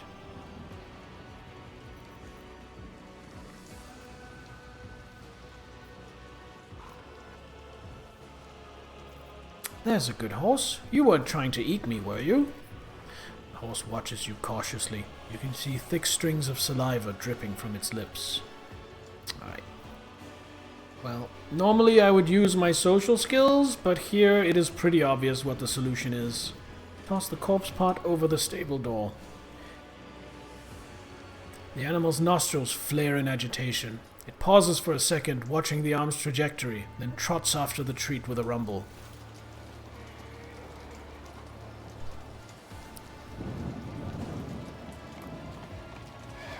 Ha-ha! Snorting frantically, the horse hurtles towards the stable door and smashes straight through it.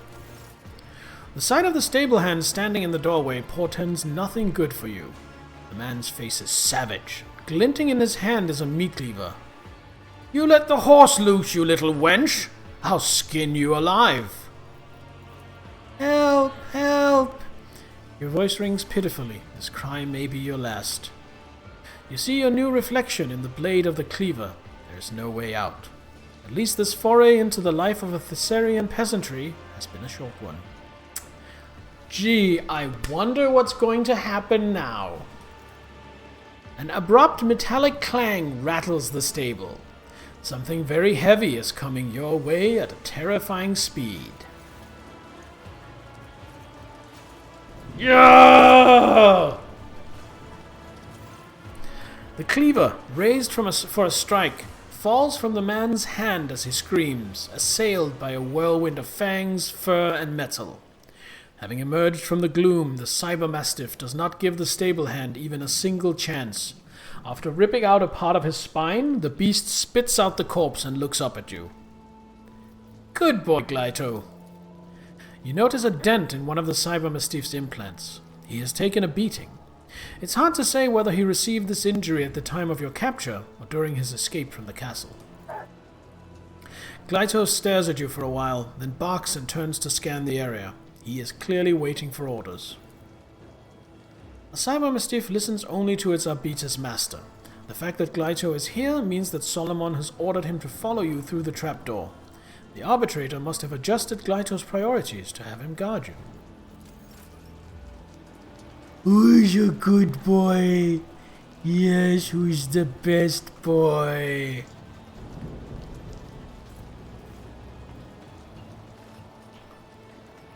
Alright, well, let's see if we can try and make our way through this.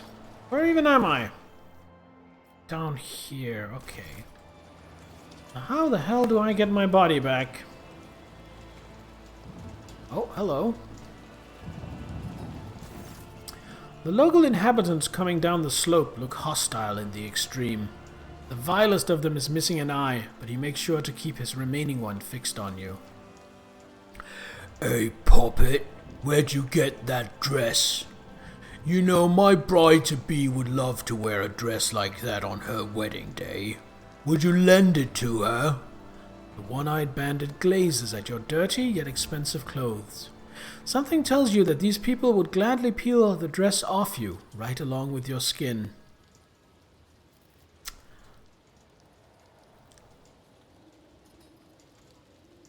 Alright, well, let's try and talk our way out of this. I don't want to just murder everything if I can help it. Please, let me through. I'm just a poor girl. I don't have anything. Something resembling sympathy flickers in the man's lone eye. Fine, pretty. We're all in the same boat down here. My bride-to-be will make do without your dress. Go. The bandits let you pass, having seemingly lost all interest in you. I'm gonna save.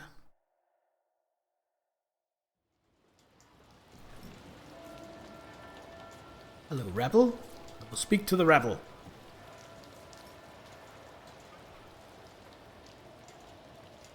Rabble, rabble, rabble. This is the way out of here. Bloated mutant? Where are they? My eyes! My precious eyes! They've melted! Melted! Well, that sounds unpleasant. Let's not fraternize with him.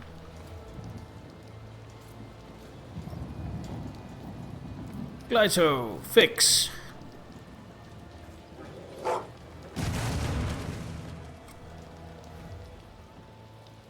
Twap your powdered face, you stupid girl. What if it fell on someone's head?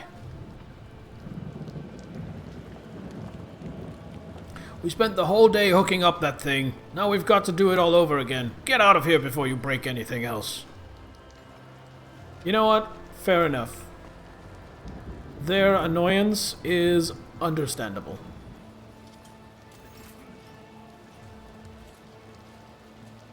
And also, they are asking me to get out of here. That is exactly what I'm trying to do, so I will acquiesce.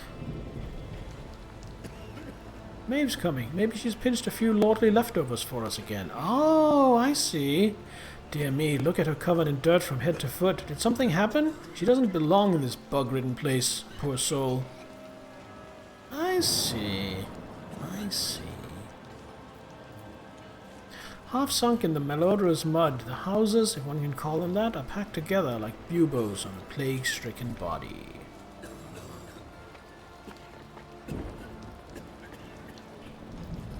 Let's get to the upper city.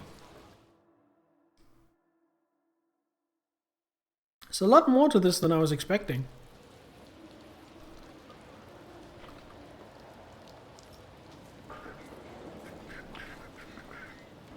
Useless swine. They can't even deliver a cartload of belongings without breaking something. I should probably... Sorry, the rain washed away the road, so I had to drag it uphill.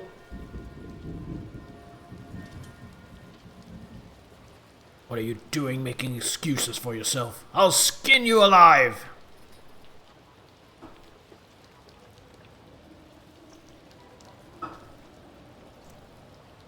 Alright, let's just move past this. We don't want to engage with that in any way.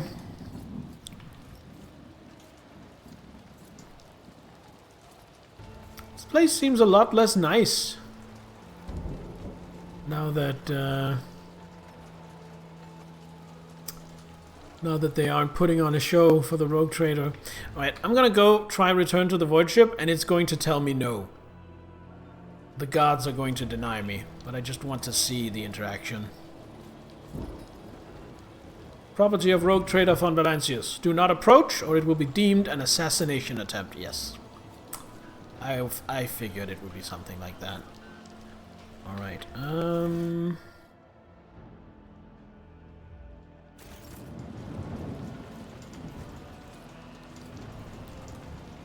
I did open that door earlier. Oh, it's not open now. Oh, I can just open it now. What's that knocking? Maeve, is that you? Hold on, I'll get it.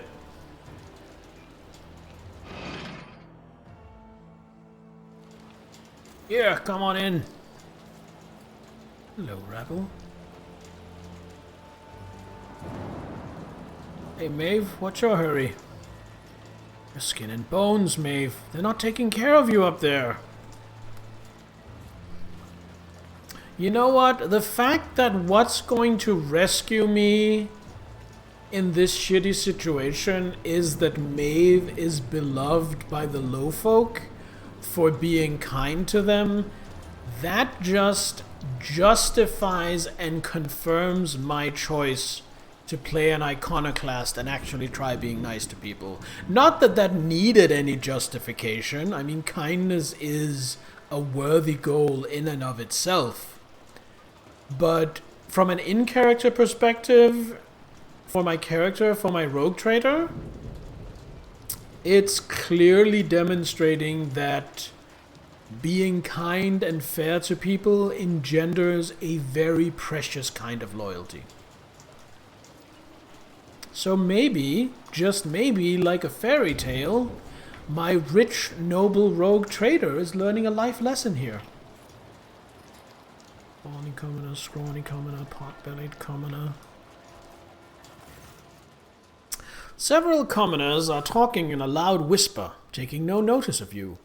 A balding man with a bowl cut is gesturing energetically, his back turned towards you. Never thought a thing like this would happen in my time. A new celestial lady has paid us a visit. They say she had descended from the sky on a great bird of iron, then stepped out of its belly clad in golden armor. Any who saw her were blinded by the splendor. That's his anointed for you. Rubbish. I've heard that tale before, and only an idiot would believe it. She's a noble woman like any other, just more important one. Treats everyone like dirt, pushes people around worse than any of our own nobles do. But that's the way it is, isn't it? It's the God Emperor's will that their place be at the top and ours in the dust. It's how the world works. Next thing you know, that celestial lady will make this whole place her own. The pot-bellied man runs a finger under his nose, leaving a clean patch on his grimy face. Oh, I wish it was like you said. But something tells me bad things are coming now that she's here. I heard the new celestial lady. Wait, look, that's Maeve over there. She served the celestial lady herself. She can tell us about it. Hey, Maeve! A small crowd rushes for you. You want me to tell you about the celestial lady? Well, I do know a thing or two. People's eyes light up with curiosity at your words. They hurriedly gather around you, ready to hear something extraordinary. I was told the Celestial Lady accepted the key to Thassara from the court fool's hands herself. She didn't shun the fool, she didn't beat him. So gracious. The servant whispers with reverence. That's how it happened, right, Maeve?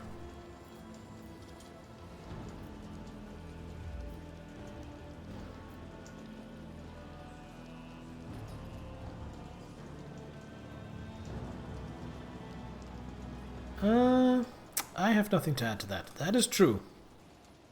Commoner who asked the question casts a triumphant eye over the others. The servant lowers his voice to a whisper. Have you heard about the mutant disaster? Everyone wanted to blame the commander or the executioner, but the Celestial Lady interfered and was merciful. It's like I'm telling, wasn't it, Maeve?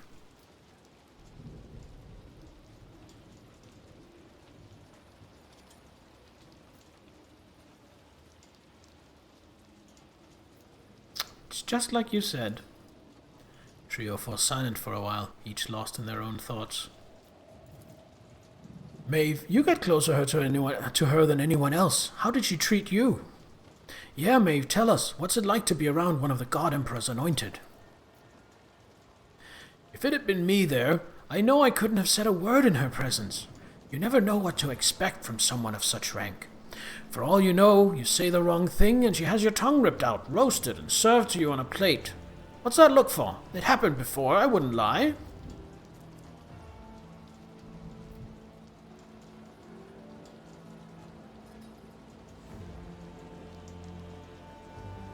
I will say the Celestial Lady was amicable and kind to me, because I believe I was. Commoners nod their understanding as they continue to hang on your every word. Just a quick glance, just to walk on the same ground she stepped on. If we had rulers like that, we could all breathe more freely. Why can't they make mercy their new custom, instead of wearing those sewed-on faces? Oh, have you heard about Lord Grimley's new wife? The pot-bellied servant has the other two's attention now. They lean closer, losing interest in the previous topic. You can no longer hear a word they're saying. It would appear the trio has forgotten about you completely. That was fun. That was a fun little interaction. Alright. Oh, we got a corpse. Can I interact with it? No. Alright, where am I trying to go? I mean, I guess I'm just trying to get up to the castle.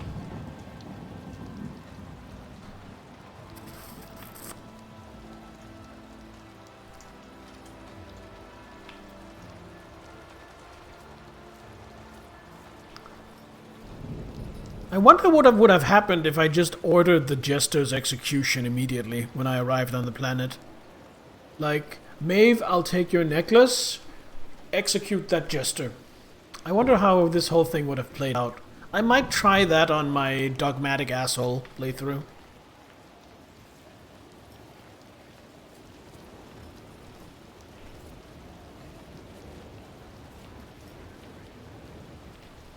People are cleaning up after the massacre. Guess I'm going this way. Oh, got guards.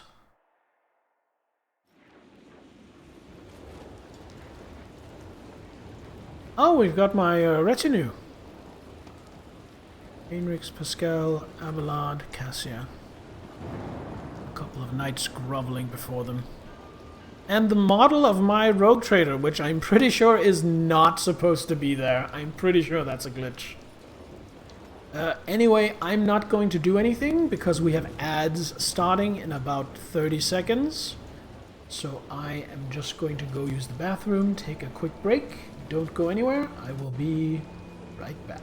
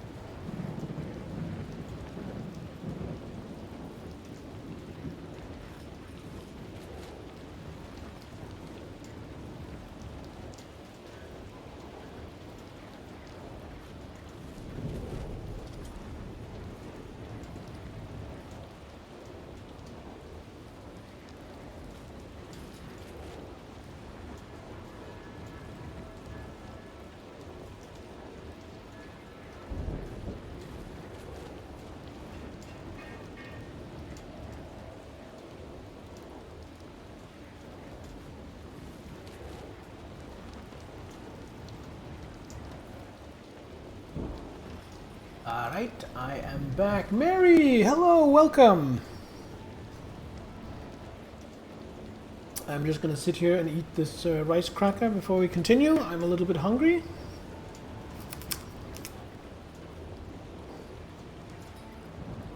How's the day going, Mary?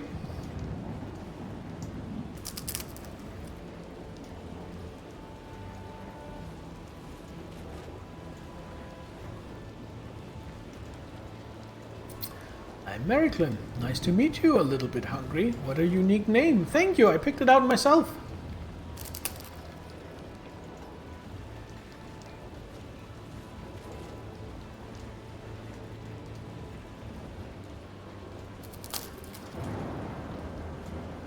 Actually, Mary. So you could be better. Didn't get a lot of sleep. Partner had a shit morning. Fortunately, you were able to take the day off so you can relax and recoup. Sorry to hear that. Silver lining, at least.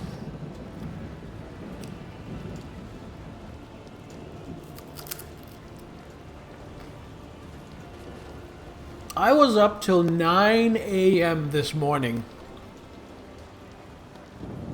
watching the rest of Lumi's Dark Souls 3 run. So basically, after Lumi raided out, I went to bed, slept till about 4 hours ago, woke up, and then 3.5 hours ago, woke up, and then just immediately came online and started streaming. So that's all I've done today, is sleep all day and then stream.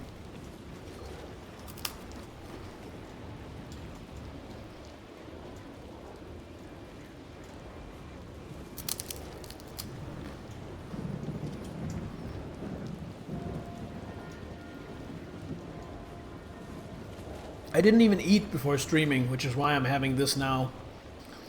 The plan was to wake up, eat, and then stream, but I was still feeling kind of full from all that soup I overate this morning. So I decided to just skip dinner. So I'm streaming, I'm having this now so I can continue streaming. And then after the stream, I'm going to make myself some chicken and hummus wraps for a late dinner.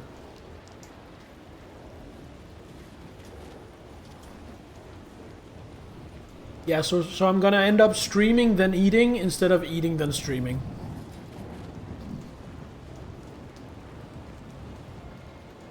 Not even gonna try to steal. Thank you for the gold. I appreciate the gesture. However, don't waste your gold by giving it to me. Oh, oops. Wrong window. Don't waste your gold by giving it to me, because I have plenty. Trying to bribe the system. Oh, you were paying me 1 gold so I would look the other way when you tried to steal from Sans?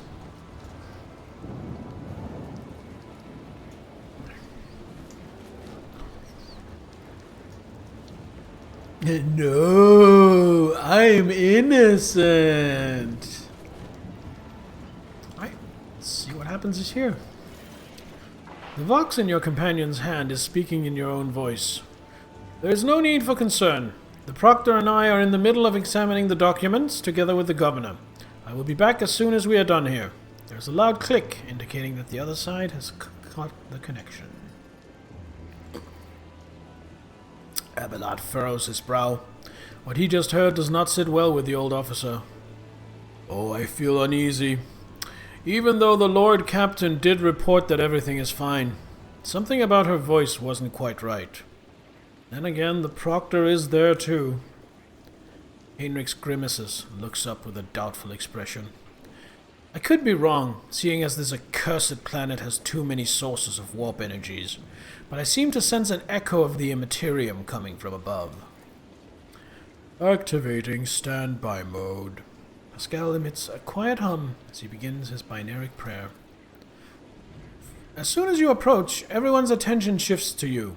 For now, their reaction feels closer to pent-up irritation than outright hostility. At last I found you. I need your help. They take no notice of you at first, but after a moment, one by one, they turn their gaze to you. Silence falls over the street. My dear, were you not the one assigned to watch over the rogue trader? Heinrich's lips curls back as he looks at you. Warp emanations. Strong ones at that. Sorcery at work before our very eyes. His fingers tighten on his weapon. Cassia frowns, covering her mouth with her hand. These colors, it's as though they have been copied from those I usually see around the Lord Captain.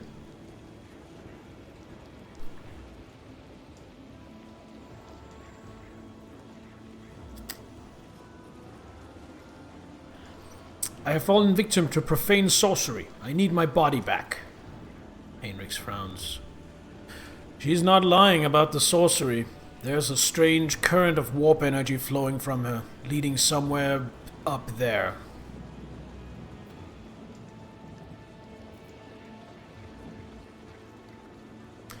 I am Theophania von Valancius, heir to Theodora von Valancius, who perished in the course of Conrad Voigtvir's treachery.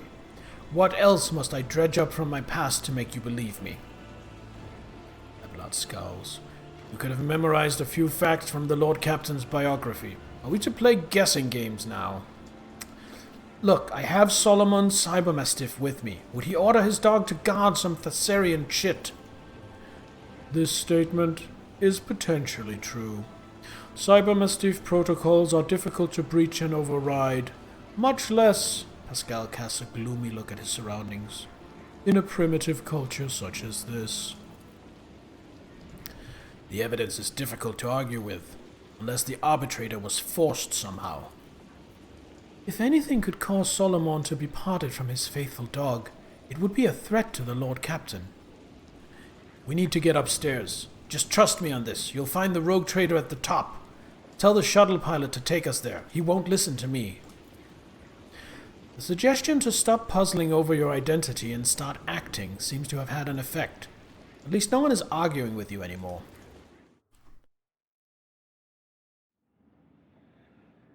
We have a problem.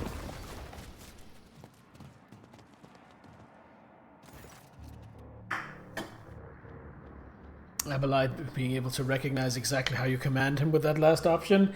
Yeah, but I don't use that option very often in conversation, Sans, which is why I was saving it for the last... the last effort, the last option. Before we continue, I will just go AFK. I'm not even going to put it on the BRB screen. I will just be gone for 40 seconds to grab another monster.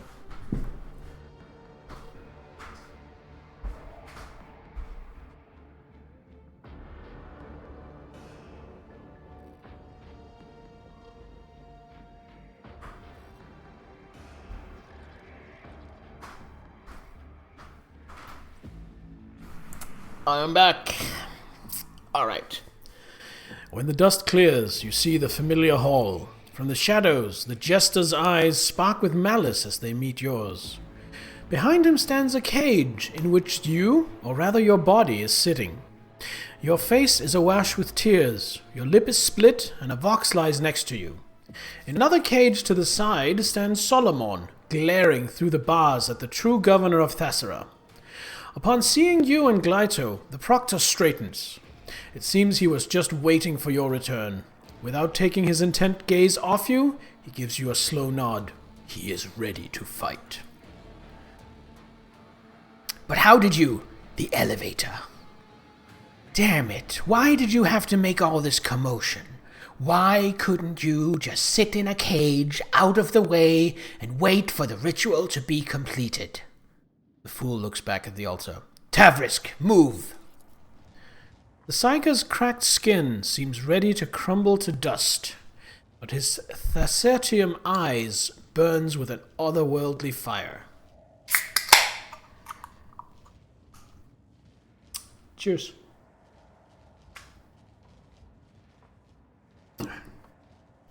The ritual is nearly complete, my lord. The altar of change is ready to irrevocably switch the threads of faith.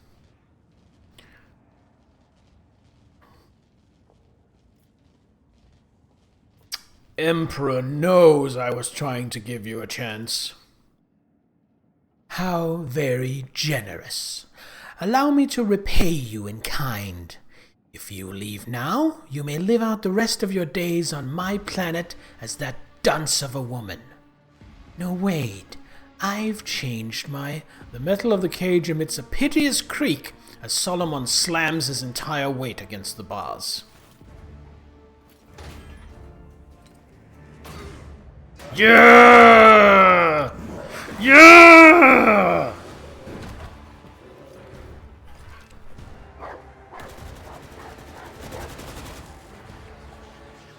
Oh, he hit the altar! That's an aid. Fuck the altar. Solomon the man.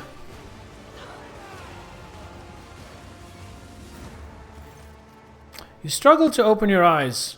After the world has once again taken shape, you realize you are staring at your own palms, from your own eye sockets.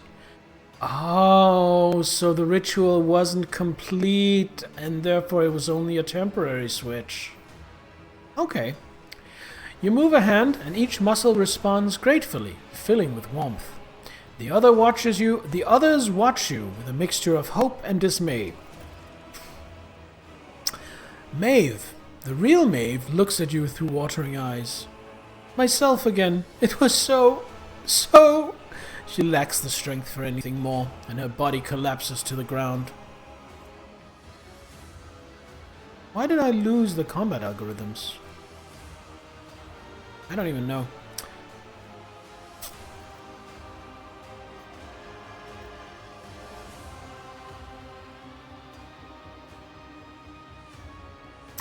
Governor Rualdo, for the crimes of stealing my body from me, practicing heresy, and all-round monstrousness, you are hereby sentenced to death. Attack. How dare you order anyone around in my own palace? Tavrisk, do it! Do it. My lord's destinies are already set in stone. As long as I live, you cannot harm him. Well, that explains the mechanics of the battle. If I ever heard it.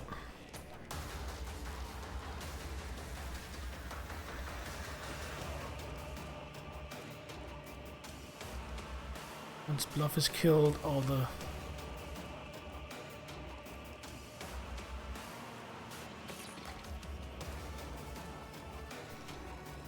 Where is Tavrisk? He's hiding.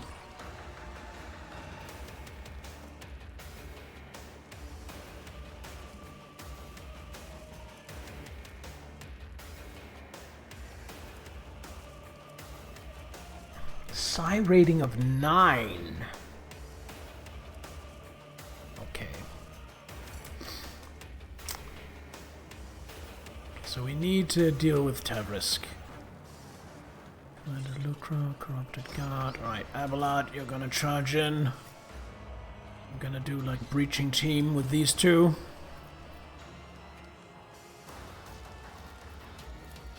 Solomon, I'm gonna put you back here into cover. Cassia, put you here, put your skull thingy here, that's fine. And I am stuck here.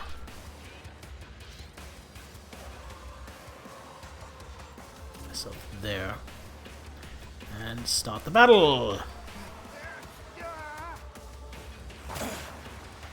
Focus, Van Kellogg's. Focus.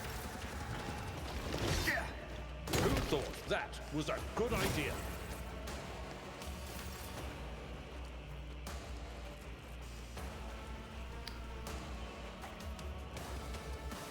Alright, so Blessing of the Emperor.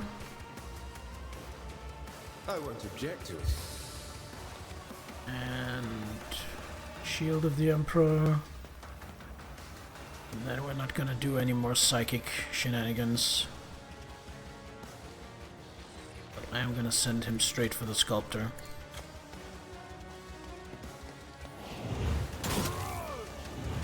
It's fine. I should probably endure. Lord Captain. And we charge as far as we can. See to it. There we go. The Emperor is on our side. Then we have 1 point left. What is he infected with? Tissue explosion. So he is going to just fire a shot at Commander Lukra. How can one not have Abelard announce them at every opportunity? Because a lot of them, it's not like Abelard announce me. It's like, Abelard, this person dared speak to me. Break their kneecaps. And that's not the kind of playthrough I want to do.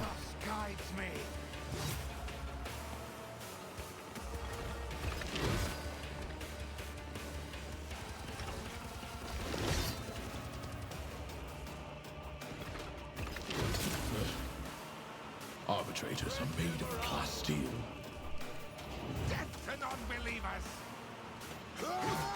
A soldier would have been disciplined for such a performance.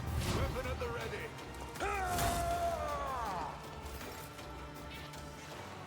Alright. I could eat some opportunity attacks here. Do I want to do anything first? Can I? I can't without moving.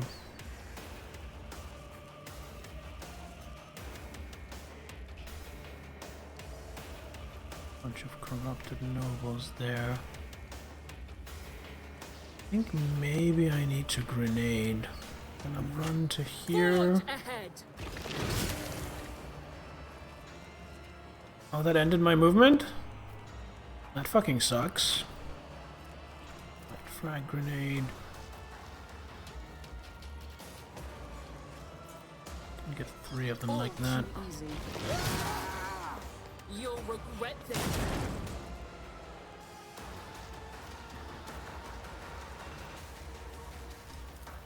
Not a problem for me. Suits my purposes.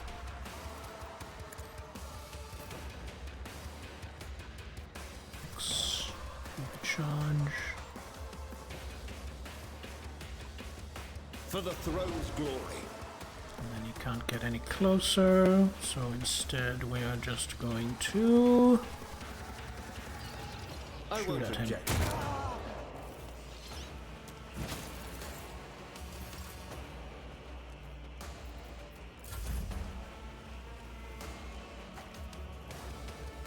Okay, that's Stephania's turn.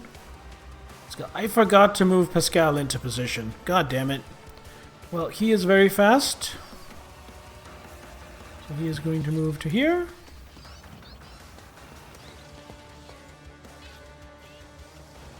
And then he is going to put down a trap here. And then try and do something to Commander Luca. Flies Lucra. Pray. Lucra. I'm not going to overcharge my plasma because I need the overcharge for later. Perfect. Let's see, we have 3 action points left. We can do this.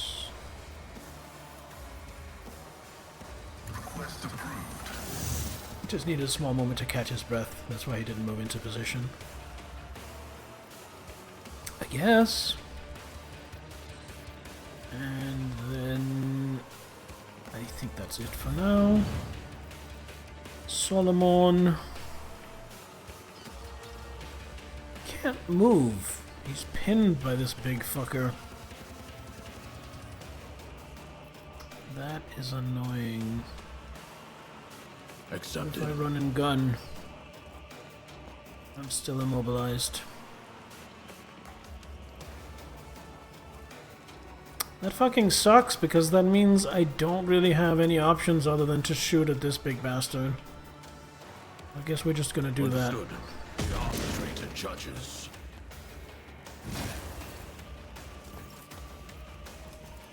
It won't take long. You know, I got into hentai like actually relatively recently. It's kind of like a new thing I'm just into. Hey Grim, welcome! Well met! I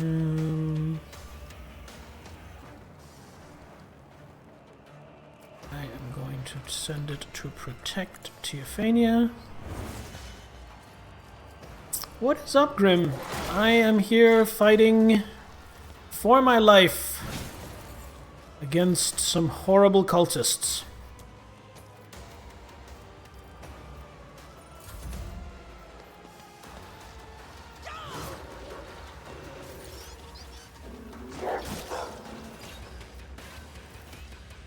Emperor, protect me. Yeah. Death to the weak. God, there are so many of them. Let's learn. I want Cassia. I want to move my thing to catch both of those guys. Then we want to I am a navigator, not a servitor. voice of command. And then we bring it down Isn't on this Pascal. a job for the serfs? They're pretty good at being cultists. Yeah, but they're not as good at dying as I want them to be, because I want them to go away and stop bothering me. Can't move. But what he can do is put down another trap over here. And then shoot his plasma gun at Commander Lucra. Who blocks? Damn it! Still have 2 left. Analyze Lucra. And joint analysis. You get to control Space Marines in this game, so I don't have any Space Marines in my retinue at the current point. I've only seen a single Space Marine who is a Chaos Space Marine. However, even though I am mainly unspoiled about this game, the game's Steam page does prominently show a Space Wolf as part of the retinue. So I am pretty sure I get to have a Space Marine from the Space Wolf chapter as part of my retinue, and I just haven't come across him yet. Now Abelard can't move. You know what Abelard can do? Abelard can do this. And try and taunt all of those guys. And then he can try and kill this corrupted god. You really like the World Eaters? The World Eaters are cool. At your beck and call. Wasn't you a target? Okay, he exploded, but that's okay. And then Cassia takes a shot at Commander Lucra. Oh, hit Pascal as well. I serve the ruinous powers. Alright. Abelard. I think you're gonna come up here and join the fight. No, you know what? I need to deal with Commander Lucra. I'm gonna move to here. Tactically sound approach. Yeah, that's fine. Sworn enemy on Commander Lucra. And then we beat up Commander Lucra a little bit. And then we once again forced distraction, this time here. And then we endure. My duty. And then with our last... Oh, brace for impact. Seems good as well. And then we defensive stance. Turn.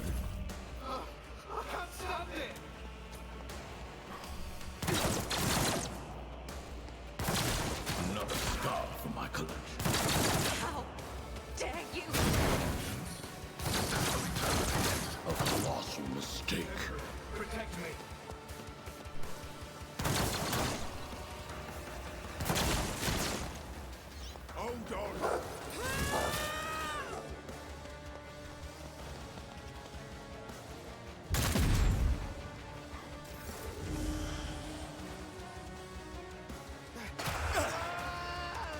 won't go down easy.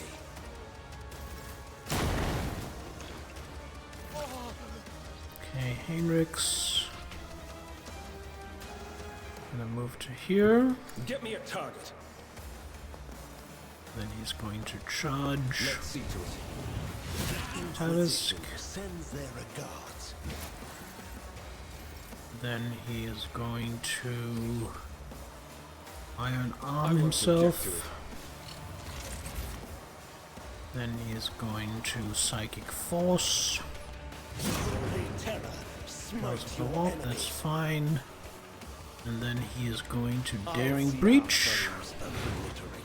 And then hopefully this will be enough to kill the sculptor. I think it will. Let's see to it. Holy terror. Oh yeah, it definitely will. I'm done with this one. And then that gives us a lot of movement. So we go down Everyone, step aside. to him. Reactor online. And we do another Sensors 2 attacks. online. Yeah, you're not. Weapons online. Well met, my friend. All Welcome. systems nominal.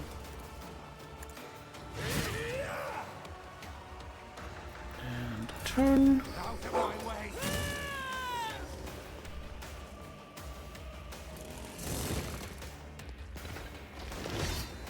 Nothing's impossible for this old officer.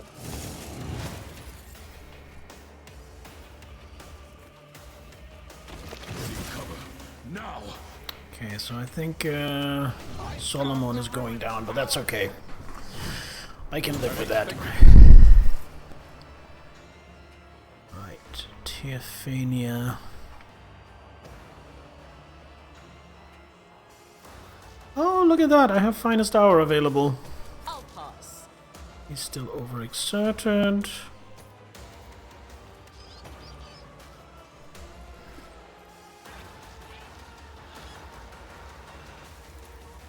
Nothing I can't do.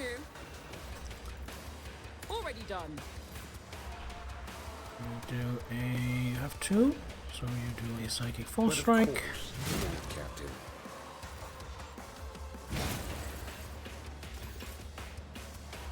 That is all Heinrichs does. Then she will inspire Heinrichs. Then she will pop, press the advantage, switch to her sniper rifle, shoot buff,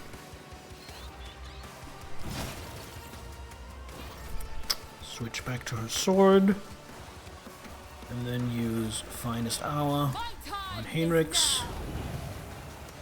I'll Heinrichs put will my walk psychic here, abilities to use. and hopefully finish off the Court Jester, I won't object to it. which takes care of those sentinels, and now we just have all these treasonous nobles to deal with. For the throne, I'm done with this one.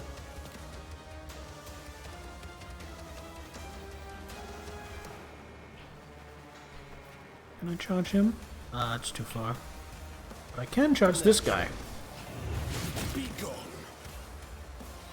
And then with my last action point, I pull out my pistol and I go pew!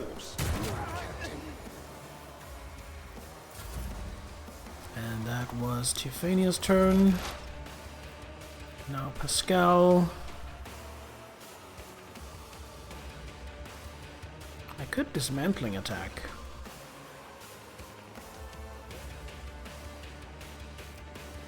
You know what? Dismantling attack on Thador the Scorched seems a really good idea.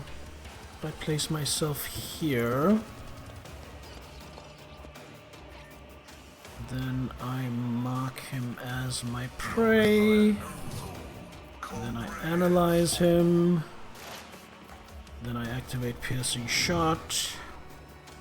And then I dismantling attack with my plasma gun. There we go. Can I activate Piercing Shot again? No, I can't. But that wasn't my regular attack, which means I still have my regular attack, so I do an overcharged plasma. Running binary capability analysis Not enough to kill him. Maybe the toxic needle will finish the job. I think the toxin will finish the job. So then we put down a trap here. Right, turn. Cassia is getting rushed down by this corrupted god. I think she can handle it with her well, she only has a staff. You know what? I haven't used this in a while. Look into my eyes. Ooh.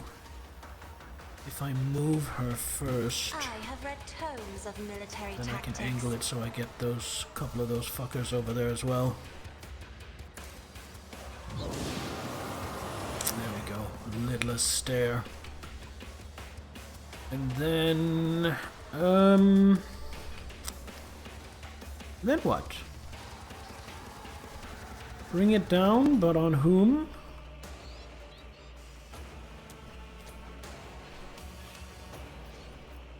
Can I reach him with get back in the fight? I can't. So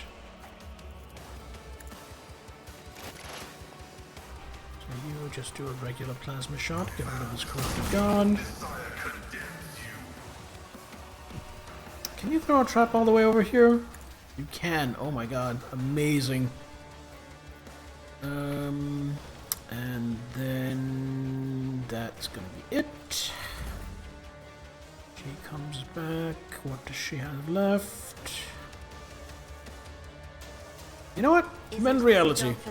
Get rid of some of all this veil degradation. Who thought that was a good idea? Reduced to dust! Alright, Abelard. I think Abelard is just gonna tank the explosion and get rid of this guy. I've seen worse battles than this in my Maybe that should have been a charge. Oh well. Indeed. One fewer time. Go. And then charge as far as we can. It will Get be in done. position for next turn. At your beck and call. Endure. And... Taunting Scream's not going to do anything anyway. Alright. Oh, you're approaching me? Seems like it might have been a mistake.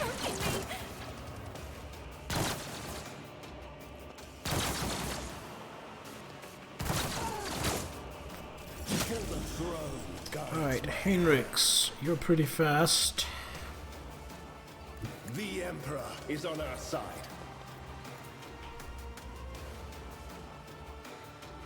I won't As object far to as it. you can go. Now, can you shoot any of these fuckers? No, you can't.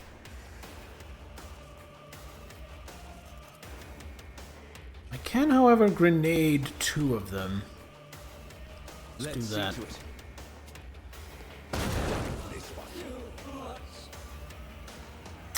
Didn't have the desired outcome. Since Veil Degradation is down by a little bit, do something like this. And then Shield of the Emperor. And turn. Teophania. Gonna walk to here. See if I can engage in some firefighting with these guys. I can. Let's do this. Now this might take one off the board, so we always prefer that. These are all hidden away. Can Cassia maybe shoot one of these? Let's try. Cassia. No, unfortunately not. Alright, in that case, Cassia, move your thingamabob here. Activate Medicaid signal. And put Glimpse of Fate on Abelard. And that'll be Teophania's turn. Now Pascal does have a little bit of movement, so he is going to run to here. Now, can I shoot this guy? I can, which means... it's perfect position for the extra ballistic skill. Mark as prey. Then we do the AoE, because then... Oh, I can actually get it all the way up here. Okay, let's do it. One of them successfully dodged, but the other two are dealt with. Is that a corpse? Oh, that's a corpse. They're all dead. Sweet. Turn. Had to land on the marker for the second time in the martyr campaign. Ooh, I was just doing that yesterday on stream. That is really fun.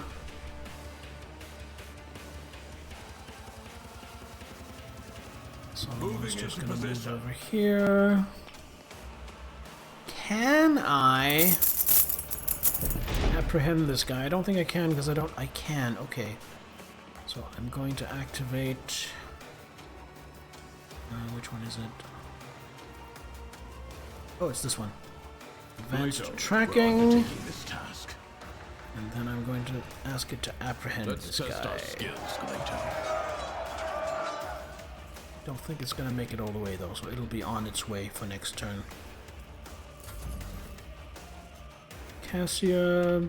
Honestly, can she just sniper rifle him from here? Can we just get it over with? No, no line of sight. What would have line of sight? I guess I have to go up here. Go up here. I am a navigator. And reality, which is an amazing ability.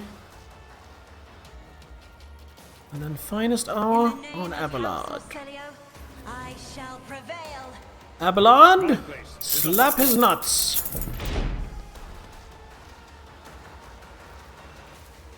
It will be done.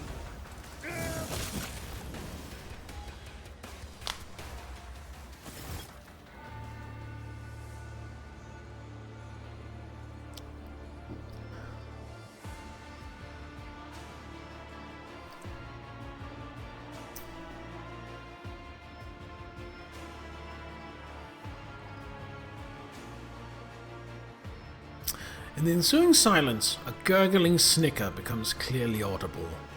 1, 2, 3, 4, 5. I see our guest is too alive. 5, 4, 3, 2, 1.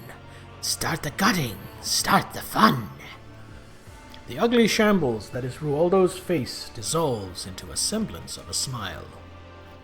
Cease your inane mutterings. You may open your mouth when you are asked a question, and your answer had better be honest and to the point, or I swear by the Lex I will make you speak. Or rather, whatever remains of you after I finish preparing you for the interrogation.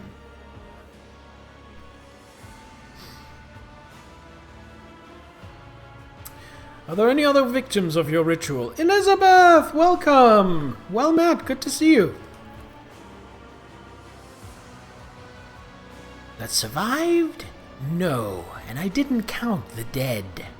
The ritual is a complex one to perform, so it took Tavrisk and me a long time to calibrate it. And you were the one it worked on. To think of all the possibilities that opened up.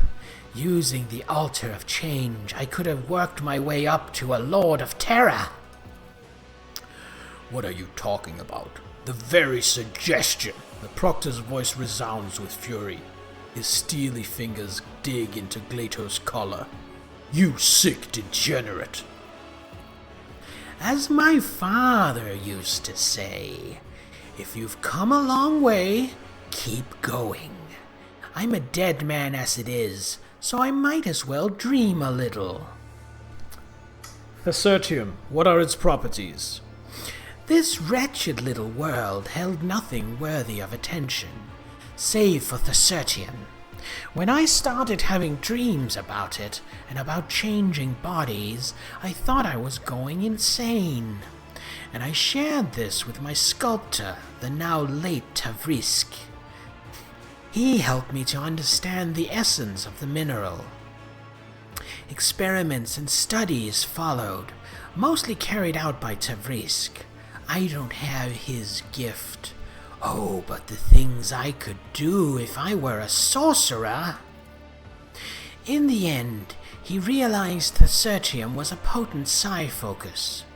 After 1,000 cursed attempts and a combination of powers, energies, and sacrificial victims, Tavrisk managed to create his finest sculpture from it, the Altar of Change.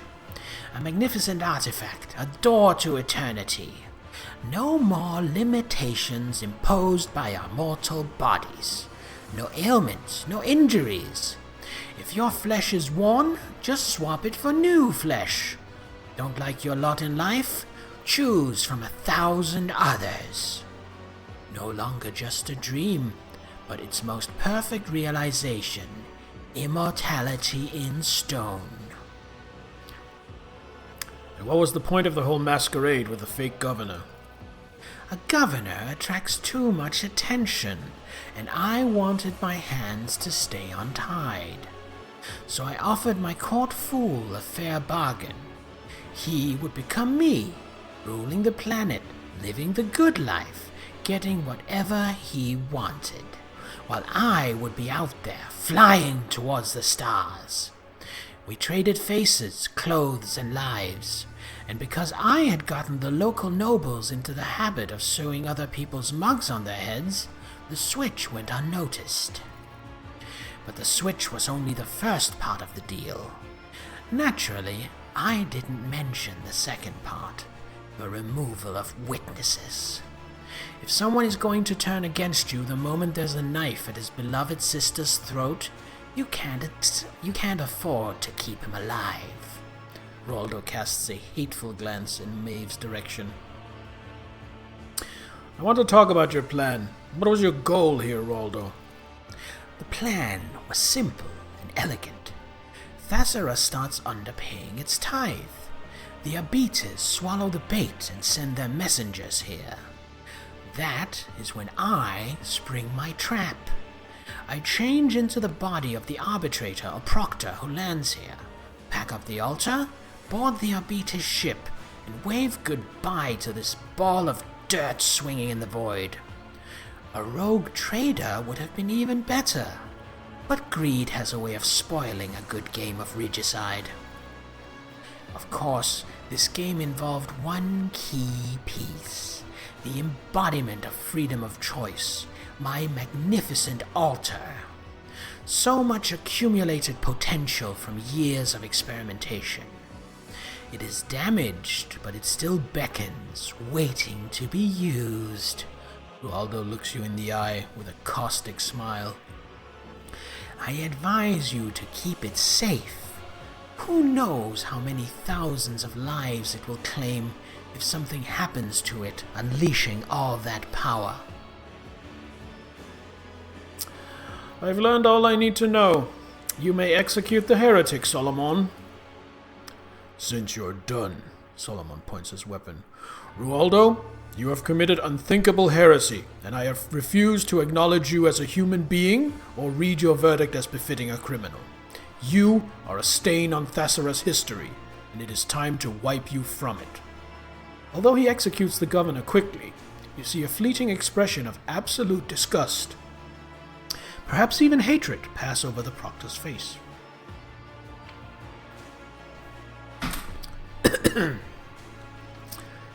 All this voice acting is taking its toll on my throat. Blah. Maeve opens her eyes and immediately jumps to her feet at the sight of the bloodied corpse. She clenches her hands on her chest and her eyes well up. He was not your brother, Maeve. The young woman nods meekly, and a single tear runs down her cheek. Her voice is hollow when she speaks. You're right. He was the one who doomed him. So the girl heard right when she heard that dude's voice change when he yeah. Apparently that was her brother. Found anything, Solomon? Yes. The data slate with the shipment chronicle that they spent so much time vainly searching for. According to the records, the tithe period is 1 Terran decade, and the quota prescribed is 1,000 cargo units. The governor withheld 100 units from each of the 5 most recent shipments. That means this world has no actual difficulty regularly supplying its tribute. We can consider that matter settled. Deciding what to do with the Thesertium is far more important. It is a resource we cannot afford to ignore. Solomon looks you straight in the eye. I propose destroying all the Thesertium already mined, as well as its deposits. The probability that the material itself is a source of corruption is too high. It would take years of research by the Adeptus Astra Telepathica to prove it safe for the souls of the Sanctioned. Years that Coronis does not have, even if the local adept had funds to spare. Allowing an abomination like that to exist is against the Lex. As for assessing the degree of Thessera's corruption and deciding its fate, the law prescribes leaving this to the judgment of the world's owners, that is, the Administratum. Agreed. Anything even remotely connected to the heresy that was committed here must be destroyed, down to the last fragment, and to the last participant. Dare I remind you, Lord Captain, that no one besides you has any knowledge of this mineral's properties. If it is left here, no one will find out. That is a bold claim. I don't think you're right about that, Abelard. What a crafty way to paint me as a mindless henchman. Let me also remind you that I report directly to the marshals, and my reports are thorough.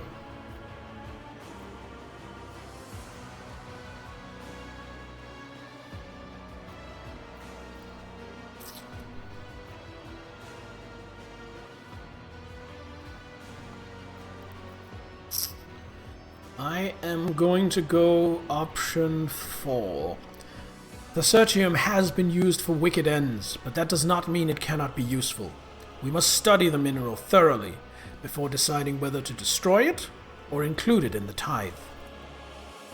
Solomon grinds his teeth, but obediently declares, "Your orders are clear, rogue trader." Maeve looks up at you pleadingly. "My celestial lady, what am I to do now?" You were an accomplice to the heretics, and you have been touched by sorcerer's blight. In your position, I would beg for a swift execution. There's no hatred in Solomon's words, only a total conviction about the truth. I am taking you with me. You will join the ranks of the ship's servitors. Oh my god, what a horrific option. What can you do? I can brew recaf. I can do sweet with a foam of cream, or strong with special spices. I can dance, sing, carry scrolls, and data slates. She is beloved by the people for her kindness. I feel like the right thing for my character to do is to install her as governor. She'll need some training, of course, some education, but that can be solved. Thessera needs a new governor, one we can trust. Please, not me. Anyone but me. Who would listen to a court upstart who used to be a chamber pot maid? Maeve blushes profusely as she realizes she has said too much.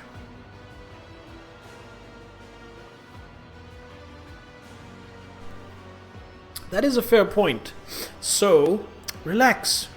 You will serve whatever governor I appoint from among people whose loyalty I can trust, and you will report their every movement to me. As you wish, my celestial lady. Then Tessera's fate is decided, and there is no point in staying here any longer. The heretic mentioned that destroying the altar would risk deaths among the local population. Whether he was lying or trying to manipulate us is irrelevant. The abomination must be destroyed. As for any casualties, the Emperor will know his own.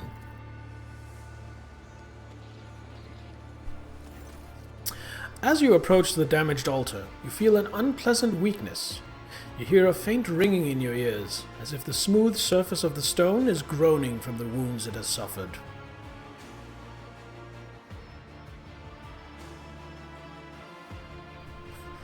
Oh, heretic! Take a shard of the altar.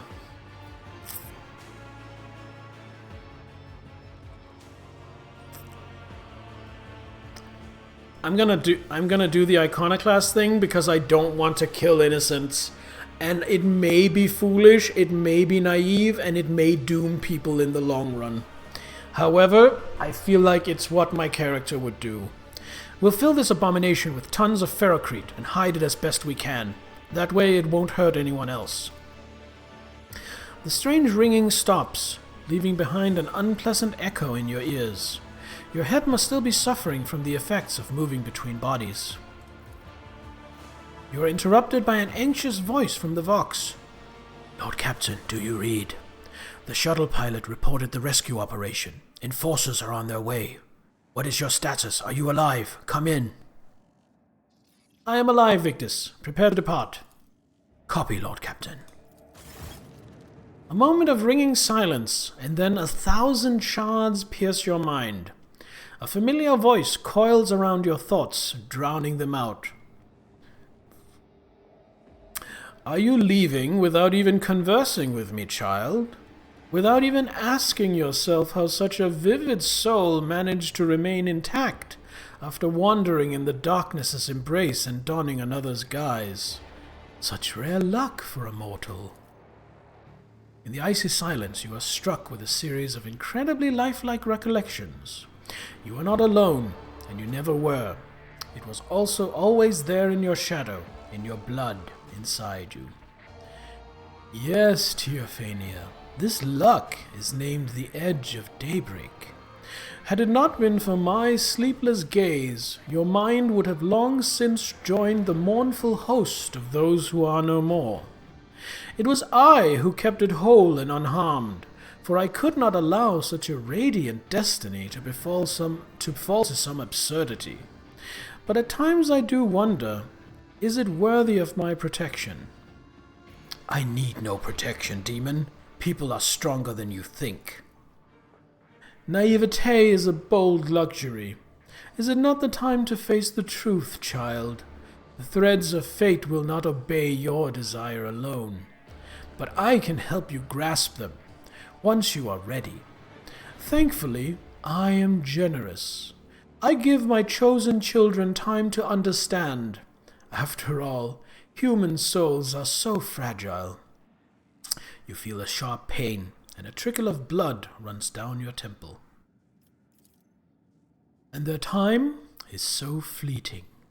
The echo of the entity's voice lingers for a while, like the sound of distant thunder. Alright, let us loot. And then I think we are calling it for tonight, so I'm just going to snooze ads. Biomancer staff. I think I might already have one of those, but I'm going to keep it anyway. Just going to grab all the treasure. My way. Pay attention. Oh, pay attention? Oh, grab that.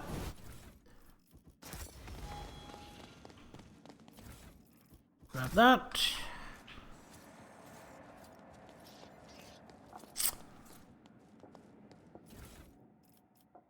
Heavy maul.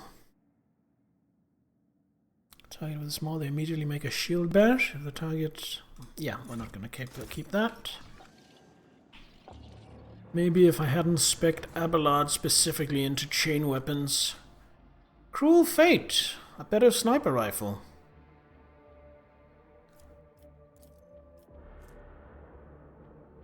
That is a lot of damage. Holy shit. Okay, who gets that? Somebody is getting that sniper rifle. Teophania is a good candidate, as is Cassia. It's gonna be Teophania, I think. Let's see. Slightly less armor penetration. Yeah, I think that's worth it. I still think that's worth it. We're gonna make that switch.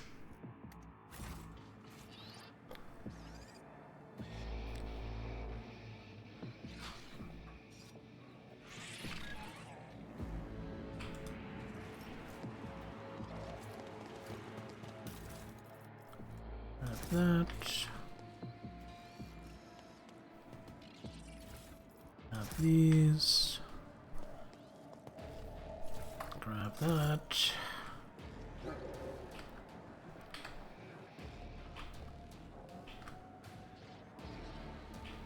Some goods here.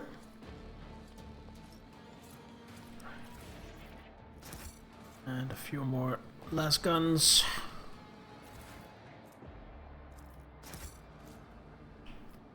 And I think that was it. So return to Void Ship, and then we are going to raid out and call it a night. Go back to the bridge.